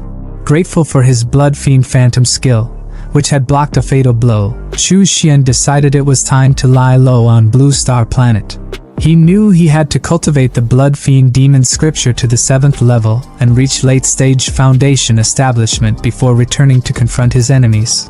With a determined look on his face, he vowed to find out who had given him false intelligence about the mission. Chu Xian sat cross-legged in the dimly lit cultivation chamber, eyes tightly shut as he absorbed the Densine Fiend Chi swirling around him like a storm, his body acting as a conduit for the dark energy, pulling it in greedily, refining it. Yet despite the sheer volume of power at his disposal, the sensation of stagnation gnawed at him. A wall blocking his path forward, his cultivation refusing to advance, frustration simmered beneath his calm exterior, and he knew exactly why. No matter how much external energy he gathered, the root of the problem lay within him. His aptitude, his spiritual root, was painfully mediocre. A mid-grade wood-aligned spiritual root, completely unremarkable by cultivation world standards. In a realm where talent dictated destiny, he was stuck with a foundation that was, at best, passable, and at worst, a lifelong limitation. Despite possessing techniques beyond ordinary comprehension, despite wielding the terrifying power of Yin Fian Chi, his progress was annoyingly slow. Painstaking compared to the monstrous geniuses of the world, he exhaled sharply, suppressing his irritation, and reached for an ancient scripture lying beside him, flipping through its pages, his sharp gaze scanning for answers, and there it was, the evil wood spirit body. A method not to alter his spiritual root but to enhance his acquired spiritual body, a loophole in the rigid cultivation system that could compensate for his lackluster foundation. Once cultivated to minor completion, it would drastically improve his wound healing speed, fortify his physical defenses to absurd levels, and even grant him the ability to control plant life, a perfect synergy with his existing abilities. But of course, nothing was ever simple. The process required consuming specific spiritual materials over 33 cycles, a tedious but rewarding endeavor. However, the real issue was acquiring those materials. Did this forsaken blue star even have the necessary wood-attributed spiritual resources? That meant only one thing. He needed to search. Standing up, he stretched briefly before stepping onto his flying sword, soaring over the ruined city below, his sharp eyes scanning the desolate landscape for any traces of what he needed. But then, something unusual caught his attention. In the distance, beyond the crumbling remnants of civilization, a sprawling expanse of massive mushrooms stretched like a fungal forest, an eerie, otherworldly sight that immediately piqued his curiosity. Descending to investigate, he activated one of his abilities, Nether Fire Bomb, sending a concentrated burst of purple flames at the spores below. And to his intrigue, they reacted, shifting as if sensing his presence. Sentient fungi. Now that was something new. It seemed the world had been busy evolving in his absence. But he wasn't the only one who had discovered this anomaly. Cut to the ship gang. A notorious group of warriors and mercenaries, currently locked in a desperate struggle, their territory overrun by grotesque mushroom-infested humanoids. Their captain, a grizzled warrior with a giant double scythe, barked urgent orders to his men, his voice sharp with authority. Under no circumstances were they to let themselves be injured. Even the smallest wound would allow the spores to take root, infecting them, twisting them into mindless fungal monstrosities. And as if to drive the point home, a pained cry rang out. Old Lou, one of their veterans, had been scratched, his flesh already pulsing with unnatural growths, agony twisting his features as fungal tendrils spread across his body. His comrades hesitated, horror dawning in their eyes, but Lou, even in his final moments of control, knew what had to be done. His trembling voice pleaded for mercy, for release. The captain grit his teeth, his weapon igniting with fiery energy as he delivered the fatal blow, cutting down his infected friend, his expression grim. But there was no time to mourn. The situation was spiraling out of control. Reports poured in. The northern district had fallen. Their forces were dwindling fast. Retreat was their only option. They needed to flee to the sea, regroup, and figure out their next move. However, just as they turned to leave, a chilling voice echoed through the air, stopping them dead in their tracks. Trying to run? You're already too late. Stepping out from the shadows was a towering humanoid fungus, its grotesque form covered in pulsating yellow spores, its voice slow, deliberate, unnatural, introducing itself as Stinky Yellow Mushroom. Its presence alone sent a wave of unease through the group. But what it said next was even worse. Why struggle? Why fight the inevitable? Instead, they could embrace their fate, become one with the mushrooms, evolve beyond their fragile human forms. The offer was met with immediate hostility. Weapons raised, tension thick. But before anyone could strike, a crow swooped down from the sky, its eyes glowing with an eerie intelligence, its sharp voice cutting through the air. The immortal has come for you. Retreat, hurry. The words sent an immediate ripple of panic through the fungal creature, its hulking form shifting uneasily. The immortal? Impossible. Wasn't he always in Donghu City? But before it could react, a sharp crimson slash tore through the air, striking both the mushroom and the crow, stopping them in their tracks. And then, in an instant, a golden gust of wind surged through the battlefield, blinding the ship gang.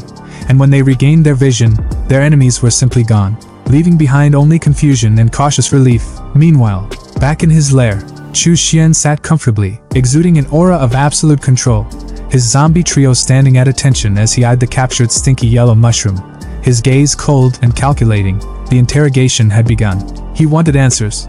How could this creature speak human language when it hadn't even reached Foundation establishment?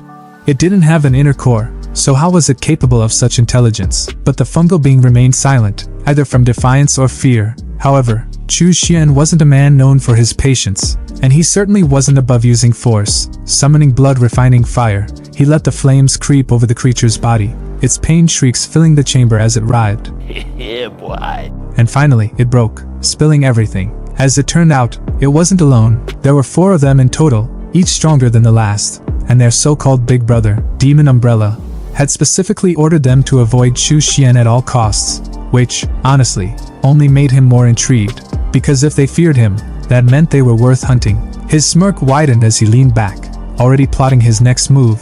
If these mushrooms thought they could claim his territory, they were about to learn the hard way that Chu Xian was not someone to be ignored. Chu Xian stood there, arms crossed, amusement glinting in his eyes as he tilted his head ever so slightly, watching his captive squirm. Because, really, did this mushroom actually think he wouldn't notice those sneaky little spores floating around? The guy had been secretly trying to send signals while also attempting to turn him into a damn fungus. Talk about being bold and stupid at the same time. The mushroom dude stuttered in shock, completely caught off guard that his trick had been seen through, but instead of groveling, he immediately switched to plan B. full-blown desperation mode. Without hesitation, he unleashed a surge of infection energy, a last-ditch effort to infect Chu Xian and take him down with him, spores swirling like a toxic cloud of doom. But Chu Xian? Not even remotely worried. With all the nonchalance of someone swatting away a mildly annoying mosquito, he activated his blood spirit shield, the barrier flaring to life and completely negating the attack. He couldn't help but raise an eyebrow, slightly impressed. The strength behind that move was actually decent, comparable to a mid-stage chi refinement cultivator. Still, decent wasn't enough when facing him. Deciding to end this farce, he stepped out of his safe zone, summoning the blood-refining corpse flame, and suddenly, the confident mushroom turned into a panicked mess, realizing he was well and truly screwed.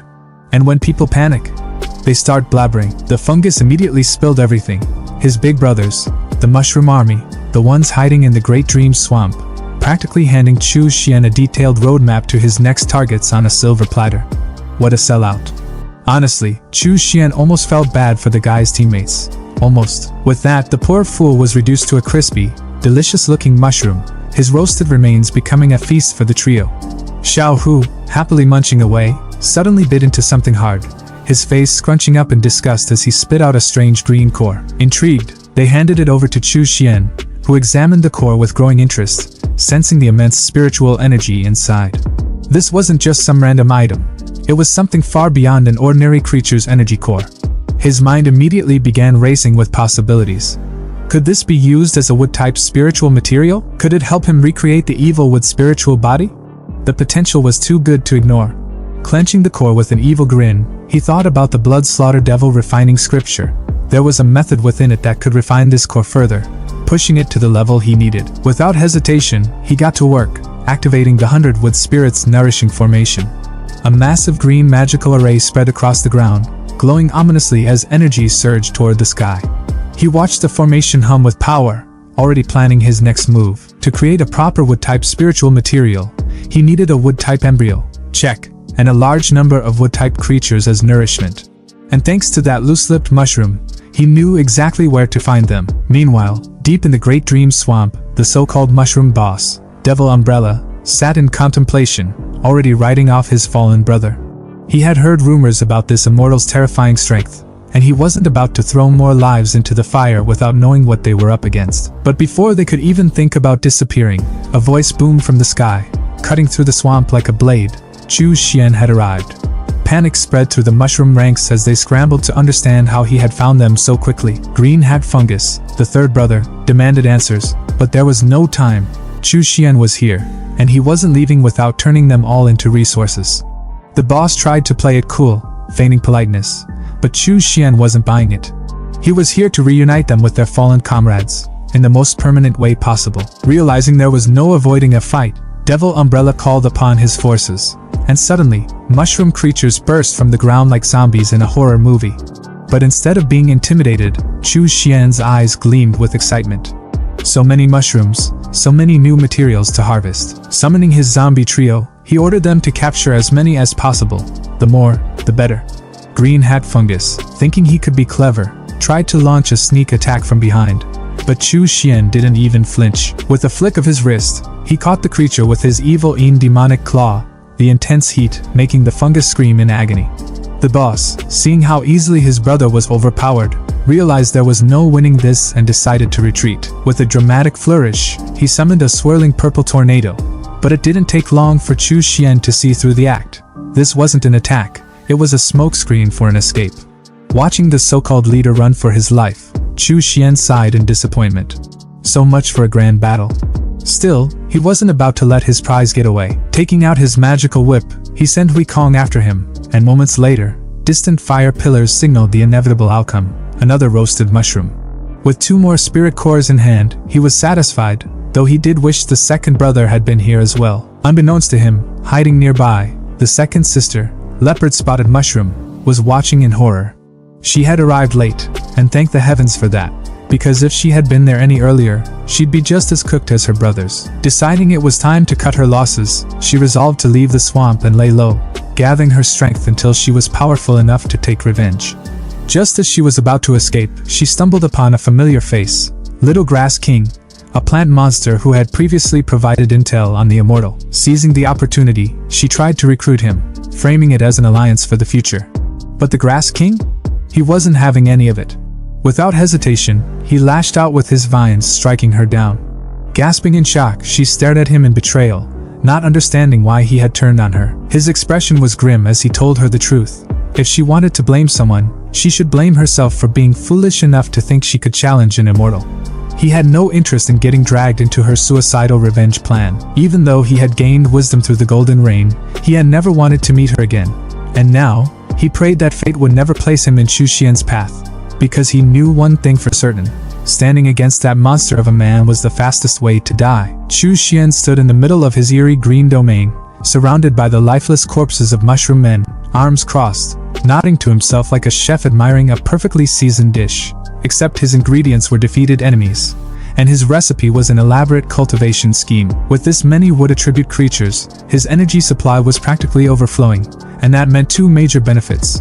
First, he could cut down the time needed for spiritual objects to form to just half a year, and second, a single embryo could now produce multiple spiritual objects instead of just one. Efficiency at its finest. But while it was tempting to wipe out every last one of these mushroom men, that would be short-sighted. He needed some to grow stronger, like the 4 mushroom brothers, so he could continuously harvest spiritual energy cores and pump out even more wood-attribute objects. A self-sustaining cycle of power. The only problem? There still weren't enough of them. At this rate, if he had to personally go to the Great Dream Swamp to collect and transport them one by one, it would take up far too much of his valuable cultivation time. And let's be honest, Chu Xian was not about to waste time on grunt work. He needed a better, more efficient solution. As he pondered this, his pet beast, Xiao Bao, let out a roar, snapping him out of his thoughts. He turned, raising an eyebrow. Black Blade's men were back? Again? What, was this their 5th time now? These guys were persistent. Meanwhile, outside the green domain, the remnants of the Black Blade mercenary company stood anxiously, their leader Gang Jian and his right-hand man Fatty looking increasingly discouraged. Fatty, sighing, voiced the obvious. This was their 5th trip, and still, the so-called immortal hadn't shown himself. Maybe it was time to give up, but Gang Jian wasn't having it. Their former faction, the Lanjiang army, had disbanded, leaving them as nothing more than rootless weeds, drifting with nowhere to go. If they didn't take this gamble, they were all as good as dead. With desperation burning in his eyes, he suddenly shouted at the top of his lungs, his voice carrying across the wasteland, practically begging for a response. They had no way to fight back against the seemingly endless waves of mushroom men, and if the immortal could help them, they were willing to offer whatever he wanted, no questions asked. The wind howled in response. Silence. Fatty let out another defeated sigh, preparing to turn back. Looked like today wasn't their day either. But just as they resigned themselves to leaving, a shadow loomed over them, and they turned to see Chu Xian descending like a god of death, his presence alone sending a chill down their spines. Gang Jian and Fatty immediately dropped into a respectful stance, anxiously awaiting his judgment. Chu Xian, ever the strategist, silently observed them, suppressing a smirk. Logically speaking, with the 4 mushroom brothers dead, the remaining mushroom men should have been weak and disorganized, easy pickings. Yet these 2 clearly had no idea, which made them the perfect pawns. Playing along, he acknowledged their plea, expression unreadable, and asked if they were truly willing to give him anything he wanted. Without hesitation, Gang Jian nodded furiously. If it meant survival, they were prepared to do anything. Fatty, sweating bullets, quickly followed suit, bowing even lower and reinforcing their willingness to serve. Seeing their desperation, Chu Xian decided to grant them his generosity. He would personally eliminate the mushroom men's leader for them, but in exchange, they would work under him, forever. And if they ever dared to betray him, well, let's just say their souls would be shredded into oblivion, never to reincarnate. No pressure. Gang Jian and Fatty exchanged a quick glance, weighing their options for all of 2 seconds before promptly dropping to their knees, pledging their complete loyalty. Chu Xian nodded approvingly. Good. Now for their first mission. Once he eliminated the mushroom leader, the remaining mushroom men would be theirs to handle. Most of them were lurking in the Great Dream Swamp, and he needed Black Blade to capture as many as possible and bring them back alive. Gang Jian hesitated, his face twisting with uncertainty. Even as a level 2 transcendent, the strongest among them, he struggled against ordinary mushroom men. How could they possibly meet this request? Chu Xian simply smirked and tossed them 2 golden pills. Gang Jian caught one, eyes widening in shock. A level 3 spiritual energy core? But wait, this was dangerous. If a transcendent consumed a core above their level and failed to break through, not only would they die, but they might also turn into mindless, bloodthirsty monsters. He hesitated, glancing at Chu Xian for an explanation. Chu Xian, unimpressed by their cowardice, simply reminded them of the deal. They had already signed their souls away, with no other choice, and under the immense pressure of Chu Xian's icy stare, they swallowed the pills. Instantly, their bodies convulsed, veins bulging as raw energy surged through them. It was agonizing, like their very souls were being torn apart, their chi spiraling out of control. Chu Xian observed them calmly, noting with amusement that they seemed to be experiencing chi deviation. That was bad news for them. If cultivators suffered from chi deviation, they bled from their meridians and exploded. For transcendence, it turned them into crazed zombies. But of course, he had a solution. Raising a single finger, he injected external spiritual energy into their bodies, clearing their clogged meridians in an instant. The green aura around them faded, and then boom. Transformation complete. Gang Jian emerged looking like he had just stepped out of a bodybuilding competition, muscles rippling like a true gigachad, while Fatty now had the physique of an absolute tank, broad and heavy like an immovable beast. Stunned, Gang Jian flexed his newfound strength, realization dawning. He had broken through. He was now a level 3 transcendent. Fatty, equally overwhelmed, marveled at his upgraded body, barely able to believe it. Chu Xian simply gave them a cold, knowing look. Their current strength? Barely adequate. But it would do. He sent them off with a final warning. They knew what they had to do, and they knew what would happen if they failed. Both men immediately bowed, swearing unwavering loyalty once more, vowing that Black Blade would serve him with all their might. 6 months later, a burst of red light erupted from within Chu Xian's secluded training chamber, signaling yet another breakthrough. He exhaled sharply, eyes flashing. Foundation establishment, 6th layer, complete. But he wasn't satisfied.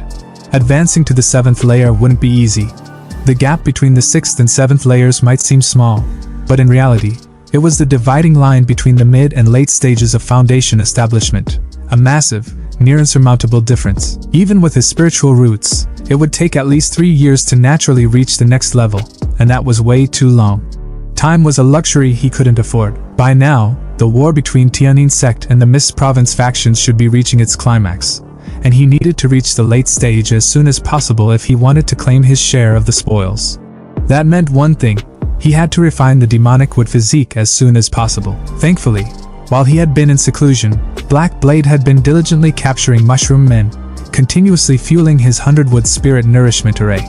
It was time to check on the results. With a determined look, he stepped onto his sword, the weapon humming beneath him like a living entity, and with a swift command, he shot into the sky, leaving a trail of green energy in his wake. It was time to reap the rewards of his carefully laid plans. Somewhere in the city, a grotesque and silent monument of violence rose from the earth. A mountain of mushroom-like humanoid corpses piled high, their twisted fungal bodies stacked on top of one another like nature had rage quit and grown teeth. Hovering above this carnage were glowing golden green orbs, calmly absorbing wood attribute spiritual energy from the fallen as if reaping a quiet harvest from death. Into this bizarre and grim garden descended Chu Xian, calmly riding his flying sword like a man late to his own cultivation party. His trio of undead subordinates, zombies with names and roles, hopping off the sword, Chu Xian observed the scene with a glimmer of satisfaction, noting that a batch of wood attribute spiritual objects had already matured. One of his zombies, Xiao Hu, roared in response, the undead equivalent of, "You're right, boss." With a casual wave, Chu Xian summoned the glowing spheres toward him, inspecting their energy levels like a sommelier judging spiritual wine. 3 of them, he observed with amusement, had already reached the potency of mid-grade foundation establishment spiritual objects, while the rest were still respectable low-grade ones. It was more than enough for his current cultivation needs, and he said so with a grin that knew exactly how overpowered he was becoming. Looking at the mound of fungal corpses again, he noted that even more spiritual objects seemed close to maturity. Whether he absorbed them to strengthen his evil wood physique, or sold them off in the immortal market, either path offered lucrative rewards. Then the real scheme clicked into place. He could turn this entire setup into a trans-dimensional business. Grow wood attribute treasures from mushroom men on Blue Star, ship them over to the Tsunchuan realm, and sell them for profit. It was cultivation capitalism with zero risk and maximum return. He might as well print money. With that, Chu Xian leapt back onto his flying sword, eyes gleaming with ambition, muttering that there was no time to waste. The path of cultivation awaited. In a quiet and secluded glade, under the faint glow of an ethereal green tree, Chu Xian began his next phase. He took out a single pill, placed it in his mouth, and let it dissolve. As the medicinal energy surged through his body, a powerful current of vitality coursed through his meridians, and his eyes lit up with a shimmering green glow that made him look less like a man and more like a forest deity in mid-upgrade. He sat in silence, unmoving, as time blurred into spiritual focus. 99 days later, because of course it had to be a dramatic number, he was still there, rooted and unwavering. When he finally opened his eyes, they glowed like emerald fire. In a voice soft but filled with quiet triumph, he whispered that he had achieved minor completion of the evil wood physique. Rising to his feet with the slow, deliberate movements of someone who had just rewritten their destiny, he declared that he now possessed an acquired spiritual body. This wasn't a minor milestone.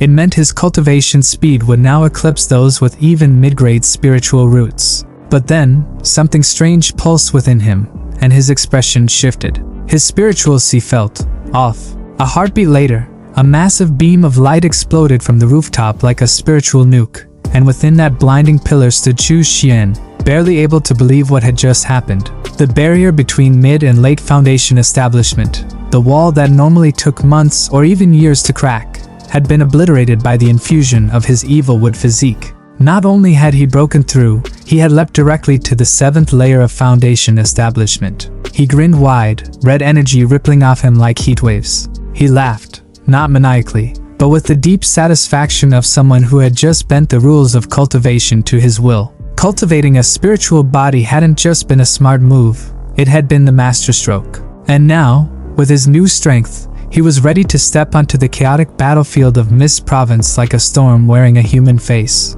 Meanwhile, in the Mist Province of the Zhengshuan realm, chaos was already unfolding. A red-robed cultivator from the Blood Cave sect screamed with fury as he sent a swarm of crimson insects hurtling toward 2 disciples of the Tianyin sect. The disciples panicked. One, eyes wide in terror, shouted at his senior to escape. The senior looked at him with the cold logic of survival, gave a grim nod, and then shoved the junior directly into the path of the bees. Betrayal, weaponized. As the insects overwhelmed the poor disciple, his final cry was of disbelief and heartbreak. The senior ran, muttering that his junior had told him to flee, as though that somehow made the betrayal less cowardly. But then, the battlefield shifted. A scream, sharp, unnatural, and agonized, cut through the forest. The senior stopped mid-step, confused. Why was the enemy screaming now? He turned, only to see the Blood Cave cultivator broken and bleeding, begging for mercy. Standing over him, calm as a reaper clocking in for work, was Chu Xian. With a casual clench of his fist, the demonic cultivator was torn apart like paper. The senior disciple, frozen in the shadows, trembled. That kind of force. One move, no effort. It couldn't belong to a chi condensation cultivator. This was definitely foundation establishment level, and a powerful one at that. Then Chu Xian turned and smiled at him. It was a small gesture, but it felt like a blade pressed to the soul. The senior's mind spiraled. Had Chu Xian seen him betray his brother? Probably. But with no witnesses left, maybe he could still salvage this. He dropped to his knees, tears streaming, voice cracking as he thanked Chu Xian for saving his life and explained that he was just a lowly chi condensation disciple from the Tianyin sect. Chu Xian's face was unreadable as he flatly told the man he wasn't interested in stories. He simply needed to search his soul. A heartbeat later, the man's head was gone, cleaved cleanly by Chu Xian's flaming claw. No ceremony, just execution. Holding the severed head, Chu Xian muttered almost to himself that he had cultivated on Blue Star for 10 months. In this realm, that translated to only 1 month, and a lot could change in a month. He couldn't afford to act blindly. He needed information. With the memories of both the Blood Cave cultivator and the Tianyin sect trader now stored in his mind, he could cross-reference their knowledge and fast-forward through everything that had happened while he was gone. No guesswork, just hard data. Chu Xian stood still, the forest now silent around him, as he began to plot his next move with the calm intensity of someone who didn't need luck, just time.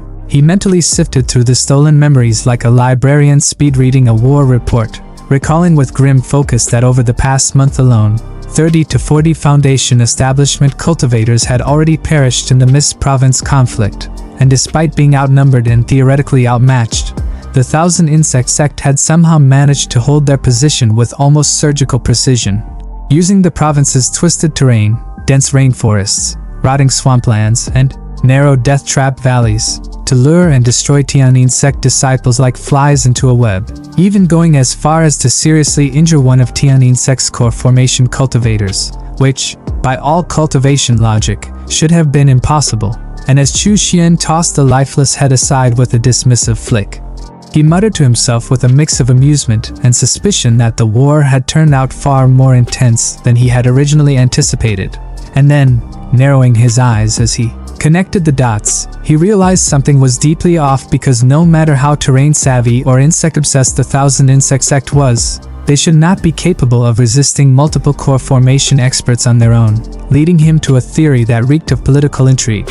The other 4 major sects from the Yu Kingdom were likely fanning the flames in secret, using this proxy war to bleed the Tianyin sect dry so they could swoop in later and divide the spoils like vultures dressed in ceremonial robes. And just as he was about to move on, he probed deeper into the memories and found another juicy piece of intel, discovering that Master Wan Wuying had recently taken on a new disciple named Chen Jiaofeng. And 5 days ago this same Chen Jiaofeng had stolen a top-grade magic weapon straight from under the noses of the Thousand Insect sect, only to be ambushed mid-escape by 2 Gu masters from Iron Thread Mountain, where he now remained trapped.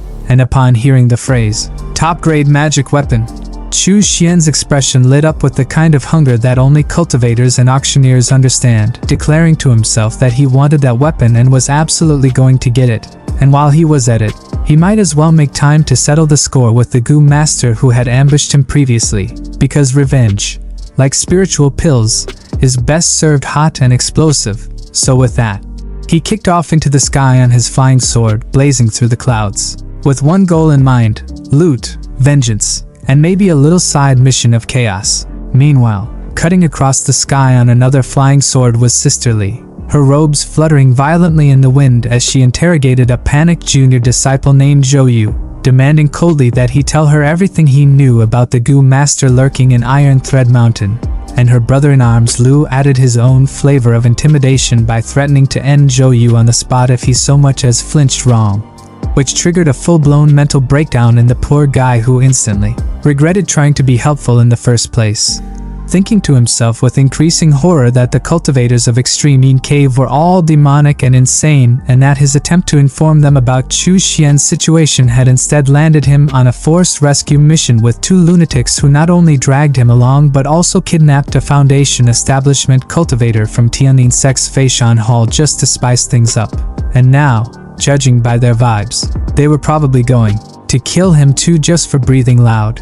So in full panic mode, Zhou Yu spilled everything, explaining that on that fateful day he had entered Iron Thread Mountain with Zhao Luan and Chu Xian, not expecting the area to be filled with fog laced with drifting insect eggs that immediately hatched into flesh-eating iron thread worms the second they touched a cultivator's body.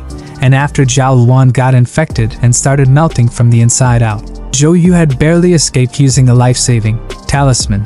And as for what happened to Chu Xian, he had no clue, and honestly, he insisted, it wasn't his fault but rather a complete intelligence failure on the sect's part, because who could have known the Gu master living there was a mid-foundation establishment expert with a bug fetish and a death wish. And as Sister Li processed the information, her expression turned solemn, thinking that Chu Xian had been missing far too long and was probably already dead, and now even her master's newly accepted disciple, Chen Jiaofeng, was trapped in the same cursed mountain.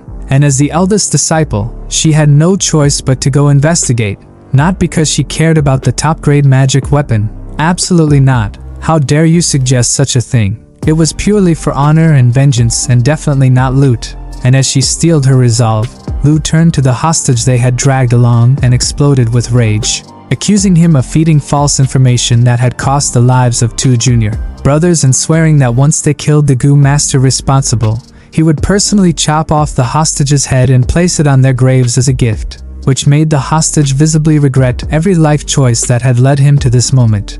And then, without warning, Lu let him drop to the ground like a sack of regret and descended after him with Sister Lee and Zhou Yu following behind. And as they landed, Zhou Yu hesitantly asked what the plan was because he was, in his own words, weak and absolutely not built for insect fog warfare. But Sister Lee casually assured him that he didn't need to do anything except hang back and watch the fight, which did absolutely nothing to ease his anxiety.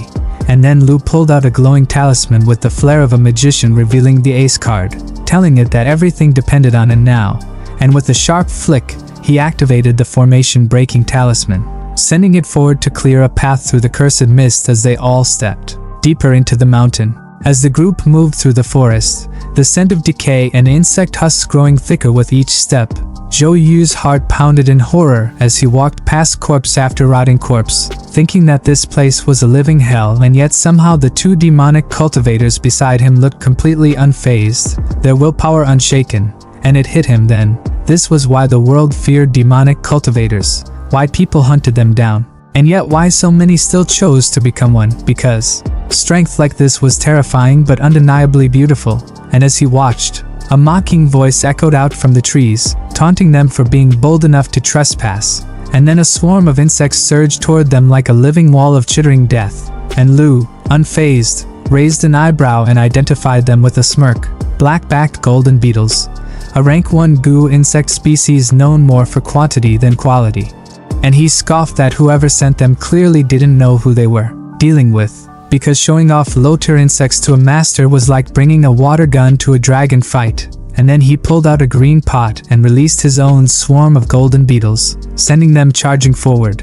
And Zhou Yu, watching with wide eyes, explained internally that even though the black-backed golden beetles weren't individually strong, their strength came from numbers, and most foundation establishment cultivators would avoid fighting them altogether. But then he noticed something else, an unfamiliar blue insect that immediately targeted and devoured the golden beetles. And before he could ask, Lu calmly placed a hand on his shoulder and explained that it was called the Blue Armor Immortal, a natural predator of the black-backed golden beetles and just one of the many goo insects he had brought as a backup plan. And Zhou Yu's jaw nearly hit the forest floor as he mentally screamed how incredible all of this was and how no wonder people feared demonic cultivators. And maybe, just maybe, it was time he learned a few techniques himself. And just as he was having that identity crisis, a shadow moved from the treeline and Sister Lee shouted a warning that the goo master was making a move. And then Zhou Yu's world went into slow motion as the enemy darted straight toward him, his fist glowing with deadly energy. And Zhou Yu screamed in his heart why it always had to be him, and the attacker, without missing a beat, snarled that of course he was the first target. He was the weakest of the bunch, so naturally, he should be the first to die. Lu narrowed his eyes and smirked, his voice low and sharp as he activated his skill, declaring with grim satisfaction that he had been waiting for this exact moment. The air tensed, and then, without warning, a flash of green light burst from the junior's shoulder, catching everyone off guard. The light warped and twisted midair into a massive claw, its shape eerily familiar, an exact mimic of Chu Xian's technique, and it clamped down on the enemy figure with mechanical precision, pinning him in place like an insect under glass. Stunned, the junior stared at his own shoulder, realization dawning as dread crept into his thoughts. Just moments ago, Hu Jinxiong had casually patted him there, and in that fleeting touch, he had already planted a goo insect. The junior's inner voice cracked with disbelief as he acknowledged the sheer audacity and terrifying efficiency of the extreme Yin Cave cultivators. Meanwhile, Lu stormed forward, his expression molten with rage, demanding to know the whereabouts of his junior brothers, Chen Xiaofeng and Chu Xian. The restrained figure remained silent, lips moving but offering no coherent answer, just a maddening drone of muttered words. Sister Lee's spiritual senses flared, her instincts screaming something was off. She gasped with alarm, realizing the man's cultivation was not what it seemed. He wasn't merely mid-stage foundation establishment. There were others, hidden, watching. She cried out that other goo masters were nearby. A voice emerged from the shadows, smug and resonant, confirming her fear while mocking their delay. Too late. In an instant, a crowd of enemies emerged from the darkness, encircling them inside a glowing golden formation. 3 spiritual wolves materialized from the circle's core, each radiating murderous intent. Sister Lee's voice tightened as she identified the formation. It was a mid-grade Foundation establishment array, the Wolf Soul Slaughter Formation. She explained in a single breath that the wolves were bound to the array's energy and would continuously revive until it was completely exhausted. The junior, still bewildered, questioned how the Wu province natives could have access to such a refined formation. Lu, eyes narrowing, suspected external interference. Another sect must have supplied this level of power. Amidst the rising tension, the captured enemy spat out a final cry. Iron Thread Mountain and the 1,000 Insect sect would never perish. And then, in a final act of fanatic loyalty, he self-destructed. The explosion roared through the battlefield, hurling Lu, Sister Lee, and the junior backward. The blast left the junior injured and dazed. The wolves seized the chaos, lunging to finish off the weakened trio. Just as their claws descended, Lu let out a primal roar, his body convulsing as he activated his transformation. His shirt tore apart as his skin darkened, fur erupted across his frame, and his eyes flared with deep violet light, black beast demon form. With monstrous strength, he caught one of the wolves mid-attack, stopping it in its tracks. But the enemy wasn't done. One of the ambushers uncorked a vial filled with swirling purple smoke and hurled it at Lu. The moment it touched him, his transformation collapsed, his beast form dissolving instantly. The wolf broke free and lunged again. Lu's voice cracked in disbelief as he recognized the toxin, blood-scattering fragrance. They had discovered the black beast demon form's weakness, something that should have been impossible. The ambusher laughed triumphantly, calling Lu and Sister Lee by name, sneering that their junior brother had proven to be quite the informant. The words hit like a gut punch. Both Lu and Sister Lee froze. Their eyes widened. Sister Lee's aura surged with fury, glowing a deep violet as she screamed for Chen Yaofeng to come out. With a yawn and a smirk, the traitor emerged from the shadows, his expression dripping with mockery. He lazily questioned why she even bothered to call him out, reminding her that they were once fellow disciples. Then, with venom behind his smile, he asked if he really had to kill them personally. Lu's rage exploded. He had come all this way to rescue Yaofeng, and this was the thanks he got. Betrayal. He demanded answers. Why? Zhaofeng's smile widened as he revealed his new allegiance. He was not only a disciple of the 1,000 Insect sect, but their chief disciple under the Golden Core Master known as 100 Gu Taoist. He now had access to every treasure in the sect's arsenal. Lu and Sister Lee, he said, were nothing more than sacrificial offerings. With a casual wave, he ordered his minions to deploy the Wolf Soul Slaughter Formation and unleash the Gu insects, warning them not to underestimate his former allies. The enemy obeyed with robotic loyalty, flooding the battlefield with spiritual wolves and swarms of insects. The junior screamed in agony as the Gu insects engulfed him, his cries echoing under the golden light. Lu shielded his face from the onslaught, despair creeping into his thoughts. Was this truly the end? But just as the darkness threatened to swallow them whole, a wall of searing flame erupted across the battlefield, obliterating the swarm in one decisive wave. Sister Lee's face lit up with hope. Lu blinked through the smoke and ash, and even Zhaofeng's confident expression cracked. All eyes turned to the source, the one name that made everyone freeze. Chu Xian.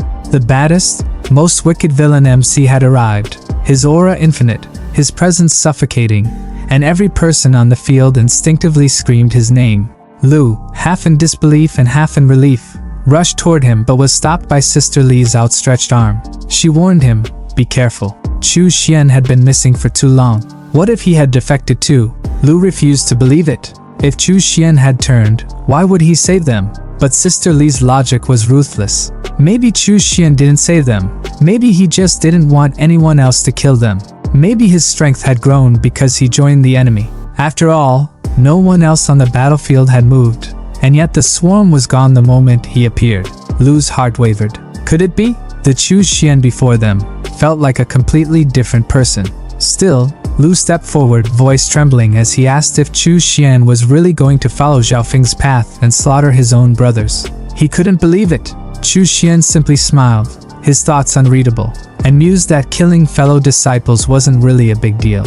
He had done it before. His only principle was simple: those who love him, he cherishes. Yaofeng chuckled and stepped forward, asking if this was really the senior brother Chu he had never met. He sneered, recalling how Chu Xian had survived one of his attacks in the past by sheer luck. The moment the words left his mouth, Chu Xian's aura shifted. Fury blazed in his eyes. His inner voice declared with lethal finality, "Those who offend me, I must kill." Without raising a hand, he ordered his minions to finish Xiaofeng. He didn't even feel the need to deal with him personally. Xiaofeng wasn't worth the effort. He was only Foundation Establishment Stage 2 at best. Just a bug waiting to be crushed. Sister Li's face, which had been tightly wounded with suspicion and dread, finally softened, her eyes catching the subtle cues in Chu Xian's arrival and the enemy's panicked reactions, and her voice trembled with a strange mix of hope and realization as she whispered that from everything they were seeing and hearing,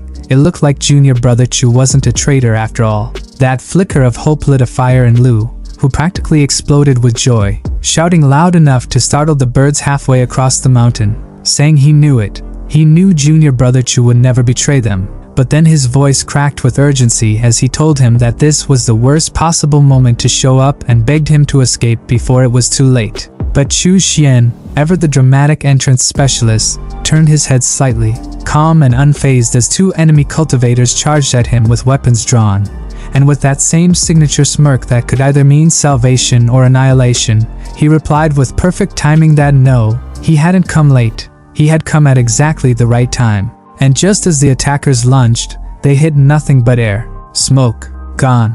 They blinked and looked up, and there he was, floating midair like a final boss descending from the heavens, his aura flaring and a blazing claw of flame forming from his outstretched hand. The two cultivators' faces dropped as sheer dread took over, one of them stammering that he actually mastered the Yin Fiend demon art, the last thing they ever wanted to see. But their fear came too late, because the fiery claw shot forward like a divine judgment, and crushed one of them into nothing but red mist and regret. The second one tried to bolt in a panic, clutching for his goo insect pouch like a lifeline, calling for his ironclad beetles, but before he could even activate them, someone stepped into his path. None other than Xiao Hu, the buff zombie with the personality of a brick wall and the strength of a battering ram.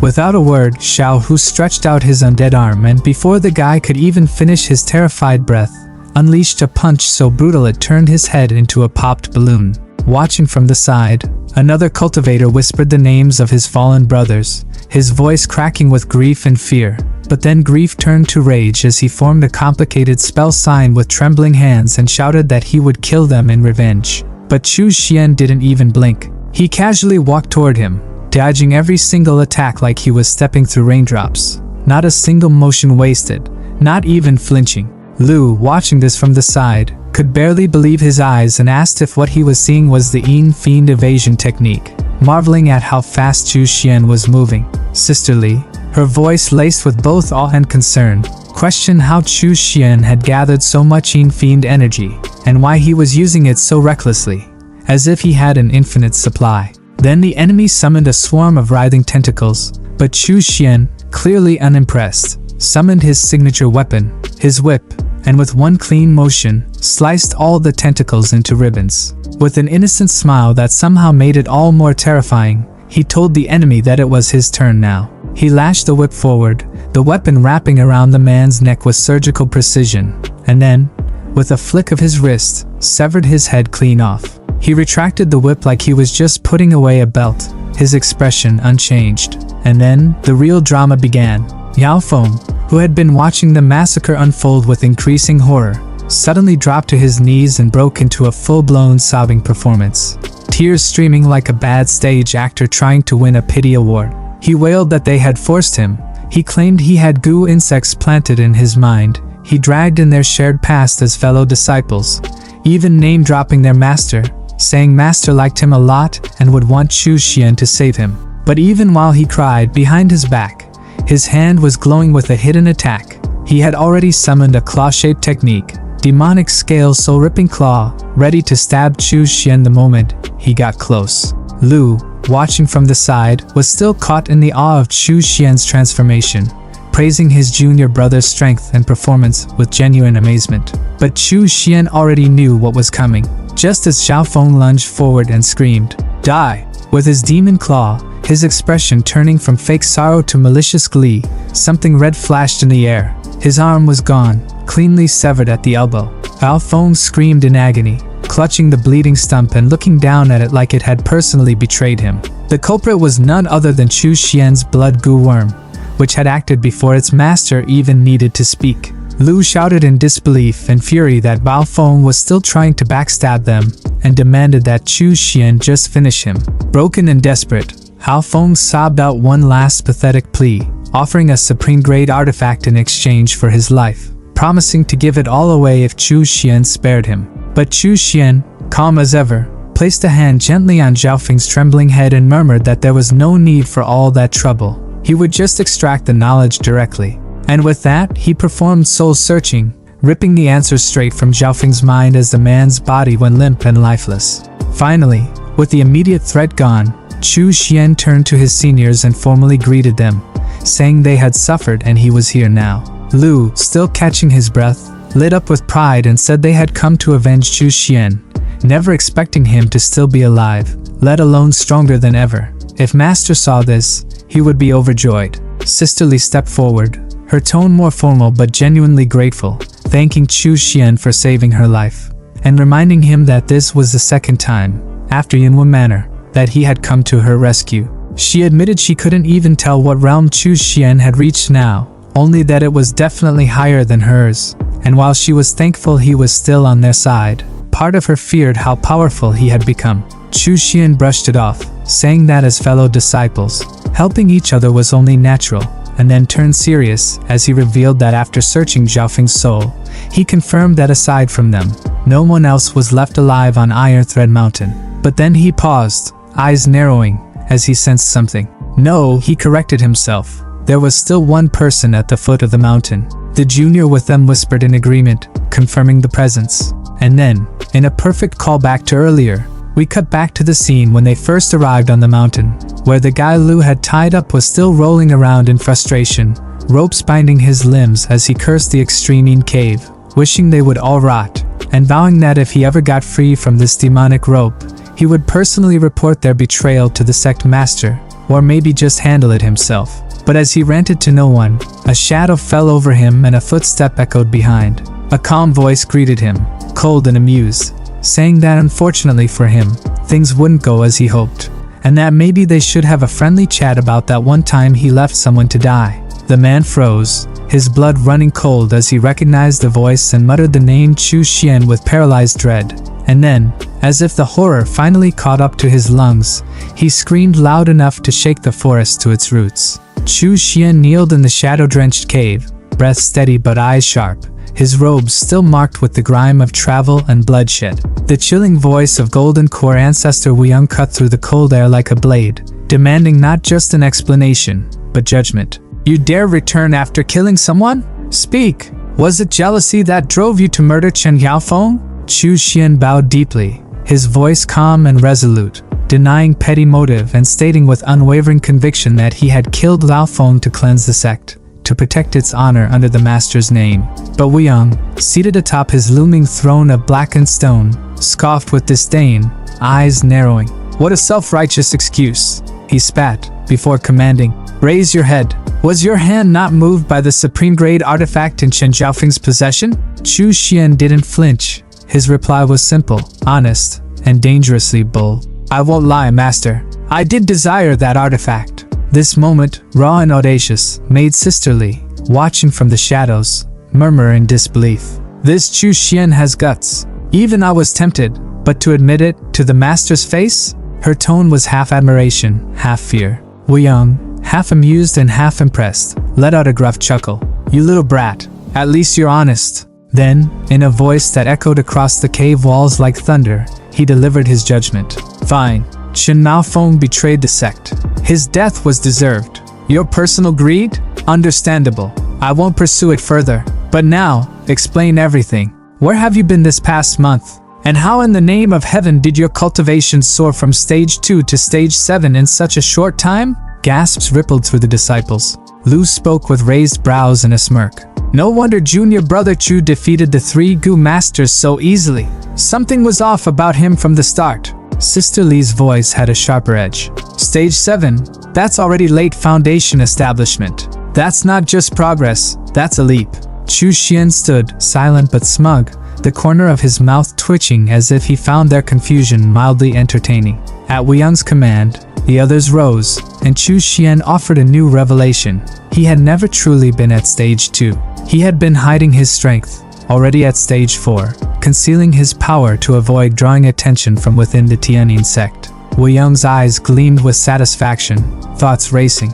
Smart. Knows not to flaunt wealth or talent. A tall tree attracts the wind. I learned that the hard way. But for him to grasp it so young, he may one day surpass even me. Chu Xian's tone turned cold as he recounted his travels. A venture to Iron Thread Mountain, a brutal ambush by a Gu master, a desperate escape that led to him falling into an underground valley. But before he could elaborate, Wu Yang waved it off with a grunt. Everyone has secrets. Keep yours. No need to inspire copycats. Now get lost. After killing so many from the 1,000 Insect sect, that 100 Gu elder will come for blood. Hide out for a few days. Dismissed, the disciples bowed.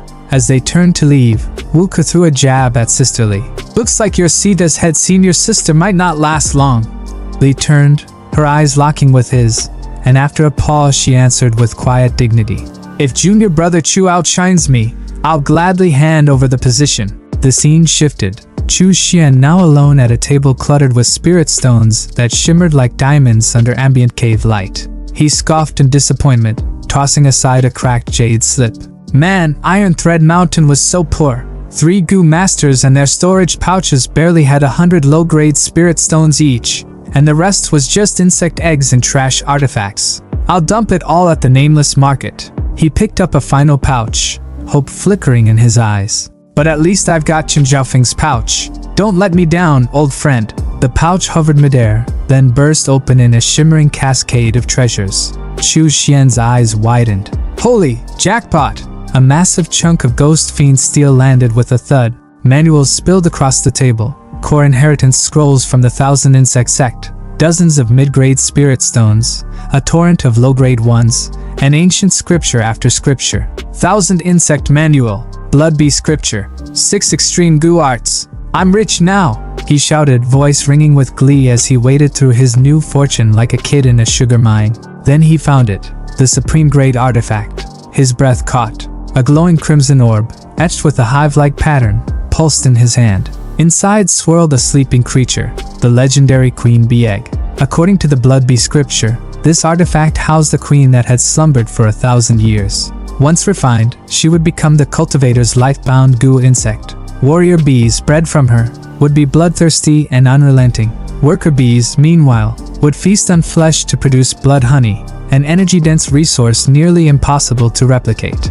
As the queen evolved, even more specialized types might emerge. But there was a catch. Control required a powerful soul. And unlike righteous sects, the 1,000 Insect sect had no soul-strengthening techniques, making mastery near impossible for most. Chu Xian turned the artifact in his palm, understanding now why the 100 Gu elder had taken Chen Vaofeng as his top disciple. He was one of the few capable of controlling it, and why Vaofeng had betrayed Master Wu Yang, despite the old man's kindness. Chu Xian's voice was low but certain. With a treasure like this in front of you, who wouldn't be tempted? He stood among the treasure heap, the light of the spirit stones reflecting off his face like stars. As he sat to begin refining the artifact, his mind was already racing.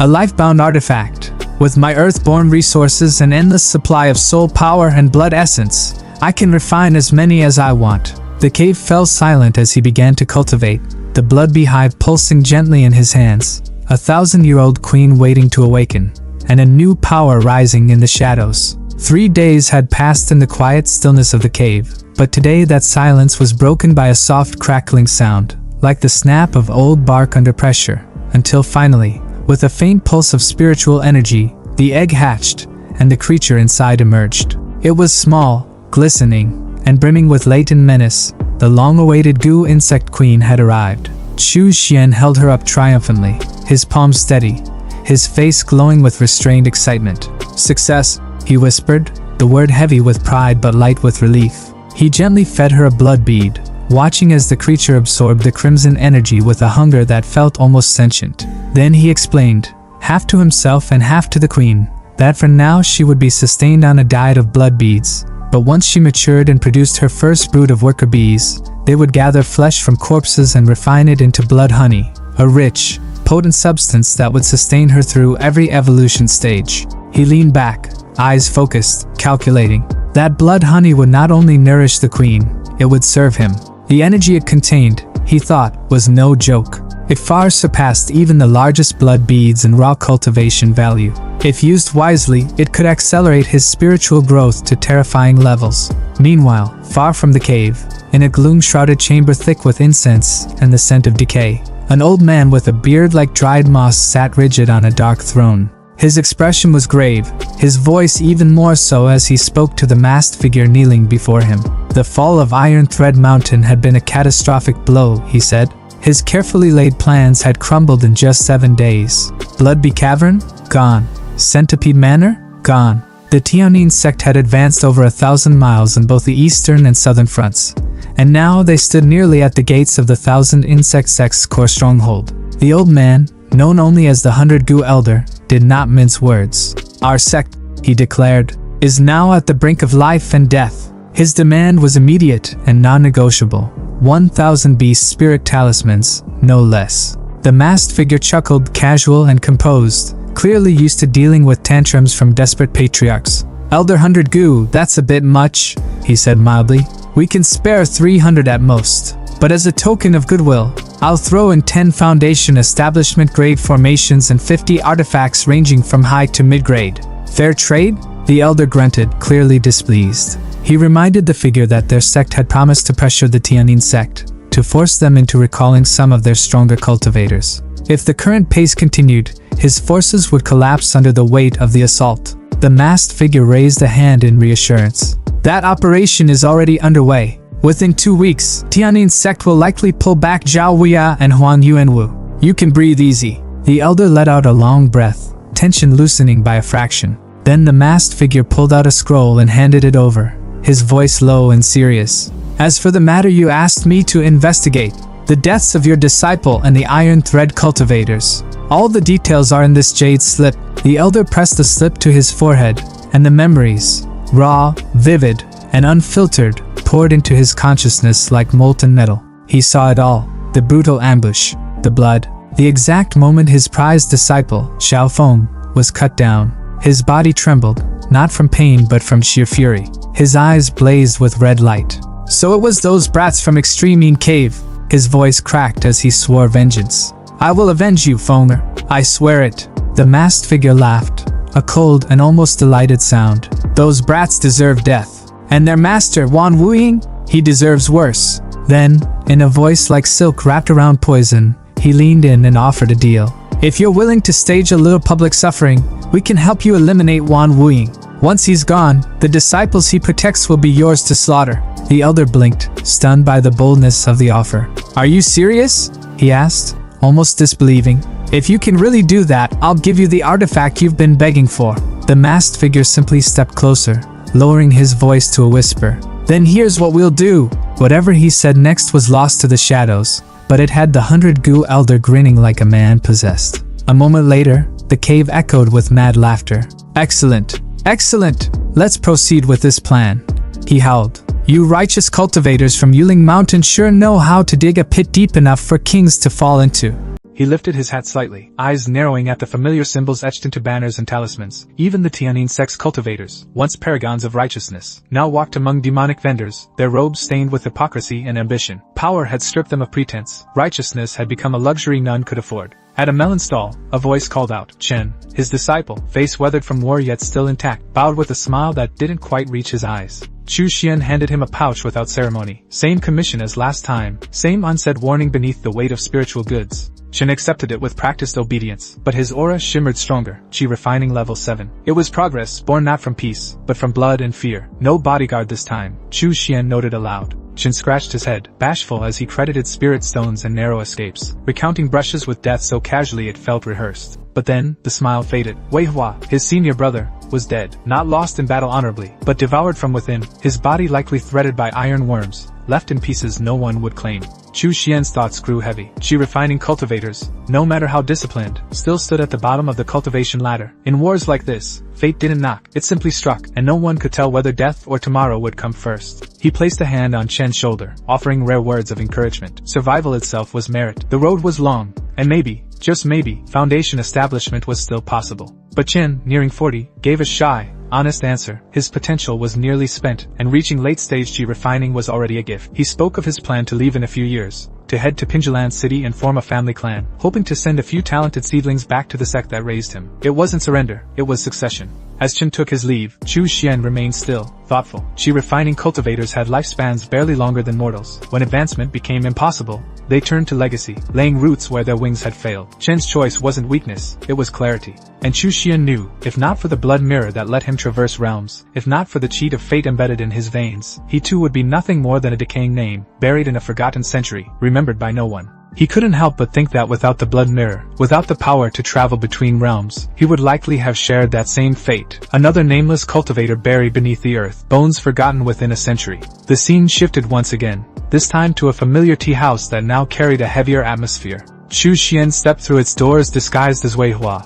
his expression unreadable as he fully embraced the false identity. One more mask in a world full of pretenders. Inside, the one who greeted him was none other than Chun-Li. Yes, that Chun-Li, from Fortnite, who welcomed him with graceful professionalism and asked whether he had come to buy or sell. With calm precision, Chu Xian stated his purpose. He had magic weapons, cultivation manuals, blood pearls, and goo worms to offer, and he was here to do business. Chun-Li responded by presenting him with a strange horn-like device, instructing him to speak through it, and broadcast his offerings to nearby cultivators. Anyone interested would then arrive at the tea house to negotiate in person.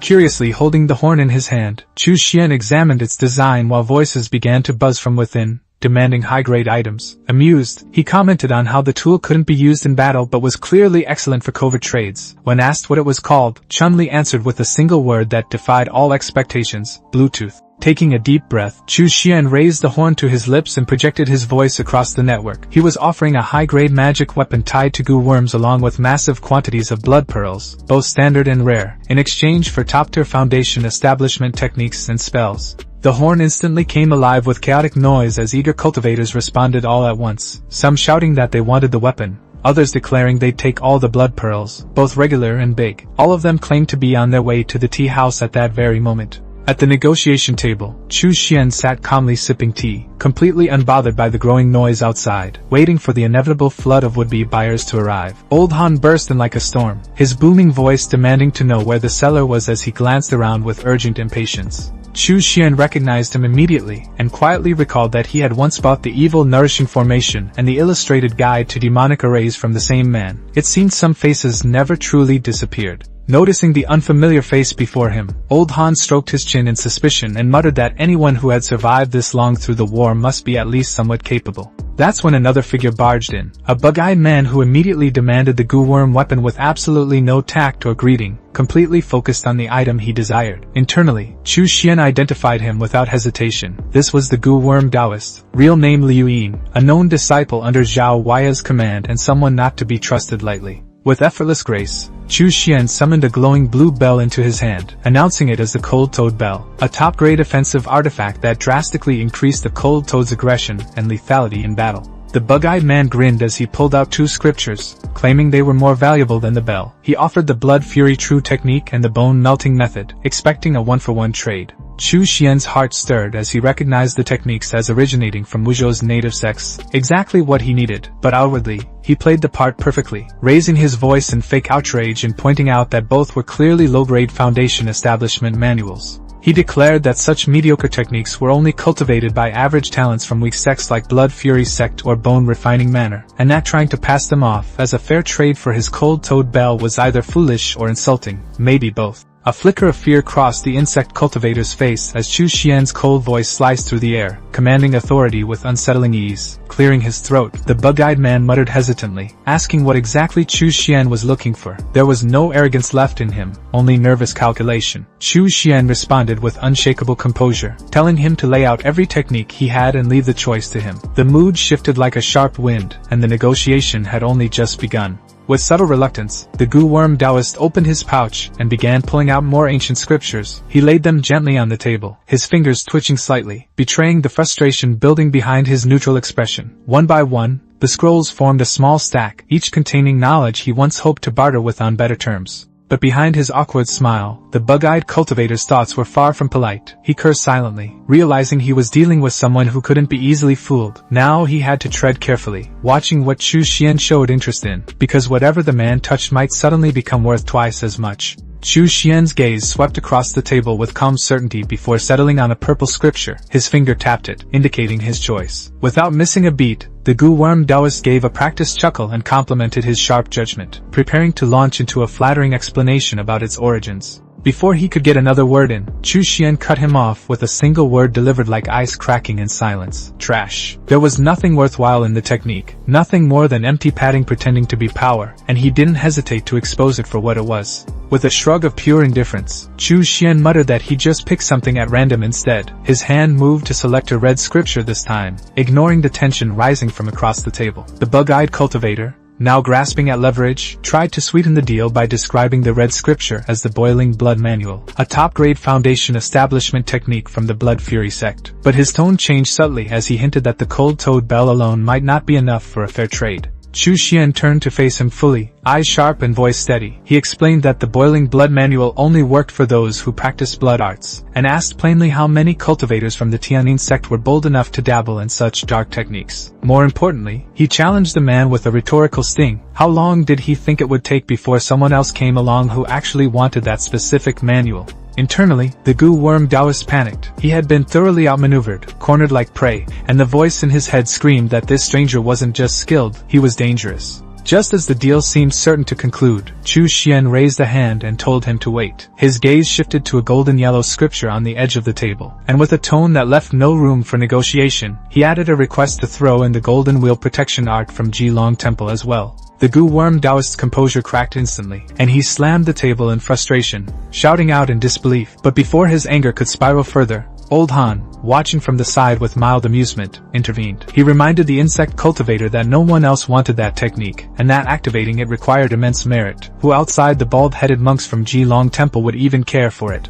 Faced with logic and public embarrassment, the goo worm Taoist hesitated only for a few heartbeats before snatching the blue bell and tossing over the scriptures with a bitter scowl. He grumbled his surrender under his breath, muttering that Chu Xian should just take them and be done with it. The transaction concluded, the insect cultivator gave a stiff farewell, masking frustration behind a forced smile as he bid the two men goodbye and left the tea house with tense shoulders and an even tenser pride. Left alone with his winnings, Chu Xian lifted the red scripture in his hand and allowed a rare smile to creep across his face. Internally, he celebrated his gain, knowing full well that the two techniques he now owned were not only powerful but perfect supplements to his current arsenal. Old Han gave him a proud look, raising his thumb like a mentor witnessing a flawless heist. He admitted it was the first time he'd ever seen the goo worm Taoist get completely played and asked whether Chu Xian was still interested in doing further business. But Chu Xian wasn't one to let flattery distract him. While he gave a vague response asking what else Old Han had to offer, his internal thoughts were already noting the shift in tone. Old Han wasn't just impressed, he was probing, and clearly no fool himself. The seasoned merchant grinned and revealed that he didn't only deal in cultivation manuals, he trafficked in information, valuable intelligence that could shift the course of war if placed in the right hands. Chu Xian raised a brow, intrigued but skeptical, and asked how he could be sure the intel was actually worth anything. With his usual theatrical flair, Old Han leaned in and whispered that the tides of war were about to change. He claimed to know exactly when it would happen, who was orchestrating it, and who the next target would be, his voice full of urgency and promise.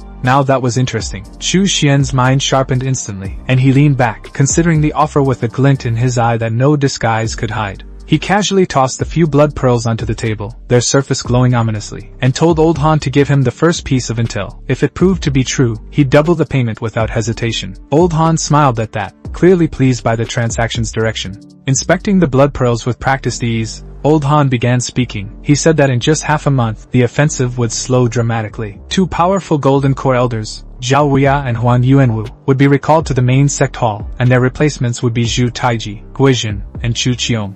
Chu Xian's eyes narrowed as he processed the names. Zhu Taiji was especially familiar. He had always resented the extreme cavern joining the Tianyin sect and once declared that demon cultivators should be eradicated entirely, without exception.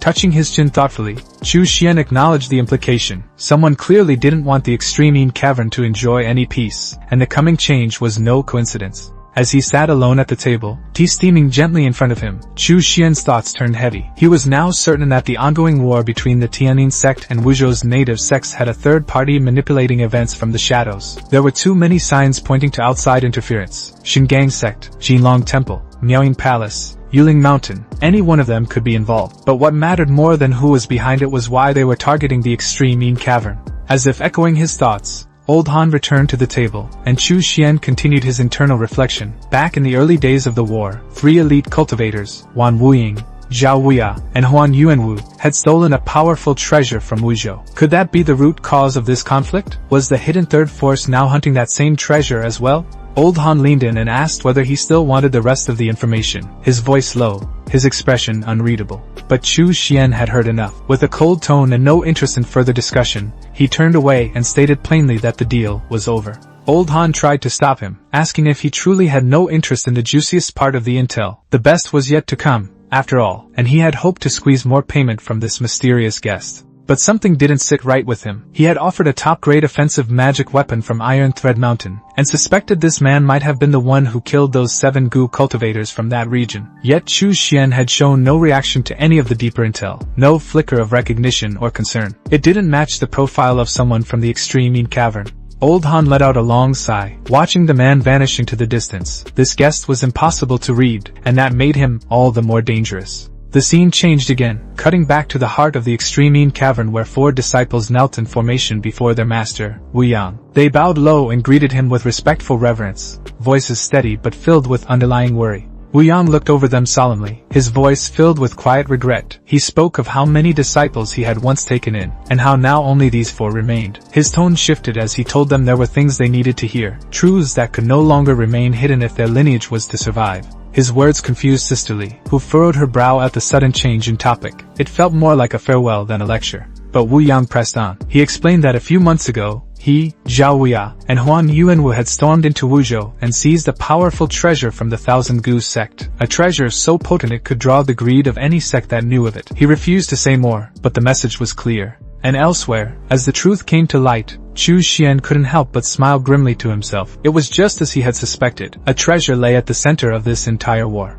Wu Yang's expression hardened as he delivered the harsh truth to his disciples. This war between Tianyin sect and the native Wuzhou factions could have ended swiftly if it weren't for third-party interference. And now that interference had a name. The culprit lurking behind the chaos was none other than Yuling Mountain. Wu Ke's eyes widened in disbelief and confusion as the revelation struck. How could it be Yuling Mountain? The idea felt absurd at first, but Chu Xian remained composed, his voice steady and calm as he replied that it was hardly surprising. In fact, the more he thought about it, the more it all aligned perfectly. Sisterly echoed the name with hesitation while Lu turned to Chu Xian, asking what exactly he meant by that. Without a hint of arrogance, Chu Xian laid out the history and geography that had brought them here. After the fall of Wuji sect, the 5 so-called righteous sects had carved up the land among themselves like vultures. Yuling Mountain had seized nearly a third of northern Wuzhou's fertile regions, positioning them directly adjacent to both the Tianyin sect and the territories of native Wuzhou. It was the perfect place for quiet manipulation, no long-distance logistics, no external attention, just quiet,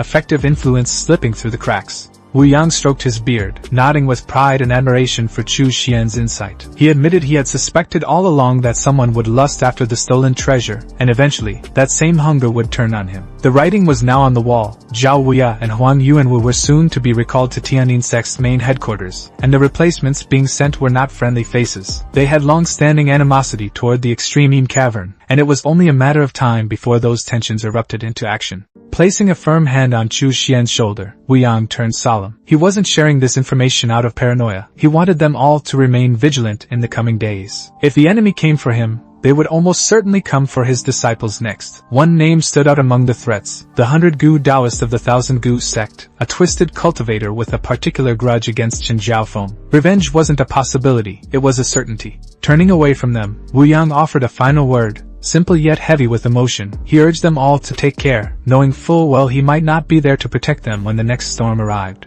The weight of his warning immediately sank in as the three disciples exchanged glances, fear settling in their chests. All except Chu Xian, who simply stood in silence, unfazed. A faint smile curled on Chu Xian's lips, a dark glint in his eyes as he mulled over the looming danger. The winds were shifting once again. If the situation truly became unmanageable, he still had the option to retreat to Blue Star. But part of him almost welcomed the challenge. If someone dared come for him, he might just let them try. After all, in the public eye, he was nothing more than a Stage 2 Foundation establishment cultivator. They'd likely send someone weak. That could be a golden opportunity to earn some quick resources, assuming they survived long enough to regret the decision.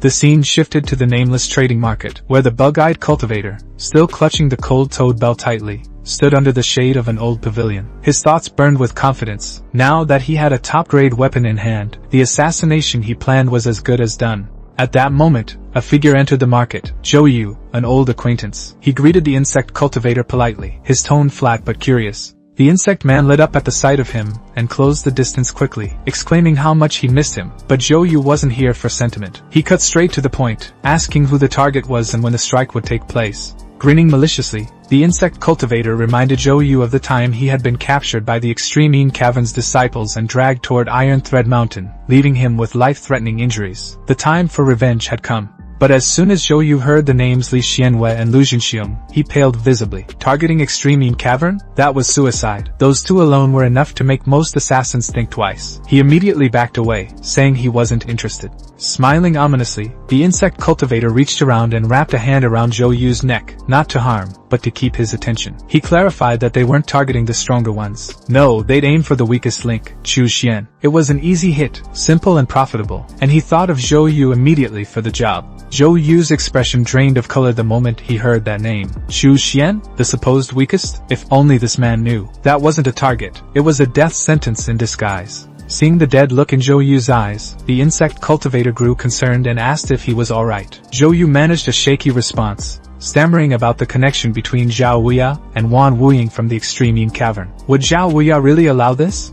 The bug-eyed cultivator grinned again, shrugging off the question with frightening ease. Zhao Wuya would remain in the dark. This wasn't just a personal vendetta. Eliminating the Extreme Cavern was an order from higher up, and whether Zhao agreed or not no longer mattered. He leaned forward, voice low and tempting, asking Zhou Yu one last time, was he in or out? After a tense pause, Zhou Yu finally spoke. He apologized, saying he didn't believe the Extreme Cavern cultivators were easy targets. After thinking it over, he refused to get involved. The insect cultivator's smile faded as he powered up a blue energy sphere behind his back, asking if Zhou Yu was really going to walk away. Zhou Yu muttered that demonic cultivators had nothing to lose. If they were going down, they'd make sure to drag someone with them, and he had no intention of being that someone. But Zhou Yu wasn't a fool. He offered reassurance, swearing a heart demon oath on the spot, ensuring that he would not speak a word of this conversation to anyone.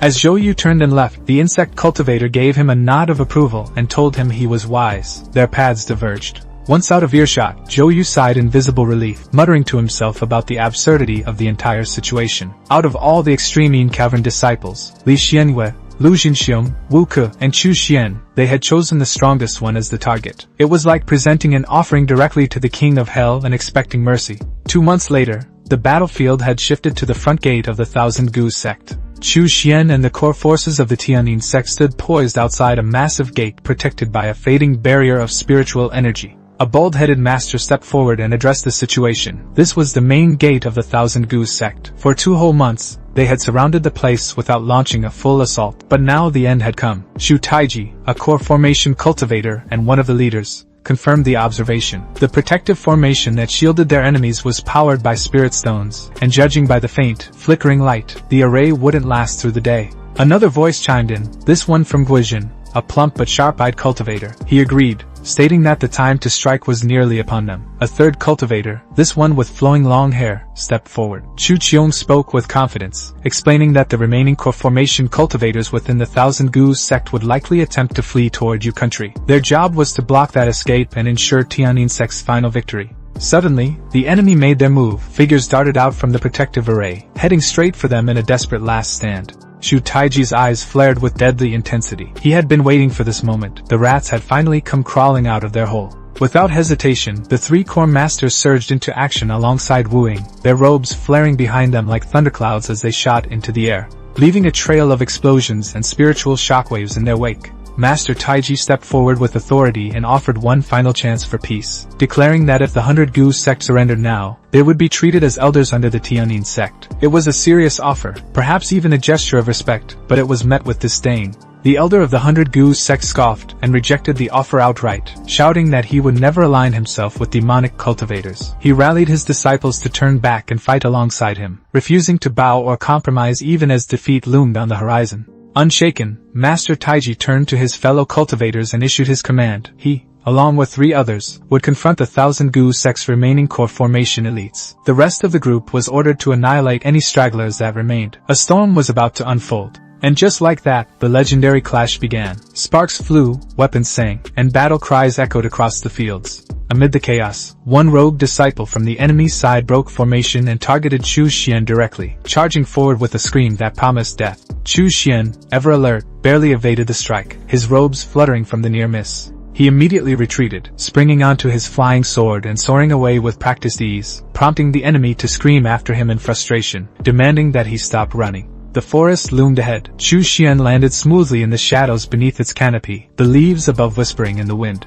Not far behind, his pursuer arrived, tailing him like a spider stalking prey. Chu Xian, unfazed, muttered under his breath, pleased that the area was completely deserted. That unexpected calmness confused his enemy. But then Chu Xian slowly turned, the edges of his mouth curling into a devilish grin as he coldly informed the man that this was the perfect place for him to meet his end. Before the enemy could react, Chu Xian struck with terrifying speed and ended the fight in a single brutal blow. The attack was so swift and clean that it left no room for struggle. With no hesitation, he harvested the soul of the fallen cultivator and sealed it away for later use, his expression unreadable. But before he could take another step, Chu Xian's sharp senses picked up something. Someone else was coming. Elsewhere, 2 cultivators on flying swords were discussing the situation, one of them with bleach white hair chuckling about how righteous junior brother Luis was. They talked casually about killing demonic cultivators and looting their bodies, saying this was a rare opportunity, especially since their target was supposedly the soft-hearted Chu Xian, nothing more than a stage 2 foundation establishment cultivator. Landing on the forest floor, the bleached one looked around, confused. They had clearly seen movement in this direction. Where had the battle gone? Moments later, they found a pool of fresh blood soaking the ground. The older man with the eye tattoo knelt to inspect it, and quickly confirmed that the corpses were still warm. The enemy couldn't be far. He pulled out a scent-tracking goo, confident it would sniff them out in no time. Bleach Hair raised an eyebrow at the tools being used and muttered quietly about their origins. The tattooed man answered plainly. He had bought them from someone in the Extreme Mean Cave. Those folks liked to act loyal, but would gladly flip sides if the price was right. Holding up a red magical instrument, the tattooed cultivator explained that the closer they got to the target, the more upright the goo would stand. It was a flawless detection tool. But then something odd happened. The goo was standing perfectly straight, and it was pointing behind them. A sudden chill ran down the tattooed man's spine, and before he could turn fully, his companion let out a confused scream, unsure why he was collapsing face first into the dirt. The next moment, the tattooed cultivator saw a body without a head and instinctively questioned whose it was, only to realize, to his horror, it was his junior's. The dying man, still barely conscious, tried to ask what was happening, but his breath was fading fast. The tattooed cultivator immediately activated his defensive technique. With a roar, he summoned metallic spider limbs from his back, weaving a shell of iron around himself like an armored beast from some ancient nightmare. But it was all for nothing. Chu Xian's blood iron whip lashed through the iron armor like paper, slicing through defenses and pride alike. The cultivator spat blood and staggered but didn't fall. Chu Xian, surprised, muttered with curiosity. This one was still alive. Clinging to life, the wounded man begged for mercy, insisting there was no real grudge between them and asked to be spared. Leaning against a nearby tree, Chu Xian replied coldly, stating that they most certainly did have a grudge. Hadn't this man come here specifically to kill him? Hearing his name spoken aloud by his target sent the wounded man into mental freefall. Chu Xian? This was the same man who had obliterated Jing Changqing in an instant, and nearly killed him too. That couldn't be. The intelligence had said he was weak. Clearly, someone had made a dangerous mistake. But instead of fleeing, the desperate cultivator unleashed his trump card, a spiritual blue bell attack, and screamed that he would fight to the death. Except, of course, he didn't mean it. As soon as the bell flared, he turned and bolted into the forest, using the attack as a smokescreen. His thoughts raced. This cold parasite bell was supposed to kill Chu Xian, not save him. But now, it was his only shot at survival. He needed to report Chu Xian's true strength. Yet before he could finish the thought, something stabbed clean through his chest. In a flash, Chu Xian's donut maker, Xiao Bao, the blue zombie, had appeared and dealt a fatal blow. Falling to his knees, the tattooed man managed a final whisper of disbelief before collapsing into death. With a flick of his hand, Xiao Bao burned the corpse into a crisp, because even zombies have style. Picking up the bell, Chu Xian sneered at the irony, trying to use a weapon bought from him to kill him? That level of loyalty deserved a medal. But as the battlefield quieted again, Chu Xian's mind churned. Someone had clearly betrayed them. Someone from inside the Extreme Cave had used the chaos to launch this surprise strike. Senior brother Lu was likely innocent, which left only one suspect in his mind, senior sister Li Xianwei. Before he could finish the thought, 3 figures emerged in the sky, descending rapidly in his direction. Without hesitation, Chu Xian pulled out his blood iron whip. A green flame ignited in his palm as he stared forward with cold determination and muttered that more ambushers had arrived. With a flick of his wrist, he hurled the flames toward the forest and shouted at the hidden figures to reveal themselves. In response, 2 familiar allies stepped into view, Xiao Hu, red as fire, and Xiao Bao, as blue as winter. Their enemy didn't hesitate either, summoning a pair of talisman beasts, a fiery tiger, and a frost-coated wolf. Without waiting for orders, Xiao Hu lunged at the fire tiger while Xiao Bao matched against the ice wolf, the ground trembling beneath their blows. Chu Xian raised his hand, summoning his deadliest weapon yet. The air chilled and turned blood red. His voice dropped low as he called out the name, 10,000 Soul Banner. Even the attacker sweats bullet upon hearing the name of the deadly artifact. Immediately, thousands of blue vengeful souls emerged, swirling in a storm around the attacker. Even Chu Xian gritted his teeth. He wasn't sure this would be enough. His strength was already nearing its limit. But just as the souls closed in, the enemy formed a golden sphere between his hands, and a brilliant flash repelled the spirits. Chu Xian's eyes widened. The golden body wheel technique from Jinlong Temple? That wasn't good. That technique was a hard counter to resentful spirits, one of the few defenses strong enough to push his banner back. Chu Xian's thoughts had barely settled when the attacker raised both hands and shouted another command. The air trembled as spiritual energy surged, and from the shadows behind Chu Xian, the earth itself cracked open. Towering out of the ground, a monstrous creature sculpted from stone and soil took form, its body thick like a fortress wall, with fists large enough to flatten a man in one blow. The earth beast roared and lunged forward with terrifying speed, but Chu Xian didn't flinch. His response was immediate, almost instinctive. He summoned his own puppet, one forged not from earth but from blood and shadow. The blood fiend puppet's shadow emerged in a swirl of crimson mist, intercepting the earth beast mid-charge. The impact shook the ground. A thunderous crash echoed through the trees as the puppet struck, overwhelming the creature with vicious force. The earth beast shattered into rubble, its core smashed to pieces. Chu Xian's eyes narrowed as he analyzed the enemy's strength. This wasn't another Lu Yin or Jing Changqing, a pawn sent to test the waters. No, this fighter was his equal. Foundation establishment, late stage. A cultivator with both discipline and killing intent. His heart pounded as the realization settled in. This was calculated. Someone had deliberately sent a powerhouse to take him down. And then it clicked. His thoughts sharpened, slicing through the fog like a blade. Among the Tianyin sect, there were only a few who carried this level of refined cultivation and elite combat prowess. Only the infamous trio, the 3 scions of Tianyin, matched this strength. This wasn't just another battle. This was an execution order, and the person standing across from him might just be one of the sect's deadliest weapons. The ambusher's expression stiffened, his face tightening as pure killing intent radiated from his eyes like a blade unsheathed. His body didn't move, but the pressure in the air told everything. This wasn't hesitation. This was premeditated violence waiting to be unleashed. Both Chu Xian and the ambusher locked eyes in dead silence, neither flinching as the forest around them seemed to freeze. The standoff crackled with invisible tension, each measuring the other with razor-sharp caution, knowing one wrong move would erupt into bloodshed. Chu Xian's gaze darkened with clarity. He could feel it already. This was no light encounter. The aura pressing against him said enough. Whoever this man was, the fight ahead wouldn't be easy. He braced himself for the worst. But then, like a switch had been flipped, the ambusher relaxed his posture and broke the tension with an overly casual voice. He laughed loudly and claimed it was all a misunderstanding, saying he hadn't expected Chu Xian to be that strong. He said he was only doing a job for money and offered to end things there. He'd go after the one who hired him instead, as if it was all just business gone wrong. Chu Xian blinked, caught off guard by the sudden mood shift. The killer's casual attitude felt unnatural after the intensity moments ago. Though suspicious, Chu Xian tried to keep some ground by asking for the man's name, believing that was at least a fair request after all this. The ambusher shrugged it off as unimportant, but still offered the name, Han Luyun. He spoke with speed, already looking past the encounter. There were too many opportunities to make money in today's chaos, he said, and every moment spent here meant lost spirit stones. Without waiting for a reply, he vanished into the distance with barely a trace. Chu Xian stood still, piecing things together. Just as he thought, Han was one of the 3 scions of the Tianyin sect. But there was something off. This version of Han was far more discreet than the stories suggested. It was impossible to measure his full strength, and that made him even more unpredictable. As Han disappeared into the forest, Chu Xian found himself comparing the man's behavior to someone else. That greed, that calculation, it reminded him of the old Han from the marketplace, always chasing profit with a smile. With people like this, slippery and self-serving, he'd need to stay extra alert.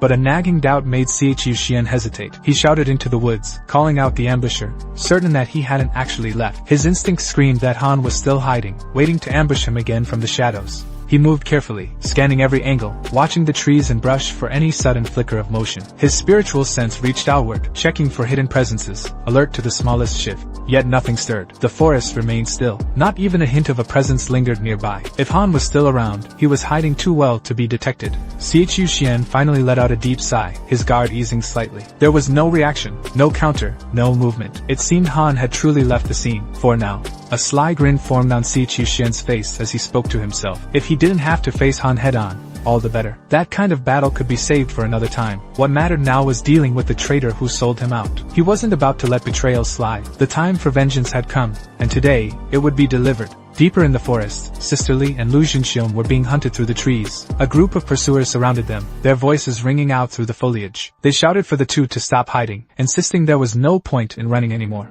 Crouched behind a tree, Sister Li gritted her teeth. She muttered bitterly to herself, cursing the sneak attack that had thrown everything off. If they hadn't been ambushed, they wouldn't be in this desperate position. Among the attackers, a bearded man spoke with smug confidence. He remarked that Lu had been trying to protect Chu Xian, but said it was pointless now. Han Luyun himself had taken the job to kill Chu Xian. Even someone at Foundation Stage 7 wouldn't survive that. The man laughed loud and hard, certain that their ally was already dead. Fury erupted in Lu's voice as he yelled back at them. He condemned the traitors for turning their backs on their master, and on the extreme Yin cave. His voice was full of hatred and disappointment. He shouted that saving Wu Ke had been a mistake he now deeply regretted. Wu Ke laughed in return, twisting the blame. He claimed the master had betrayed them first, that he was the one who stole the sacred artifact, and brought ruin upon their sect. Because of that, the other powers like Yiling Mountain and Zhu Taiji had come hunting. Wu Ke said he had no choice, he had to turn elsewhere for protection.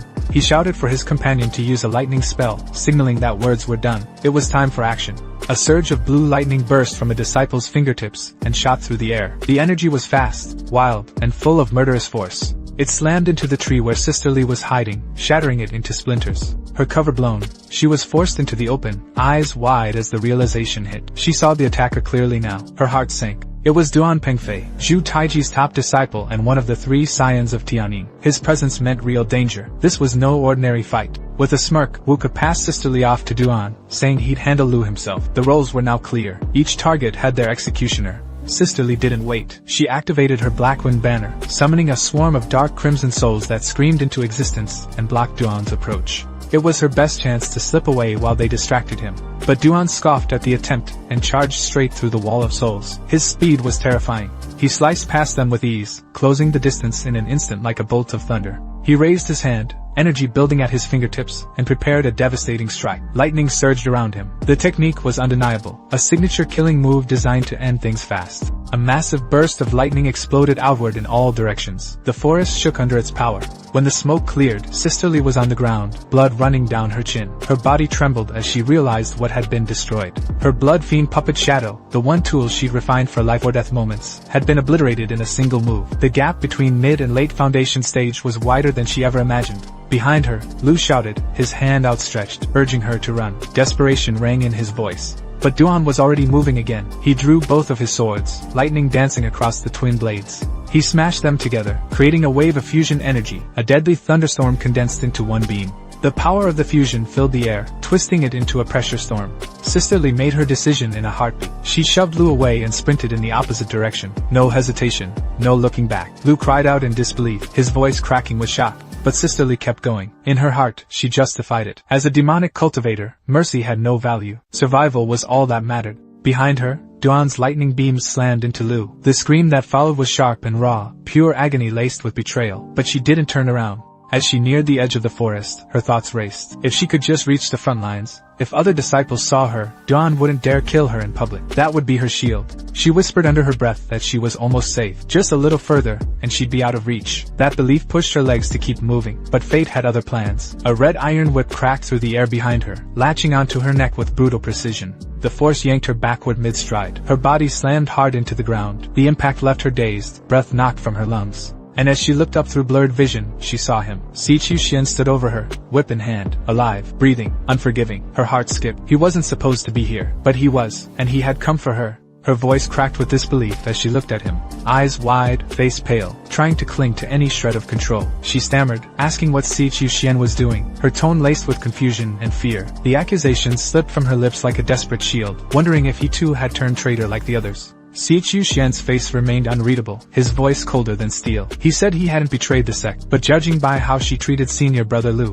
what he was doing now was simply cleaning up the trash. Sister Li's heart dropped. He had seen everything, every cowardly act, every moment she thought she'd gotten away with. Trying to twist the situation back into her favor, she softened her expression into one of innocence and desperation. Her voice trembled just enough as she tried to justify her betrayal, claiming it was better for one to live than both to die. She painted herself as the one who made the hard choice. Then she changed her tactic. Her face tilted, her voice dropped, her eyes shimmered with a seductive gleam. She made an offer. If he spared her, she would give up her position as chief disciple. She even hinted at dual cultivation, her tone dripping with false intimacy and thinly veiled desperation. But she wasn't finished. Her words turned darker, bolder. If that wasn't enough, she'd be his furnace instead. She said it like a final plea, but behind the mask was survival instinct, clawing for escape. Si Chuxian didn't speak. He didn't flinch. He didn't acknowledge her offer in any way. His whip lashed out, fast and final. In one brutal swing, her head was gone. No mercy, no hesitation. He muttered a single, cold truth. Furnaces were the one thing he already had plenty of. He slowly drew his whip back, calm and methodical. Blood soaked the dirt, and Sister Li's head rolled to the ground beside her lifeless body. Her last performance finally ended. But before he could move, Si Chuxian's instincts screamed. Something massive pressed against his back like a spiritual weight. An overwhelming presence had arrived. He turned slowly, calm but alert. He already knew who it was. Once again, fate had thrown him against another of the three Tianyin scions. Duan appeared, eyes burning with disbelief. He looked at Si Chuxian like a ghost. If Han Luyun had failed, then Han was nothing but garbage. Si Chuxian's gaze didn't shift. His voice cut through the air, cold and sharp. If Han was trash, then what did that make Duan? Someone ranked right beside him. That one line pierced Duan's pride like a blade. His fury ignited instantly. With a flick of his fingers and a shout that split the sky, Duan launched his signature lightning technique, Thunder Tribulation Fingers. Lightning surged from his hand, racing towards Si Chuxian with the power to annihilate. But Si Chuxian was ready. He calmly raised his artifact, the black iron shield. Its surface shimmered with energy as it intercepted the incoming attack. The clash of power tore through the surroundings. Trees split, rocks shattered, the very ground cracked beneath them as lightning ravaged everything around Si Chuxian, yet the shield held. Si Chuxian gritted his teeth. His thoughts raced. This thunder technique wasn't just strong, it was elite. The might of a scion lived up to its name. His own blood fiend demonic arts wouldn't last long against this. He'd have to use that forbidden trump card. He didn't wait. He pushed forward, leaping straight into the path of the lightning. His shield braced the beam as he charged at Duan with relentless momentum. Duan's smirk widened. He mocked the attempt. Did Si Chuxian think he only had long-range spells? Closing the distance would only make him easier to kill. Lightning pulsed through Duan's hand as he summoned another weapon, this time for close combat. His aura surged violently. A weapon began forming in the air, a massive axe crackling with thunder, its weight oppressive even before it landed. In seconds, the weapon fully manifested. The thunder battle axe had arrived. Duan hurled it at Si Chuxian, its velocity warping the air as it tore through space like a meteor. The axe collided with the black iron shield in a deafening impact. The power behind it was monstrous.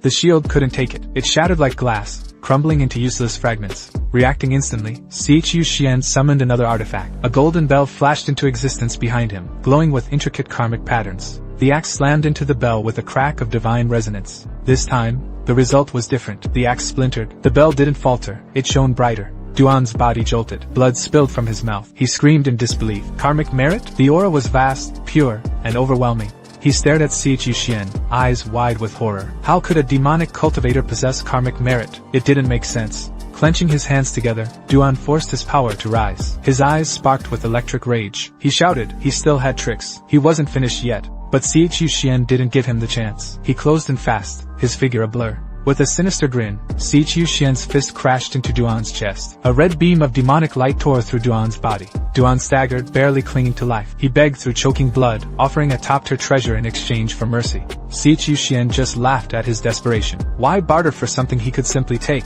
With a casual sneer, Si Qiuxian drained his energy, pulling the last of Duan's life force from his body. Duan collapsed, lifeless and cold. The forest fell into silence. The scene cut to its darker edge. There, Wu Ke had lost all sanity. He knelt over Lu's body, stabbing him over and over like a man-ant. His voice cracked with rage. His life-bound artifact had been destroyed. He swore to tear Lu to pieces, even in death. But then, something shifted behind him. A pressure, a presence. Wu Ke turned, grinning wildly. He thought Duan had returned. Relief flooded his face. But when his eyes fully opened, his smile broke. It wasn't Duan. It was Si Qiuxian. His voice stuttered. His thoughts spiraled. Why was Si Qiuxian here? This wasn't how things were supposed to go. Still, he tried to fake it. He pointed to Lu's body, blaming everything on him. Claimed Lu had betrayed them all. That Duan had gone after Sister Li. He even asked if she was safe. But Si Qiuxian didn't answer. Instead, his demonic claw shot forward, coiling around Wu Ke's neck like a noose. With one crushing motion, the claw shattered Wu Ke's skull. Blood splattered. Silence followed.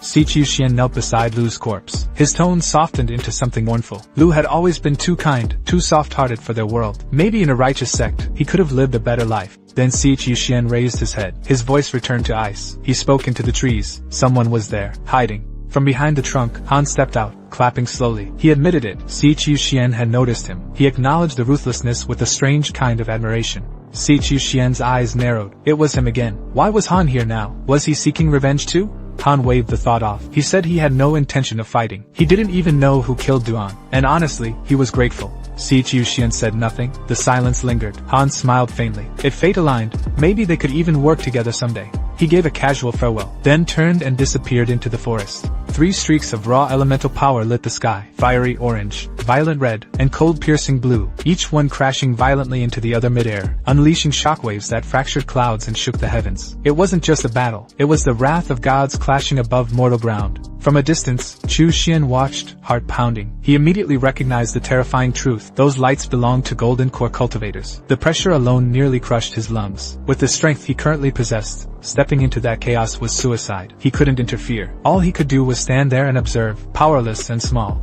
But it wasn't just fear he felt, it was strategy. If Wan Wuying died in that battle, the Tianyin sect wouldn't let it go unanswered. Their vengeance would burn straight through the extreme Yin cavern. Qiuxian knew it would come crashing down upon him, whether he was guilty or not. His only option now was clear. He had to escape, and he had to do it fast. A plan stirred in his mind. The Burning Heaven sect ruled supreme in Yu country. If he fled south, he could start over as a demonic cultivator. Reputation didn't matter there. Strength did. The thought wasn't pleasant, but it was better than death. Still, even that hope flickered in uncertainty. Between Yu and Yu lay the endless desert, a place so dangerous that even golden core cultivators feared to cross it. He didn't stand a chance. A heavy breath left his chest. His fists tightened at his sides. That journey would mean death without proper guidance. No map, no preparations, no guarantee of even reaching the border. He could already imagine collapsing somewhere in that wasteland, bones buried beneath sand, forgotten. As he weighed his dwindling options, 2 lights zipped past him, the same brilliant red and orange, burning across the sky. He turned fast. His eyes widened. 2 golden core cultivators, and one of them, something about that aura felt hauntingly familiar. It was Zhao Wuya. He was sure of it. But confusion overtook him. Zhao Wuya had been recalled to the Tianyin sect. What was he doing here now, in the middle of this chaos? Could it be, everything that had happened so far was a ploy? An elaborate trap designed by the Tianyin sect? Or maybe it was all set in motion by old ancestor Wan? Nothing made sense anymore. Yet something about it all felt too perfect. The sudden shifts, the false moves. If this was all orchestrated, then the old saying rang true in his mind. Age truly did bring wisdom. Wan may have crafted this whole disaster, and if that was true, the tide of this war might finally begin to shift in his favor. The battlefield shifted, pulling focus to the 2 sects locked in a brutal clash. Tianyin sect versus Thousand Gu sect. Cultivators from both sides surged forward like waves of spirit energy and steel, fighting to the death in the shattered ruins below. Suddenly it all halted. A storm of energy raced across the horizon. Reinforcements. Figures descended at blinding speed, tearing through the clouds, their presence forcing both armies into momentary stillness. Everyone looked up. Someone among the new arrivals shouted the question everyone was holding in their chests. Was the battle between the core formation masters truly over? Who had emerged victorious? The core formation cultivators stepped forward, 3 powerful elders, including Chu Xian's own master, Wan Wuying, and the formidable master Uncle Xiao. Their arrival carried the weight of final judgment. Without delay, Wuying issued a command to Zhao. No time for ceremony, just action. Zhao's voice carried across the battlefield like thunder. The 3 devils of the Thousand Gu sect, 100 Gu, Chaotic Blood, and Withered Bone, had all been slain. There was no longer any hope for the Thousand Gu sect. Surrender, he declared, and they would be spared. Resist, and they would be crushed. The Tianyin sect disciples erupted with cries of joy. Relief washed over their bloodied faces. It was over. The war that had stained their skies was finally over. In contrast, the Thousand Gu sect disciples collapsed in despair. Their spirit had shattered. Among the trembling silence, Chu Xian allowed a rare smile. His master had survived. That alone was enough to steady his heart. He wouldn't need to run anymore. His world, for now, was safe. A voice entered his mind, silent to others but clear to him. Wu Ying sent him a secret transmission, calling him east, into the woods, where privacy would let them speak freely. Without hesitation, Chu Xian turned and disappeared into the trees. There, hidden beneath the forest canopy, Chu Xian knelt and reported every detail. Everything that had happened, every decision, every lie, every truth. He didn't hold anything back. Not a single word of deception left his mouth. Wu Ying's expression shifted when he heard the name Wu Ke, so he had betrayed them after all. Good riddance. But when the topic turned to Li Xianwei, his tone changed. She hadn't been wrong, Wu Ying admitted, but then he demanded to know why Chu Xian had killed her. Chu Xian's voice was steady, cold even. He didn't deny it. Li Xianwei wasn't wrong, but one day she could turn on him just the same. That potential threat was enough. He couldn't afford hesitation. Letting her live would have only divided his master's attention and resources. It was unacceptable. Wu Ying's eyes burned with something like fury, or maybe pride. He muttered a saying about survival in a world ruled by selfish ambition. Then his voice hardened. From now on, Chu Xian would carry the weight of being the chief disciple of the Extreme Yin Cave. He had earned power, but with it came responsibility. There would be no room for failure. Chu Xian bowed deeply. Gratitude ran through him. But he had one more question. If Zhao and Huang had been recalled to the main sect, why had they returned? What had changed? Stroking his beard, Wu Ying explained. The Tianyin sect's leader wasn't foolish. He had foreseen the threat of Yiling Mountain making a move. The recall was only for show. Zhao Wuya and Huan Yuanwu had never left. In truth, it was all a part of a greater deception. Wu Ying's mind went back to the chaos. Shu Taiji had turned traitor, working with Yiling Mountain for his own selfish ambitions. He had even ordered the killing of Extreme Yin Cave disciples. That betrayal would not go unpunished. His resources and status would be stripped. The other traitors were too weak to be of concern. Wu Ying had already executed them himself. Now seated like a sovereign atop his throne of floating stone, Wu Ying raised both hands. Twin flames danced in his palms, crimson and hungry. He sneered. The elders at Tianyin sect were fools. Better to turn Zhu Taiji into a corpse commander than waste time disciplining a disobedient core formation cultivator. Death had more use than betrayal. Chu Xian couldn't help but admire him. His master wasn't just feared, he was respected. Even the sect leader tread carefully around him. Wu Ying confirmed it. They feared his power, feared what he might become. But despite that, they still needed him. They wouldn't dare make a move yet. But then he staggered slightly, his body racked by a sudden, violent cough. Alarmed, Chu Xian rushed forward. He pulled out a bottle of healing pills. His master was injured. He had to help. He reached out with the pills in hand. But Wu Ying stopped him. Blood on his lips. The pills were useless. Chu Xian should take them back. Internally, Chu Xian smiled. He had never expected the pills to help. He only offered them as part of the act. It was all a performance. Wu Ying wiped away the blood and straightened himself. This injury was minor, he said. He would recover with a little time spent in closed-door cultivation. And with the battle now over, the Extreme Yin Cave's reputation had soared. No one would dare challenge them for a while. During this time, Chu Xian would be free to act as he pleased. Chu Xian bowed again. Yes, master. In a shattered, apocalyptic world scorched by the remnants of war and full of zombies, Duan Feiping's bare chest heaves against the wind as he hangs crucified on the skeletal remains of a collapsed building. He's lifeless, bound tightly, stripped of dignity and spirit, just another corpse in a ruined age. Elsewhere, Chu Xian walks among corpses and crumbling stone with a calm, satisfied grin. After looting Duan in the battlefield, he mutters to himself, mentally listing everything he's claimed, nearly 1,000 storage bags. Wealth unimaginable. Spirit stones shimmer in his palm. Magic tools hum with dormant power. Blood pearls, goo worms, demonic pills, talismans. His hands have seized the war's true treasures. Amidst the mountain of loot, 3 particular scrolls stand out. Chu Xian lifts them gently, eyes burning with greed and excitement. To him, they are worth more than any currency. These techniques hold real, enduring power. He unfurls the first scroll and inspects its contents. The turtle breath technique, a high-grade method for foundation establishment cultivators. It allows the user to suppress their aura completely, blending in like a common mortal. At peak mastery, one could control their spiritual pressure freely, strengthening or vanishing at will. The second scroll is something he's craved for years, Toxic Venom Cannon, a poison cultivator's dream. It catalogs over 100 poisons, with detailed techniques for usage across the chi refining and foundation stages. His sect's library never had anything this complete. Now, with this cannon pen in hand, the world of poison arts is wide open.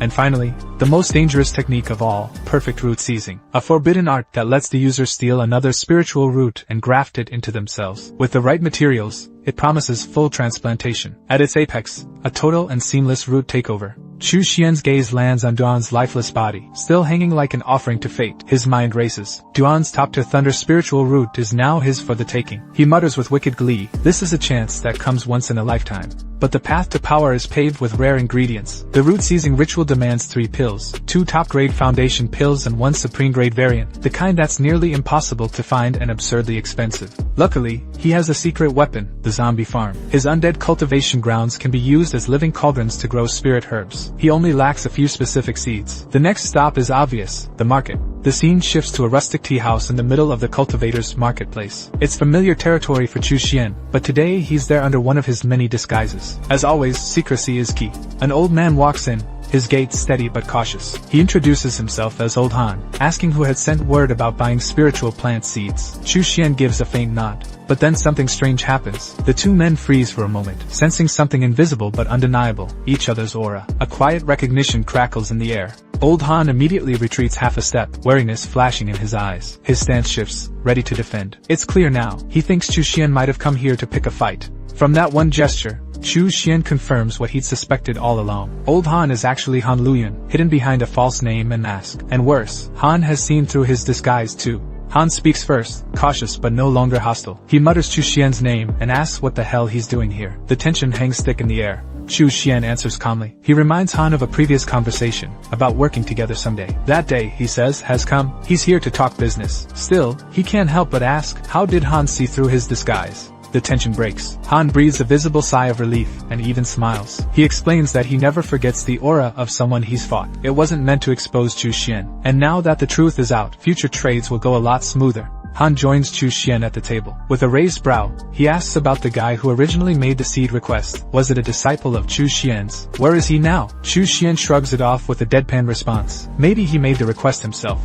Han stares at him, confused. A devil cultivator growing plants? He scoffs, asking what use Chu Xian could possibly have for spirit seeds. Chu Xian glares back, annoyed. He tells Han to mind his own business, and just hand over the goods. With no argument, Han pulls out several large pouches and spreads them across the table. Inside, brilliant green seeds glisten with vitality. Chu Xian inspects them and nods. Everything he requested is accounted for. Time to name the price. Han states it simply. Spirit seeds are cheap. 30 low-grade spirit stones per gene. There's 1,000 gene total. He remembers Chu Xian mentioning a high-grade blood pearl earlier. Let's use that as payment. Without a word, Chu Xian rolls a few gleaming red pearls across the table. He adds a subtle comment. The extra pearls should count toward the balance for the last bit of information he purchased. Han's eyes widen in shock. He stares at Chu Xian and shouts in disbelief. So the man who bought intelligence last time under the name Wei Hua, that was also him. Then he picks up one of the blood pearls and inspects it closely. A realization dawns. He's only seen pearls of this quality once before. Could it be? Was he Lian, another past client, also Chu Xian in disguise?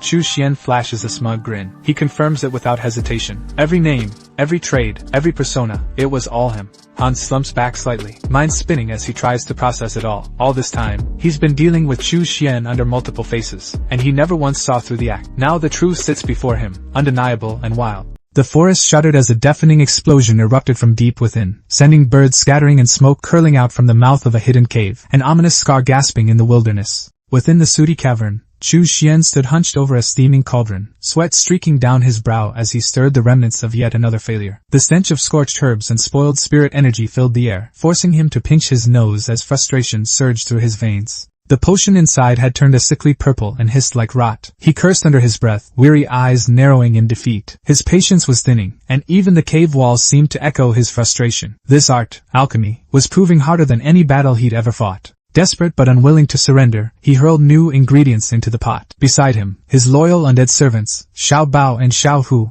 watched with eerie curiosity. He reminded himself that at least the zombie farm had yielded results. In just weeks, he'd cultivated and refined without pause, and through sheer will, managed to create 2 top-grade foundation establishment pills. That alone was a victory carved out of failure. But the third, his true goal, the heaven-mending pill, was a different beast. Every attempt ended in violent ruin. Hundreds of explosions, smoke, ash, no progress. He wiped his brow, the sweat mixing with soot, and admitted what pride had denied for too long. He lacked the talent. Alchemy, in its highest form, wasn't something he could brute force. It was time to entrust the work to someone born for it. Just then, a faint chime rang from the jade stone on his waist. Its glow flickered with urgency, and Chu Xian's eyes sharpened. He grasped the stone, heart quickening. The parent stone had shattered. Somewhere, the counterpart had found its match. The person he'd been searching for was finally within reach. The scene shifted to a modest tea house nestled in the heart of the MURIM world. There, Chu Xian sat across from Old Han, his appearance disguised as a long-dead brunette cultivator. The air was thick with tension until Old Han broke it with news, valuable news. He'd found her, a top-tier alchemist from Miaoying Palace. But the price was steep, 500 lesser spirit stones and a pill as commission. Materials were to be provided by Chu Xian himself. That was the deal.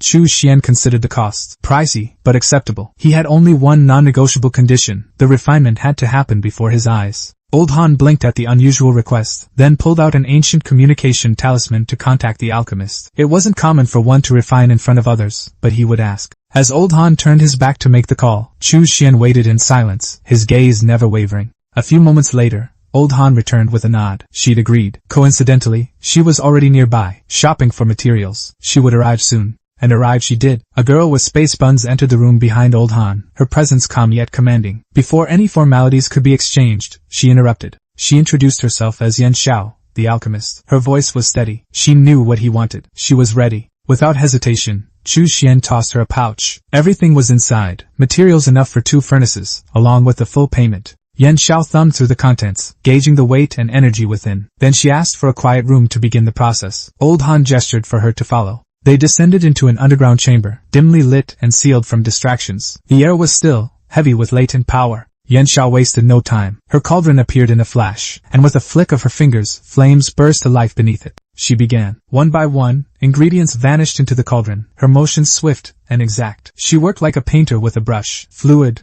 confident, and unflinching. Chu Xian watched, silent and still. Her movements were precise, her technique flawless. This was no amateur. She was the real thing. Old Han leaned in, whispering his doubts. Refinement like this took hours, dozens of them. Was Chu Xian truly planning to observe the entire process? Chu Xian's answer was cold and resolute. If Old Han thought he was trying to steal her technique, he was mistaken. Without talent, watching meant nothing. If it were that easy, they'd have banned spectators long ago. 30 hours passed. Yan Xiao finally let out a sigh, her face pale and shoulders sagging from the effort. The cauldron before her pulsed with golden light. The aura of a successful refinement filled the chamber like dawn breaking after a storm. She turned toward Chu Xian, disbelief flickering in her eyes. He had stayed the entire time. Not just to supervise, he had been studying her every move. A chill ran down her spine. She had never even asked who he truly was. Her technique was uniquely inherited. Most couldn't learn it just by watching. But if he was already skilled. Old Han nudged Chu Xian, half joking. Had he learned anything? Chu Xian's thoughts were sober. Without foundational knowledge, it was meaningless. But if he could somehow obtain her technique. Still, he spoke only one word aloud. No. Speechless, the 2 others stared as Yan Xiao handed him a jade bottle. The pills were sealed inside, the transaction complete. But a formation locked the bottle. It would only open once she left Wuzhou. If she was attacked, the pills would self-destruct. Chu Xian watched her leave, mind racing. There would be no chance to rob her. She was cautious, and likely protected. Someone of her caliber wouldn't walk these roads unguarded. Old Han sidled up beside him, chuckling at the unspoken thought. That woman wasn't simple. He once accepted a job to assassinate her from a Tianyin sect cultivator, but she was always protected by powerful guards. She even noticed him lurking. Chu Xian asked what happened next, his tone unreadable. Old Han grinned, sheepish. She'd offered 5 times the bounty. He refused, loyalty and all. Then she offered 10 times. The rest was history. Money talked, and it yelled loudly. Chu Xian tossed him a pristine blood pearl, his referral fee. It was time to go. But Old Han wasn't done. He called out with a new offer, an expedition into an ancient secret realm. Treasure, danger, and opportunity awaited. Cultivators were gathering. Chu Xian didn't even glance back. He declined. He preferred the solitude of cultivation. Old Han gawked. A demonic cultivator who didn't chase chaos? How could he even call himself that? Chu Xian's voice was cold and final. He was different. He believed in sheathing the blade, and seeking enlightenment instead. Old Han could only mutter under his breath, teeth clenched. This man was insane, impossible to manipulate, an absolute nightmare to scam. Back to Blue Star Planet, we see Duan Heng limp like discarded cloth, his breath shallow, his flesh torn, his spirit flickering like a dying flame. His eyes opened with a jolt of fury and fear. Panic surged within him as he strained to activate the jade slit buried in his body, trying to call out to his master, Shu Taiji, but the connection was dead. No matter how hard he focused, silence was all that answered. All around him, The ground was a graveyard. Thousands of corpses, zombies, lay entangled beneath the gnarled roots of a massive, grotesque tree that fed on their death. Duan's thoughts twisted with horror as he stared at the grotesque scene. Chu Xian had found this place, cultivated spirit herbs from corpses, and turned it into a garden of rot. No wonder his power had become monstrous. A ripple of spatial distortion cracked through the air. A dark portal door opened beside the tree, and from its depths, a foot emerged. Chu Xian stepped into view, calm as ever, as if he had merely returned from a walk. Duan stared, barely able to breathe, stunned by the impossible sight. A Foundation establishment cultivator should never be able to appear like this, out of nowhere, like a ghost summoned from the void. Chu Xian's eyes glinted with cold finality. His voice was low and cruel, promising release through death, but not before his design was complete. Duan's body convulsed as fear overtook him. He writhed against his restraints, pleading with eyes wide in terror, begging for life, for mercy, for anything but the end. Chu Xian stepped closer, whispering with the calm of a butcher before the cut. He assured Duan it would not hurt much. A lie, but one that made the moment sting sharper. Without pause, Chu Xian forced a pill down Duan's throat. The preparation had begun. Spirit root extraction required precision. 3 steps. Excavate, bare, and transplant. Each stage demanded a specific pill, and Duan had just consumed the first. The spirit-sealing pill surged through Duan's system. It dulled his affinity to spiritual energy, severing the connection between his body and his spirit root. This was the beginning of separation, the first act of spiritual dismemberment. Duan's mind spun in panic. He could feel nothing. His connection to his spirit root, gone. The essence that defined him, now void. Then it came. A dagger, fast, brutal, and unannounced, pierced deep into his abdomen. Pain exploded through him, raw and unfiltered. Chu Xian twisted the blade with studied ease, eyes fixed on Duan's crumbling expression. He explained that the spirit root lay 3 inches deep in the spirit sea, and once the host died, it would vanish. That was why he had kept Duan barely alive, until now. With a clean pull, Chu Xian wrenched the dagger free. Threads of rainbow light clung to the blade, spirit root fibers drawn out like divine sinew. His face twisted into a grin, eyes glowing with greed. In his hands lay a top-tier thunder spirit root, shining with raw, crackling energy, a treasure ripped straight from a living soul. Behind him, Duan screamed, a broken, guttural wail that echoed across the corpse field. Chu Xian's mood darkened. The sound grated like rust on bone. With a flick of his hand, swift and merciless, he silenced Duan forever. A clean slice across the throat. No more begging. No more noise. He turned back to the root in his hands. Time was short. He fused it with a spirit-stabilizing pill, knowing that exposure to air would soon begin to unravel its power. He had to act fast. He swallowed another pill, this one to seal off his own spirit root, isolating it from the one he was about to transplant. A dagger appeared again, this time aimed inward. To gain another's power, he first had to give up his own. The blade sank into his chest. No hesitation. Agony rippled through him as he tore out his own spirit root, his essence, his foundation, his identity. He replaced it with Duan's thunder root. The moment it entered, his body erupted with electricity. Blue lightning crackled across his skin, arcs of raw power dancing along his veins. To complete the transformation, he consumed the heaven-mending pill gifted by Tan Xiao, the final anchor to ensure survival. Then, staggering but focused, he called for Xiao Hu. He placed his discarded spirit root into Xiao Hu's hollow frame, a shell of a body, now filled with life. Xiao Hu's abdomen began to swell. The root took hold. The void was filled. But Chu Xian's strength gave out. He collapsed in front of his creation. Days passed. When Chu Xian awoke, he lay on a bed, dressed in new robes, breath steady once more. His eyes opened with a quiet surge of energy. He rose, sensing the change within. The thunder root had fused with his body completely. His aura was transformed. The process was a success. A faint voice caught his ear. He turned, hearing Xiao Hu's mumble. He studied the creature. Xiao Hu's body had changed. Softer, more alive. Chu Xian recalled his decision. Instead of discarding the mid-grade wood spirit root, he had embedded it into Xiao Hu's belly. He hadn't expected such a transformation. Xiao Hu tried to speak. The same beast who had once only roared now struggled to form words. Hope flickered in Chu Xian's eyes. He encouraged the effort, urging Xiao Hu to try harder. Xiao Hu paused, thinking, processing, attempting to bridge the divide between thought and speech. But instead of words, a roar thundered out, loud, raw, and deafening. Frustrated, Xiao Hu dropped to one knee, shoulders slumped. The failure weighed heavily. But Chu Xian saw something different. The light in Xiao Hu's eyes had not dulled. He explained it aloud, more to himself than to the beast. A corpse required a core to speak, to rise beyond its base state. Xiao Hu hadn't formed one yet, but he was already attempting speech. That alone made him extraordinary. A corpse body fused with a spirit root. Such a creature could not only absorb energy but might even learn techniques, spells, cultivation. Chu Xian had created something new, something dangerous. A monster, perhaps. He tapped Xiao Hu's chest gently, a rare gesture of reassurance. He promised that the day would come when Xiao Hu could speak. The beast responded with a joyful roar. Chu Xian dressed once more in his usual black, his focus returning to cultivation. He sat, cross-legged,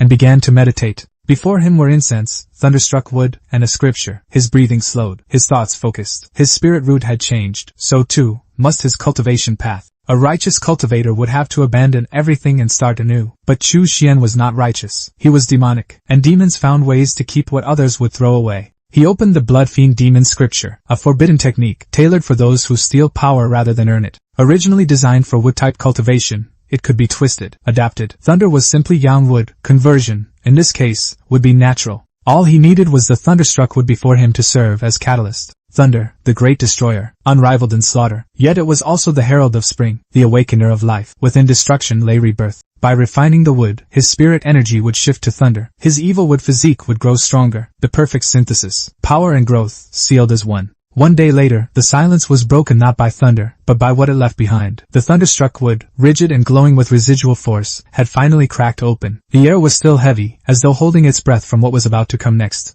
The broken wood lay before him like a sealed fate split open. Chu Xian stared at it, his breath steadying, sweat clinging to his brow. He exhaled, calm and ready, the tension in his shoulders fading. His preparations were complete. Every calculation made, every step rehearsed. It was time. He sat cross-legged, eyes half-lidded in stillness, soul tethered to the flow of energy pulsing beneath his skin. Green and blue light gathered at his fingertips, then surged forward in a twisting beam. Magic, honed and violent, collided with the stone wall before him. The impact shattered the wall like paper beneath a blade. A gaping hole remained, rippling with sparks and arcs of lightning, the residual energy crackling in the air like angry spirits trying to claw their way back into the world. Chu Xian grinned, eyes glowing with triumph. The destructive nature of thunder now infused every spell he cast. No matter the opponent, if they walked the same stage of cultivation as him, they would fall. Lightning would strike first, and him with it. He opened a portal to the MURIM world, the swirling gate reflecting the storm within him. With all his hidden cards revealed only to himself, he was confident. Even a peak foundation establishment cultivator wouldn't be his equal now. It was time to return. Time to walk back into the sect not as a student, but something more.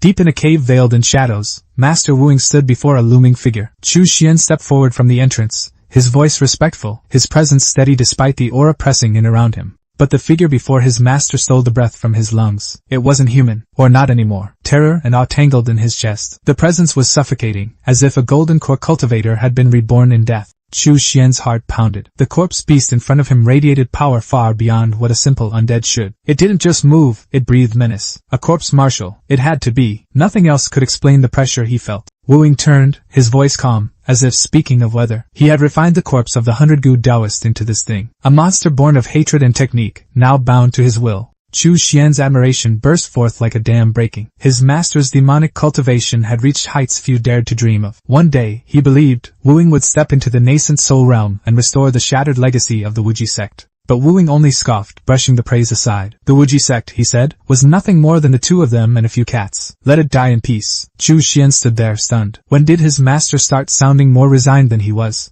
Then Wu Ying's tone shifted. This wasn't a lecture, it was a gift. He had summoned Chu Xian to pass on the method of condensing a golden core. The words hit harder than any spell. This wasn't just a meeting, it was a promotion. There were 4 known ways to condense a golden core. Wu Ying began, his voice steady, measured. This was knowledge passed down through blood and failure. The first path was the hardest. Compress spiritual liquid until it hardened into a core. A true golden core. Orthodox. Powerful, but slow. The road was long, and few reached the end. Wuing unfolded a scripture, its edges etched with age. Unless you had a mid-grade or high-grade spiritual root and 10 years of cultivation, forget it. But if Chu Xian was stubborn enough, he could try the 9-fold core condensation method. He handed it over without expectation. He stroked his mustache absently as he continued. After the ancient era, spirit energy in the world had thinned. The old ways became near impossible, so the cultivators of later generations began forging paths of their own. The second method involved using a beast core. Infuse it with spiritual liquid and force it to stabilize into a new core. A beast golden core. Not as refined, but terrifying in battle. But the risk was great. The cultivator could inherit the instincts of the beast, bloodlust, fear of light, or worse, a love for sperm. Yes, even monsters had their quirks, and some weren't fit for polite conversation. Chu Xian's thoughts turned grim. Beast core backlash wasn't a joke. Medicine was 3 parts poison, and this was something ripped from the heart of a monster. Wuing laid down 2 more scriptures, one from a fire-type ape demon, the other from a thunder-type avian beast. Fire ape core condensation, thunder falcon method. The tools were there. The path was his to choose. He glanced toward Chu Xian, expecting a reaction. But the boy was deep in thought, lost in the storm of his own ambition, fingers gently stroking his chin. Wu Ying's expression shifted. The third method, he said, required a magical weapon as the catalyst. He didn't have a manual for that one. Chu Xian would have to find it himself. This path birthed the artifact Golden Core, weaker in raw spiritual energy than beast cores, but deadly when paired with matching weapons. Sword cores, axe cores, blade cores, tools turned into power. Rising from his seat, Wu Ying's tone darkened. The fourth method was his own, the path of blood. He held out a glowing red sphere, a spirit sea core, forged by plundering the spirit seas of 100 Foundation establishment cultivators, refined into a single, monstrous core of stolen might. Consume 100 cores, swallow their power, forge your own. This, he said, was the blood spirit core, a path paved in death but unmatched in might. Chu Xian stood awestruck. 4 paths: true core, beast core, artifact core, blood core. Even in an era where cultivation was a shadow of its former glory, cultivators carved new roads, refusing to kneel before fate. Wu Ying turned to him, voice firm. Now choose. Which one would he take? Chu Xian's answer came without hesitation. His eyes burned with madness and clarity. He wanted them all. Wu Ying recoiled, stunned. The very idea was lunacy. Yet in Chu Xian's eyes, it wasn't arrogance. It was destiny. The old master sighed, surrendering to the inevitable. Fine. He could have it all. He was the only one in the extreme cave with any hope of reaching the golden core stage. The others were just placeholders. Who else would he bet on? Clutching the scriptures now in his hands, Chu Xian hesitated. The rest? Had his master taken in more disciples again? Sitting atop his throne, Wu Ying laughed with a hollow, triumphant echo, the kind that belonged to men who had lost too much to care anymore. His eyes gleamed with pride, but behind it lay something darker, an obsession with power, attention, and the illusion of legacy. He declared himself famous now, confident that fresh blood would come crawling to his feet. The throne room felt colder with every word. With a single clap, he summoned the next act of his little empire. His voice carried authority, but also a strange detachment, as though he viewed them not as disciples, but tools.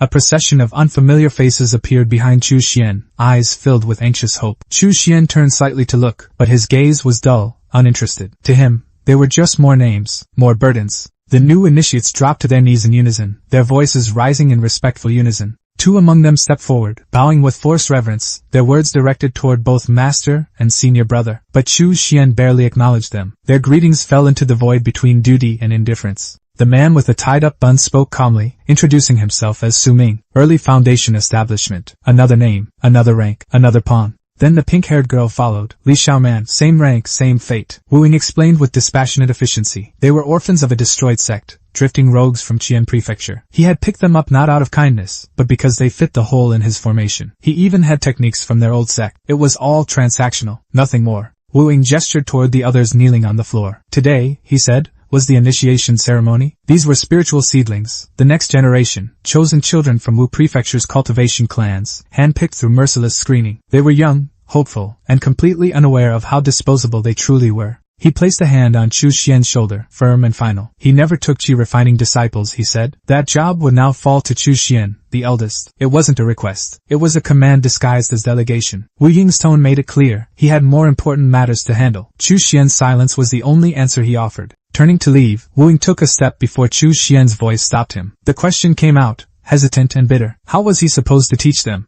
Wu Ying only turned his head, smiling faintly. However you want, he said. Just don't kill anyone this time. The smile lingered like a blade wrapped in silk. Chu Xian stood there, disgust twisting his face. He didn't want this. He hadn't asked to become a teacher. Su Ming and Li Xiaoman saw his expression, and something in their eyes shifted. Perhaps fear, perhaps realization. Rubbing his face with a weary hand, Chu Xian thought quietly to himself. If the old man said however I want, then so be it. There was a hint of something dangerous in his acceptance, like a condemned man laughing at his own hanging. He turned to face his juniors, voice cool and decisive. Su Ming, Li Xiaoman. The spiritual seedlings were now their problem. Split them evenly. He had more important things to deal with. Sect matters, he claimed. But it was clear, he simply wanted out. The 2 juniors blinked in confusion. Their protests came quickly. This wasn't proper. They weren't strong enough. Their voices trembled with uncertainty. Chu Xian paced slowly, explaining in a tone that sounded almost sincere. Don't sell yourselves short, he said. He admitted he was stronger, but not fit to teach. Teaching, guiding, that required a kind of love for life and learning he did not possess. That kind of work was for people like them. He pointed at them with a grin that didn't reach his eyes. This was a chance for them, he said. A training ground for leadership. A test wrapped in responsibility. Behind the grin, his true thoughts surfaced. This wasn't about their growth. It was about escape. He just didn't want to do it himself. Definitely not because he wanted to slack off, he thought, the sarcasm barely veiled. From his robes, he pulled out an old tablet, an ancient-looking device that had no business existing in a world like MURIM, but there it was. He began scanning it for information, his expression growing more focused. The tablet displayed information like a battlefield report. In the south, the Blazing Heaven sect was expanding northward, seizing green oases from the boundless sand demons. Mortal cities were rising in the wake. In the north, the 100 Refinements sect from Yen Kingdom was pushing back, clashing violently with the Blazing Heaven sect. Foundation cultivators were dying. Even core disciples might be among the casualties. The border was volatile, a spark away from war. Chu Xian narrowed his eyes, muttering to himself, so much for peaceful alliances. The 5 righteous sects were always one insult away from bloodshed. He stretched his limbs lazily, the motion betraying his calm. His thoughts drifted to Brother Qin, who had created a vast intelligence network under the guise of a clan. Through this bizarre Bluetooth stone tablet, he received regular updates. It was strange, efficient, and disturbingly convenient. Suddenly, the tablet buzzed with a sharp notification tone. A new message had arrived. Chu Xian glanced down at the screen. The update was unexpected. A newly discovered underground ruin in the Cloud Mist Mountains of Yigua. A cultivator had stumbled into it and returned with strange magical tools, spiritual treasures, artifacts lost to time. The kind of discovery that drew every hungry soul like moths to fire. His eyes turned cold and sharp. A ruin like that would become a bloodbath. Cultivators would swarm in, eager to die for power. It was chaos waiting to bloom, and for a demonic cultivator like Chu Xian,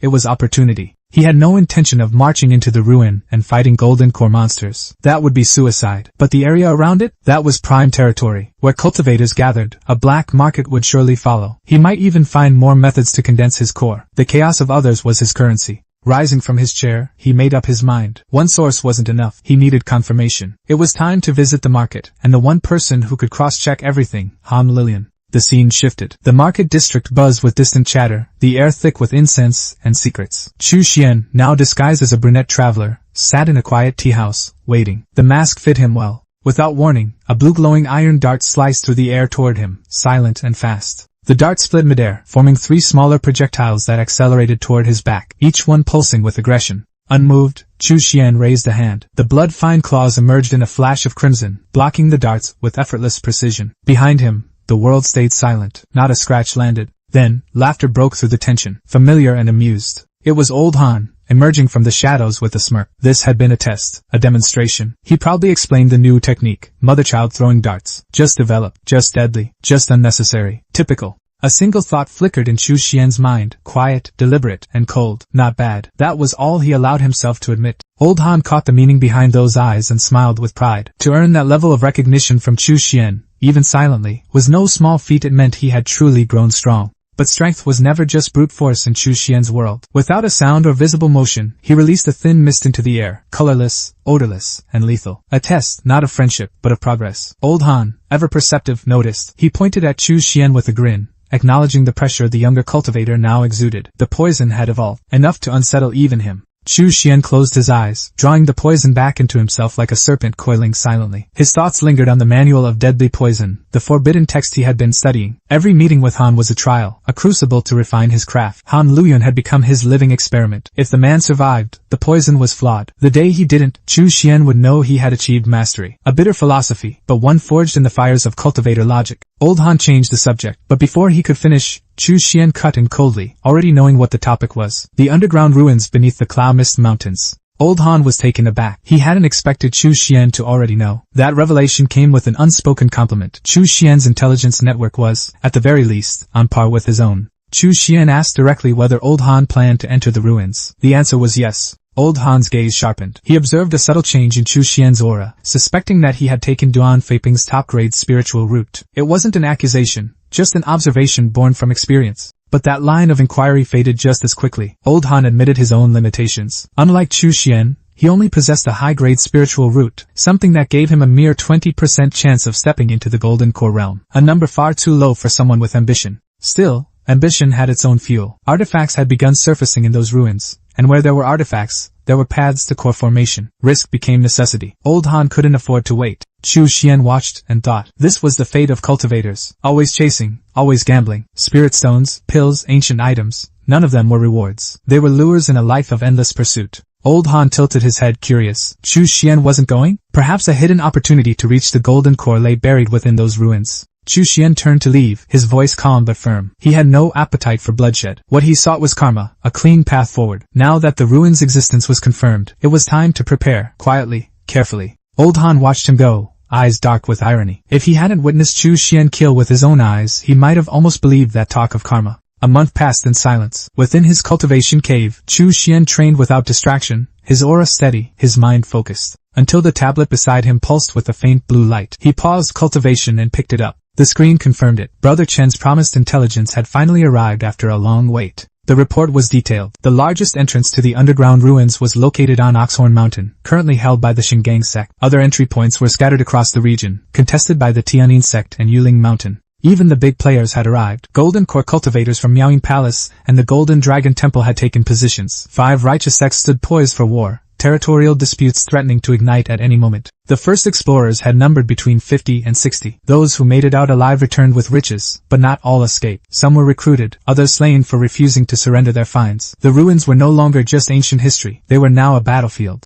Chu Xian processed the data in silence. The presence of Golden Core cultivators confirmed the value of these ruins. This wasn't just rumor or hype, there were real treasures buried below. He noticed another entry, freshly updated 2 days ago. The righteous sects had made an announcement. Rogue cultivators and disciples from minor sects could now enter, if they paid 30 low-grade spirit stones. A toll, not an invitation. Chu Xian sneered inwardly. If the ruins truly contained priceless treasures, would the righteous sects ever allow outsiders to get close? No. They'd seal the mountains, lock the skies, and kill anything that moved. He stared at the tablet, remembering Han Luyun. The man had entered and vanished without a trace. His strength had been on par with Chu Xian's. If someone like that could disappear, then the ruins hid dangers far beyond expectation. This wasn't generosity, it was manipulation. The smaller sects were being used as cannon fodder. Chu Xian's expression darkened. He made his decision. He would delay his journey to the Cloud Mist Mountains. Caution first. 2 days later, within the stillness of his cave, a voice echoed through the air. Calm, authoritative, and unmistakably his master's. Wan Wuying had sent a voice transmission. Chu Xian recognized it instantly. His master's voice rarely came with guidance, so this unexpected message carried weight. The ruins, it turned out, were the ghost palace of the Hanquan Dao sect. Wan Wuying had already gone ahead. Whether Chu Xian followed or not was his own choice. Chu Xian fell into thought. Finally, his elusive master had spoken. If Wuying hadn't sent that message, Chu Xian had been just about to reach out himself. Hanquan Dao sect, the name stirred something. And then it hit him. The memory returned in full. The Hanquan Dao sect had once been a massive demonic force, ruling over 8 entire nations, including Yan Yu and Yu. But power bred division. Their ancestral land vanished, elders turned on one another, and the sect fractured into over 10 powerful branches, some of which still existed today, like the Wuji sect and the Corpse Puppet sect. Chu Xian was certain of it. The name wasn't just familiar, it was a thread that tied past empires to present danger. Chu Xian rose slowly, bones stiff from the long hours of cultivation, but his thoughts were sharper than ever. The scale of what he'd uncovered weighed heavily on him. This great and ancient sect, vast beyond comprehension, with the Wuji sect revealed to be no more than one of its distant branches. The revelation dwarfed everything he'd known before, and a sense of smallness crept in, brushing against the edges of fear.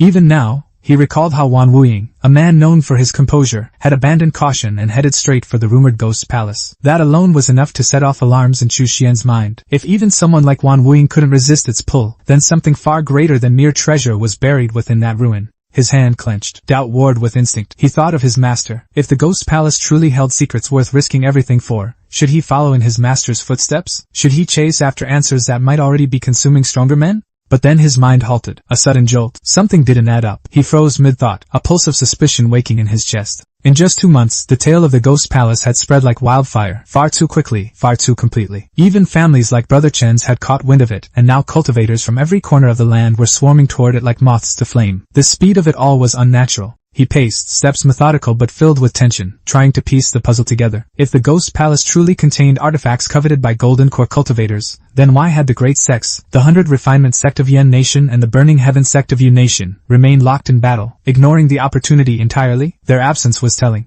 There was only one conclusion. Something was wrong, deeply wrong. The whole thing stank of manipulation, like bait laid out for prey too greedy to ask why. Chu Xian sat back down, frustration tightening in his gut. He couldn't afford to go. He must not go. No matter how tempting, no matter who else was diving headfirst into that abyss, he had to stay away. Instead, he would gather information, monitor the situation, and be prepared to flee the moment danger reached his doorstep. 10 days passed like a breath held too long, and then came the knock. Chen, the man with the ever-present melon and easy smile, stood outside. A disciple called for Chu Xian, interrupting the silence of his retreat. After a tense pause, Chu Xian emerged, robe stiff from disuse, expression unreadable. Chen greeted him formally, respectful yet anxious. Chu Xian asked why he had come in person, already sensing that something had gone terribly wrong. Chen wasted no time. His voice trembled beneath the weight of what he'd seen. Something major had happened, and it couldn't wait. The air around the underground ruins had turned black, an overwhelming mist that blanketed the cloud mist mountains. It swallowed the light, devoured the wind. Spirit beasts that tried to flee were left as shriveled husks, their life drained in moments. Worse still, a Foundation establishment cultivator had charged in to save a falling comrade and was stripped to bone in seconds. Even Chen's informant was already dead. The only reason he knew any of this was because a lone survivor had barely escaped to tell the tale.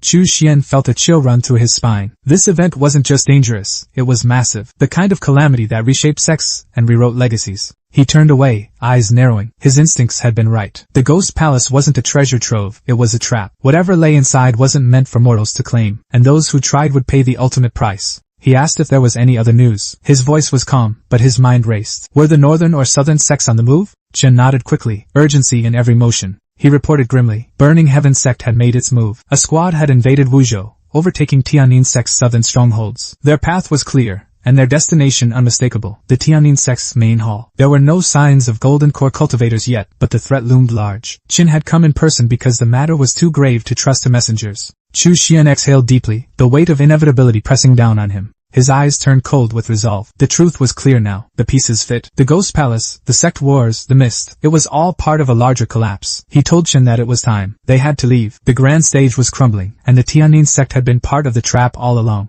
Chen hesitated, lost in confusion. What should he do, he asked. What path could he take now? Chu Xian answered without gentleness. Chen had no clan, no lineage, no ties that bound him. He was free in ways others were not. Chen tried to protest. He spoke of his wives, his properties, his wealth, but Chu Xian silenced him. All of that meant nothing if he didn't survive. Life came first, always. Chen's shoulders fell. His pride broke, and he accepted the truth. With a heavy heart, he said goodbye. There was no time for lingering. Survival waited for no one. As the night deepened, Chu Xian made his quiet way to a lonely grave nestled beneath the stars, the resting place of his senior brother, Lu Zhenxiong. He laid down offerings with trembling hands. He spoke softly, apologizing for the long silence. The world was unraveling now, and even he had decided it was time to leave. Looking up at the night sky, he confessed the dark truths he bore. Li Xianyue had died by his hand. Wu Ke had betrayed them, and paid the price. The two new disciples had followed their master into the Ghost Palace, but they wouldn't last long. He touched the grave, fingers brushing stone. Of all the Qi condensation disciples, only Brother Chen remained. Even that thread was fraying. By the time he returned, if he ever did, perhaps even their master would be gone.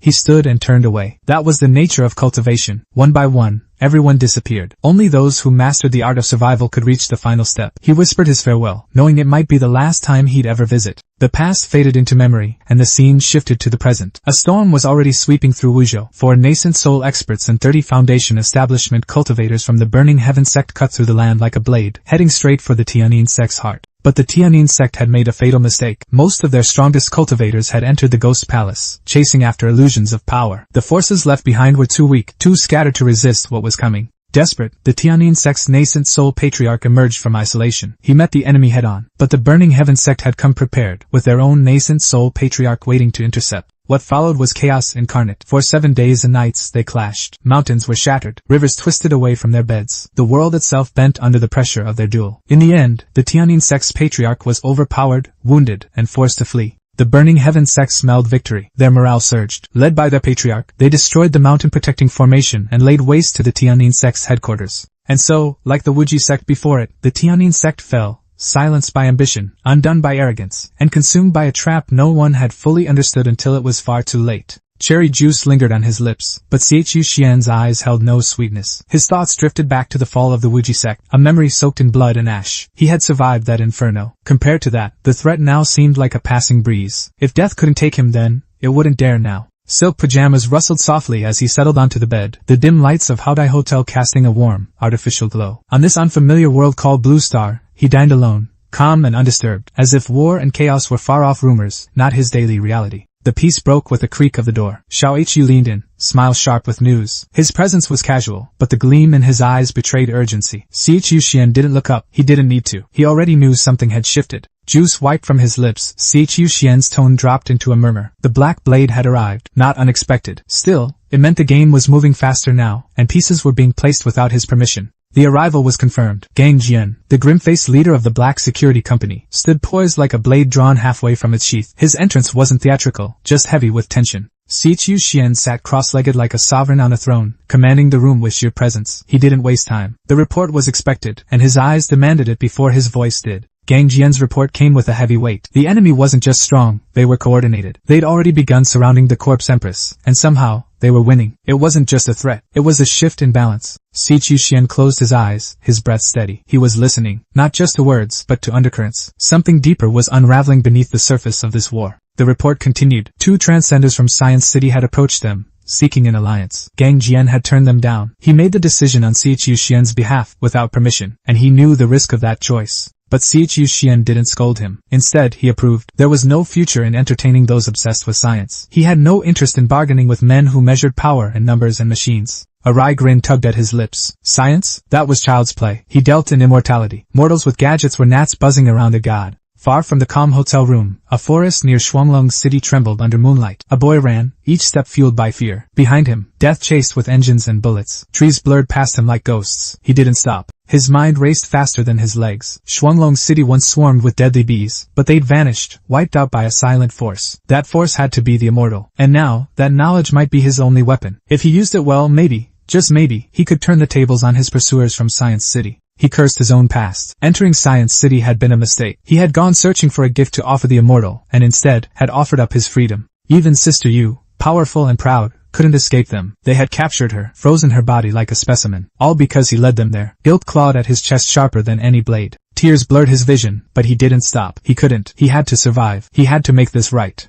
Then, the forest opened into a clearing, and he froze. A black mist loomed ahead, thick, shifting, alive. It pulsed with menace. His instincts screamed. That mist didn't belong in the world of men. His breath caught. That black fog wasn't just eerie, it was deadly. If he entered, the odds were 50-50. Life or death. No in between. But behind him came the sound of shattering wood and erupting fire. His pursuers were almost on him. There was no time for fear. His jaw clenched. The mist promised death, but the men behind promised certainty. One path gave him a chance. The other guaranteed an ending. He chose the unknown. The pursuers arrived in a screech of tires and shouted his location. But when they saw the fog, their bravado cracked. It wasn't just mist. It was something else. Something ancient and wrong. They all disembarked, weapons drawn but unsure. The air was thick with a presence no bullet could kill. The leader, a man with a mohawk and the hiss of oxygen strapped to his back, stepped forward cautiously. His voice betrayed disbelief. The boy had run into that? Then he must already be dead. He turned to Xiao Mei for confirmation. Maybe they could just report that the boy didn't make it, save themselves the trouble. But Xiao Mei wasn't interested in shortcuts. Her voice was honey-coated madness. Orders were clear. Alive or dead, they needed something to bring back. A corpse was still data. She stepped forward, her outfit more suited for an OnlyFans shoot than a battlefield. But her eyes burned with something darker. She liked the fog. She could feel it, and it felt good. The Mohawk man hesitated. She meant the energy, didn't she? Dark matter. The fog was saturated with it. That's what made it so lethal, and so tempting.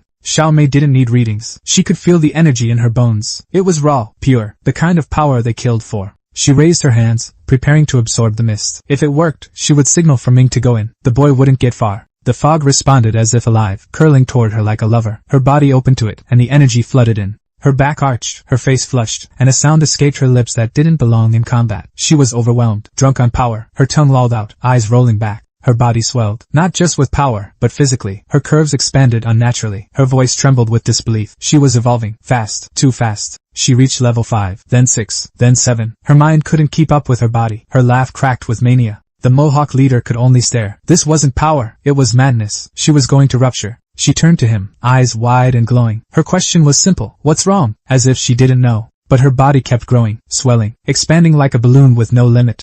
Then, with a sound that split the trees and sky, she detonated. Her body burst into shreds, raining blood and bone. The fog swallowed the pieces with indifference. The Mohawk man stood frozen, lips trembling. She exploded. A level 4 transcended had just popped, like nothing. He fumbled his device and called headquarters. His voice cracked. He told them everything. Xiao Mei was dead. She'd absorbed too much dark energy. But as he spoke, a ripple of dread touched his spine. He turned, too late. Xiao Ichi was already there. With a single punch, Xiao Ichi reduced his head to pulp. No resistance, no effort, just precision and wrath. Xiao Ichi let out a victorious roar, his fist still slick with blood. The hunt was over, and he had claimed his prize. Dragging the corpse by its feet, he brought it back to Xiqiu Xian like an offering at an altar. Xiqiu Xian barely looked up. If Xiao Ichi wanted to eat, he could. There was no need for decorum in war. His eyes turned to Xingliang, the boy who had survived the fog. The boy who had walked through Yin Fian Qi and killed his hunters using the very formation meant to consume him. It was a small feat, but unexpected. Still, Xiqiu Xian's expression hardened. Being used,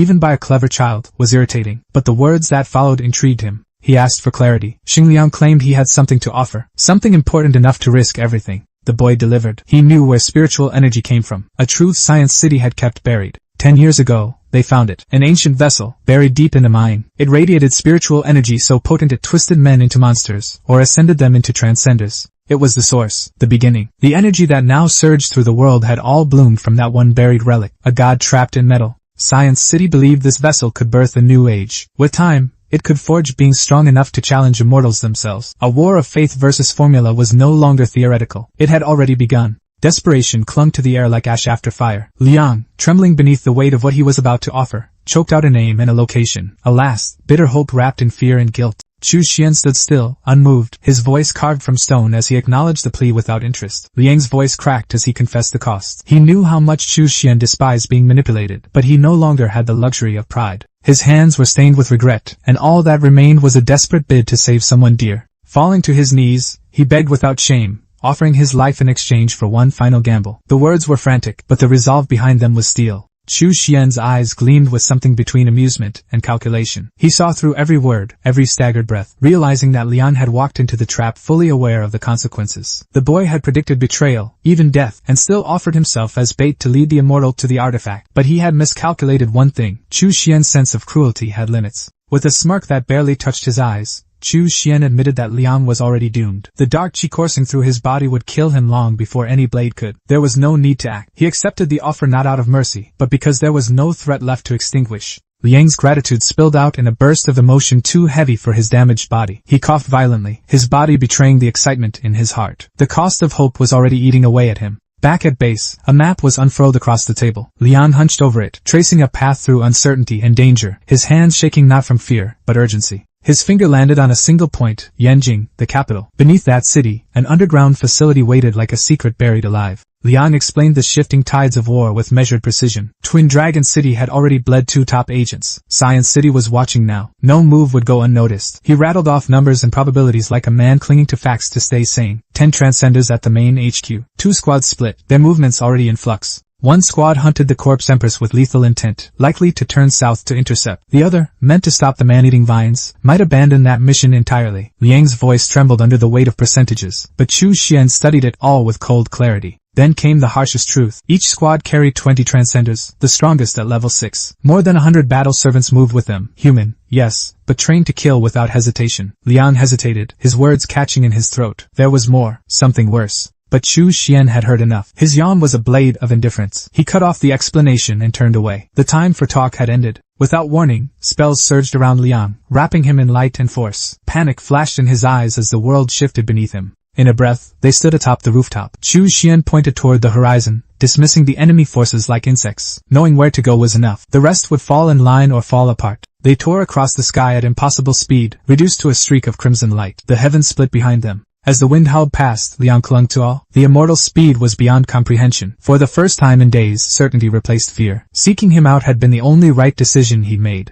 With a clenched jaw and burning eyes, Liang whispered a vow into the wind. He was coming. No matter what stood in his way, he would reach her. Elsewhere, the skies dimmed over a city already claimed by death. A man stood alone, smoke curling from his lips, his gaze colder than the corpse at his feet. Zhong Shuo, captain of Science City's first squad, watched the aftermath in silence. Beside him, the twisted remains of a centipede beast bled into the soil. Behind him, 2 figures approached, a woman and a scientist. The scientist delivered his report with clinical detachment. The city was purged. No survivors remained. The woman challenged him, her voice sharp. She'd seen 2 people fall. Survivors. The scientist dismissed the concern. They had insulted Science City. Killing them was protocol. Zhong's voice was low but final. Waste not, even the weak. Survivors had value, whether for labor or experimentation. Tools, all the same. The scientist nodded quickly, promising more caution, though sincerity never reached his tone. Zhong turned away, waving off the scene like dust on his coat. The mission was finished. They would return. But before they could depart, another soldier intercepted him. Urgency laced his voice. Something had changed. Zhong's calm cracked into fury. A name surfaced, Hixing Liang. And worse, he had help. A cultivator. The woman's curiosity spiked.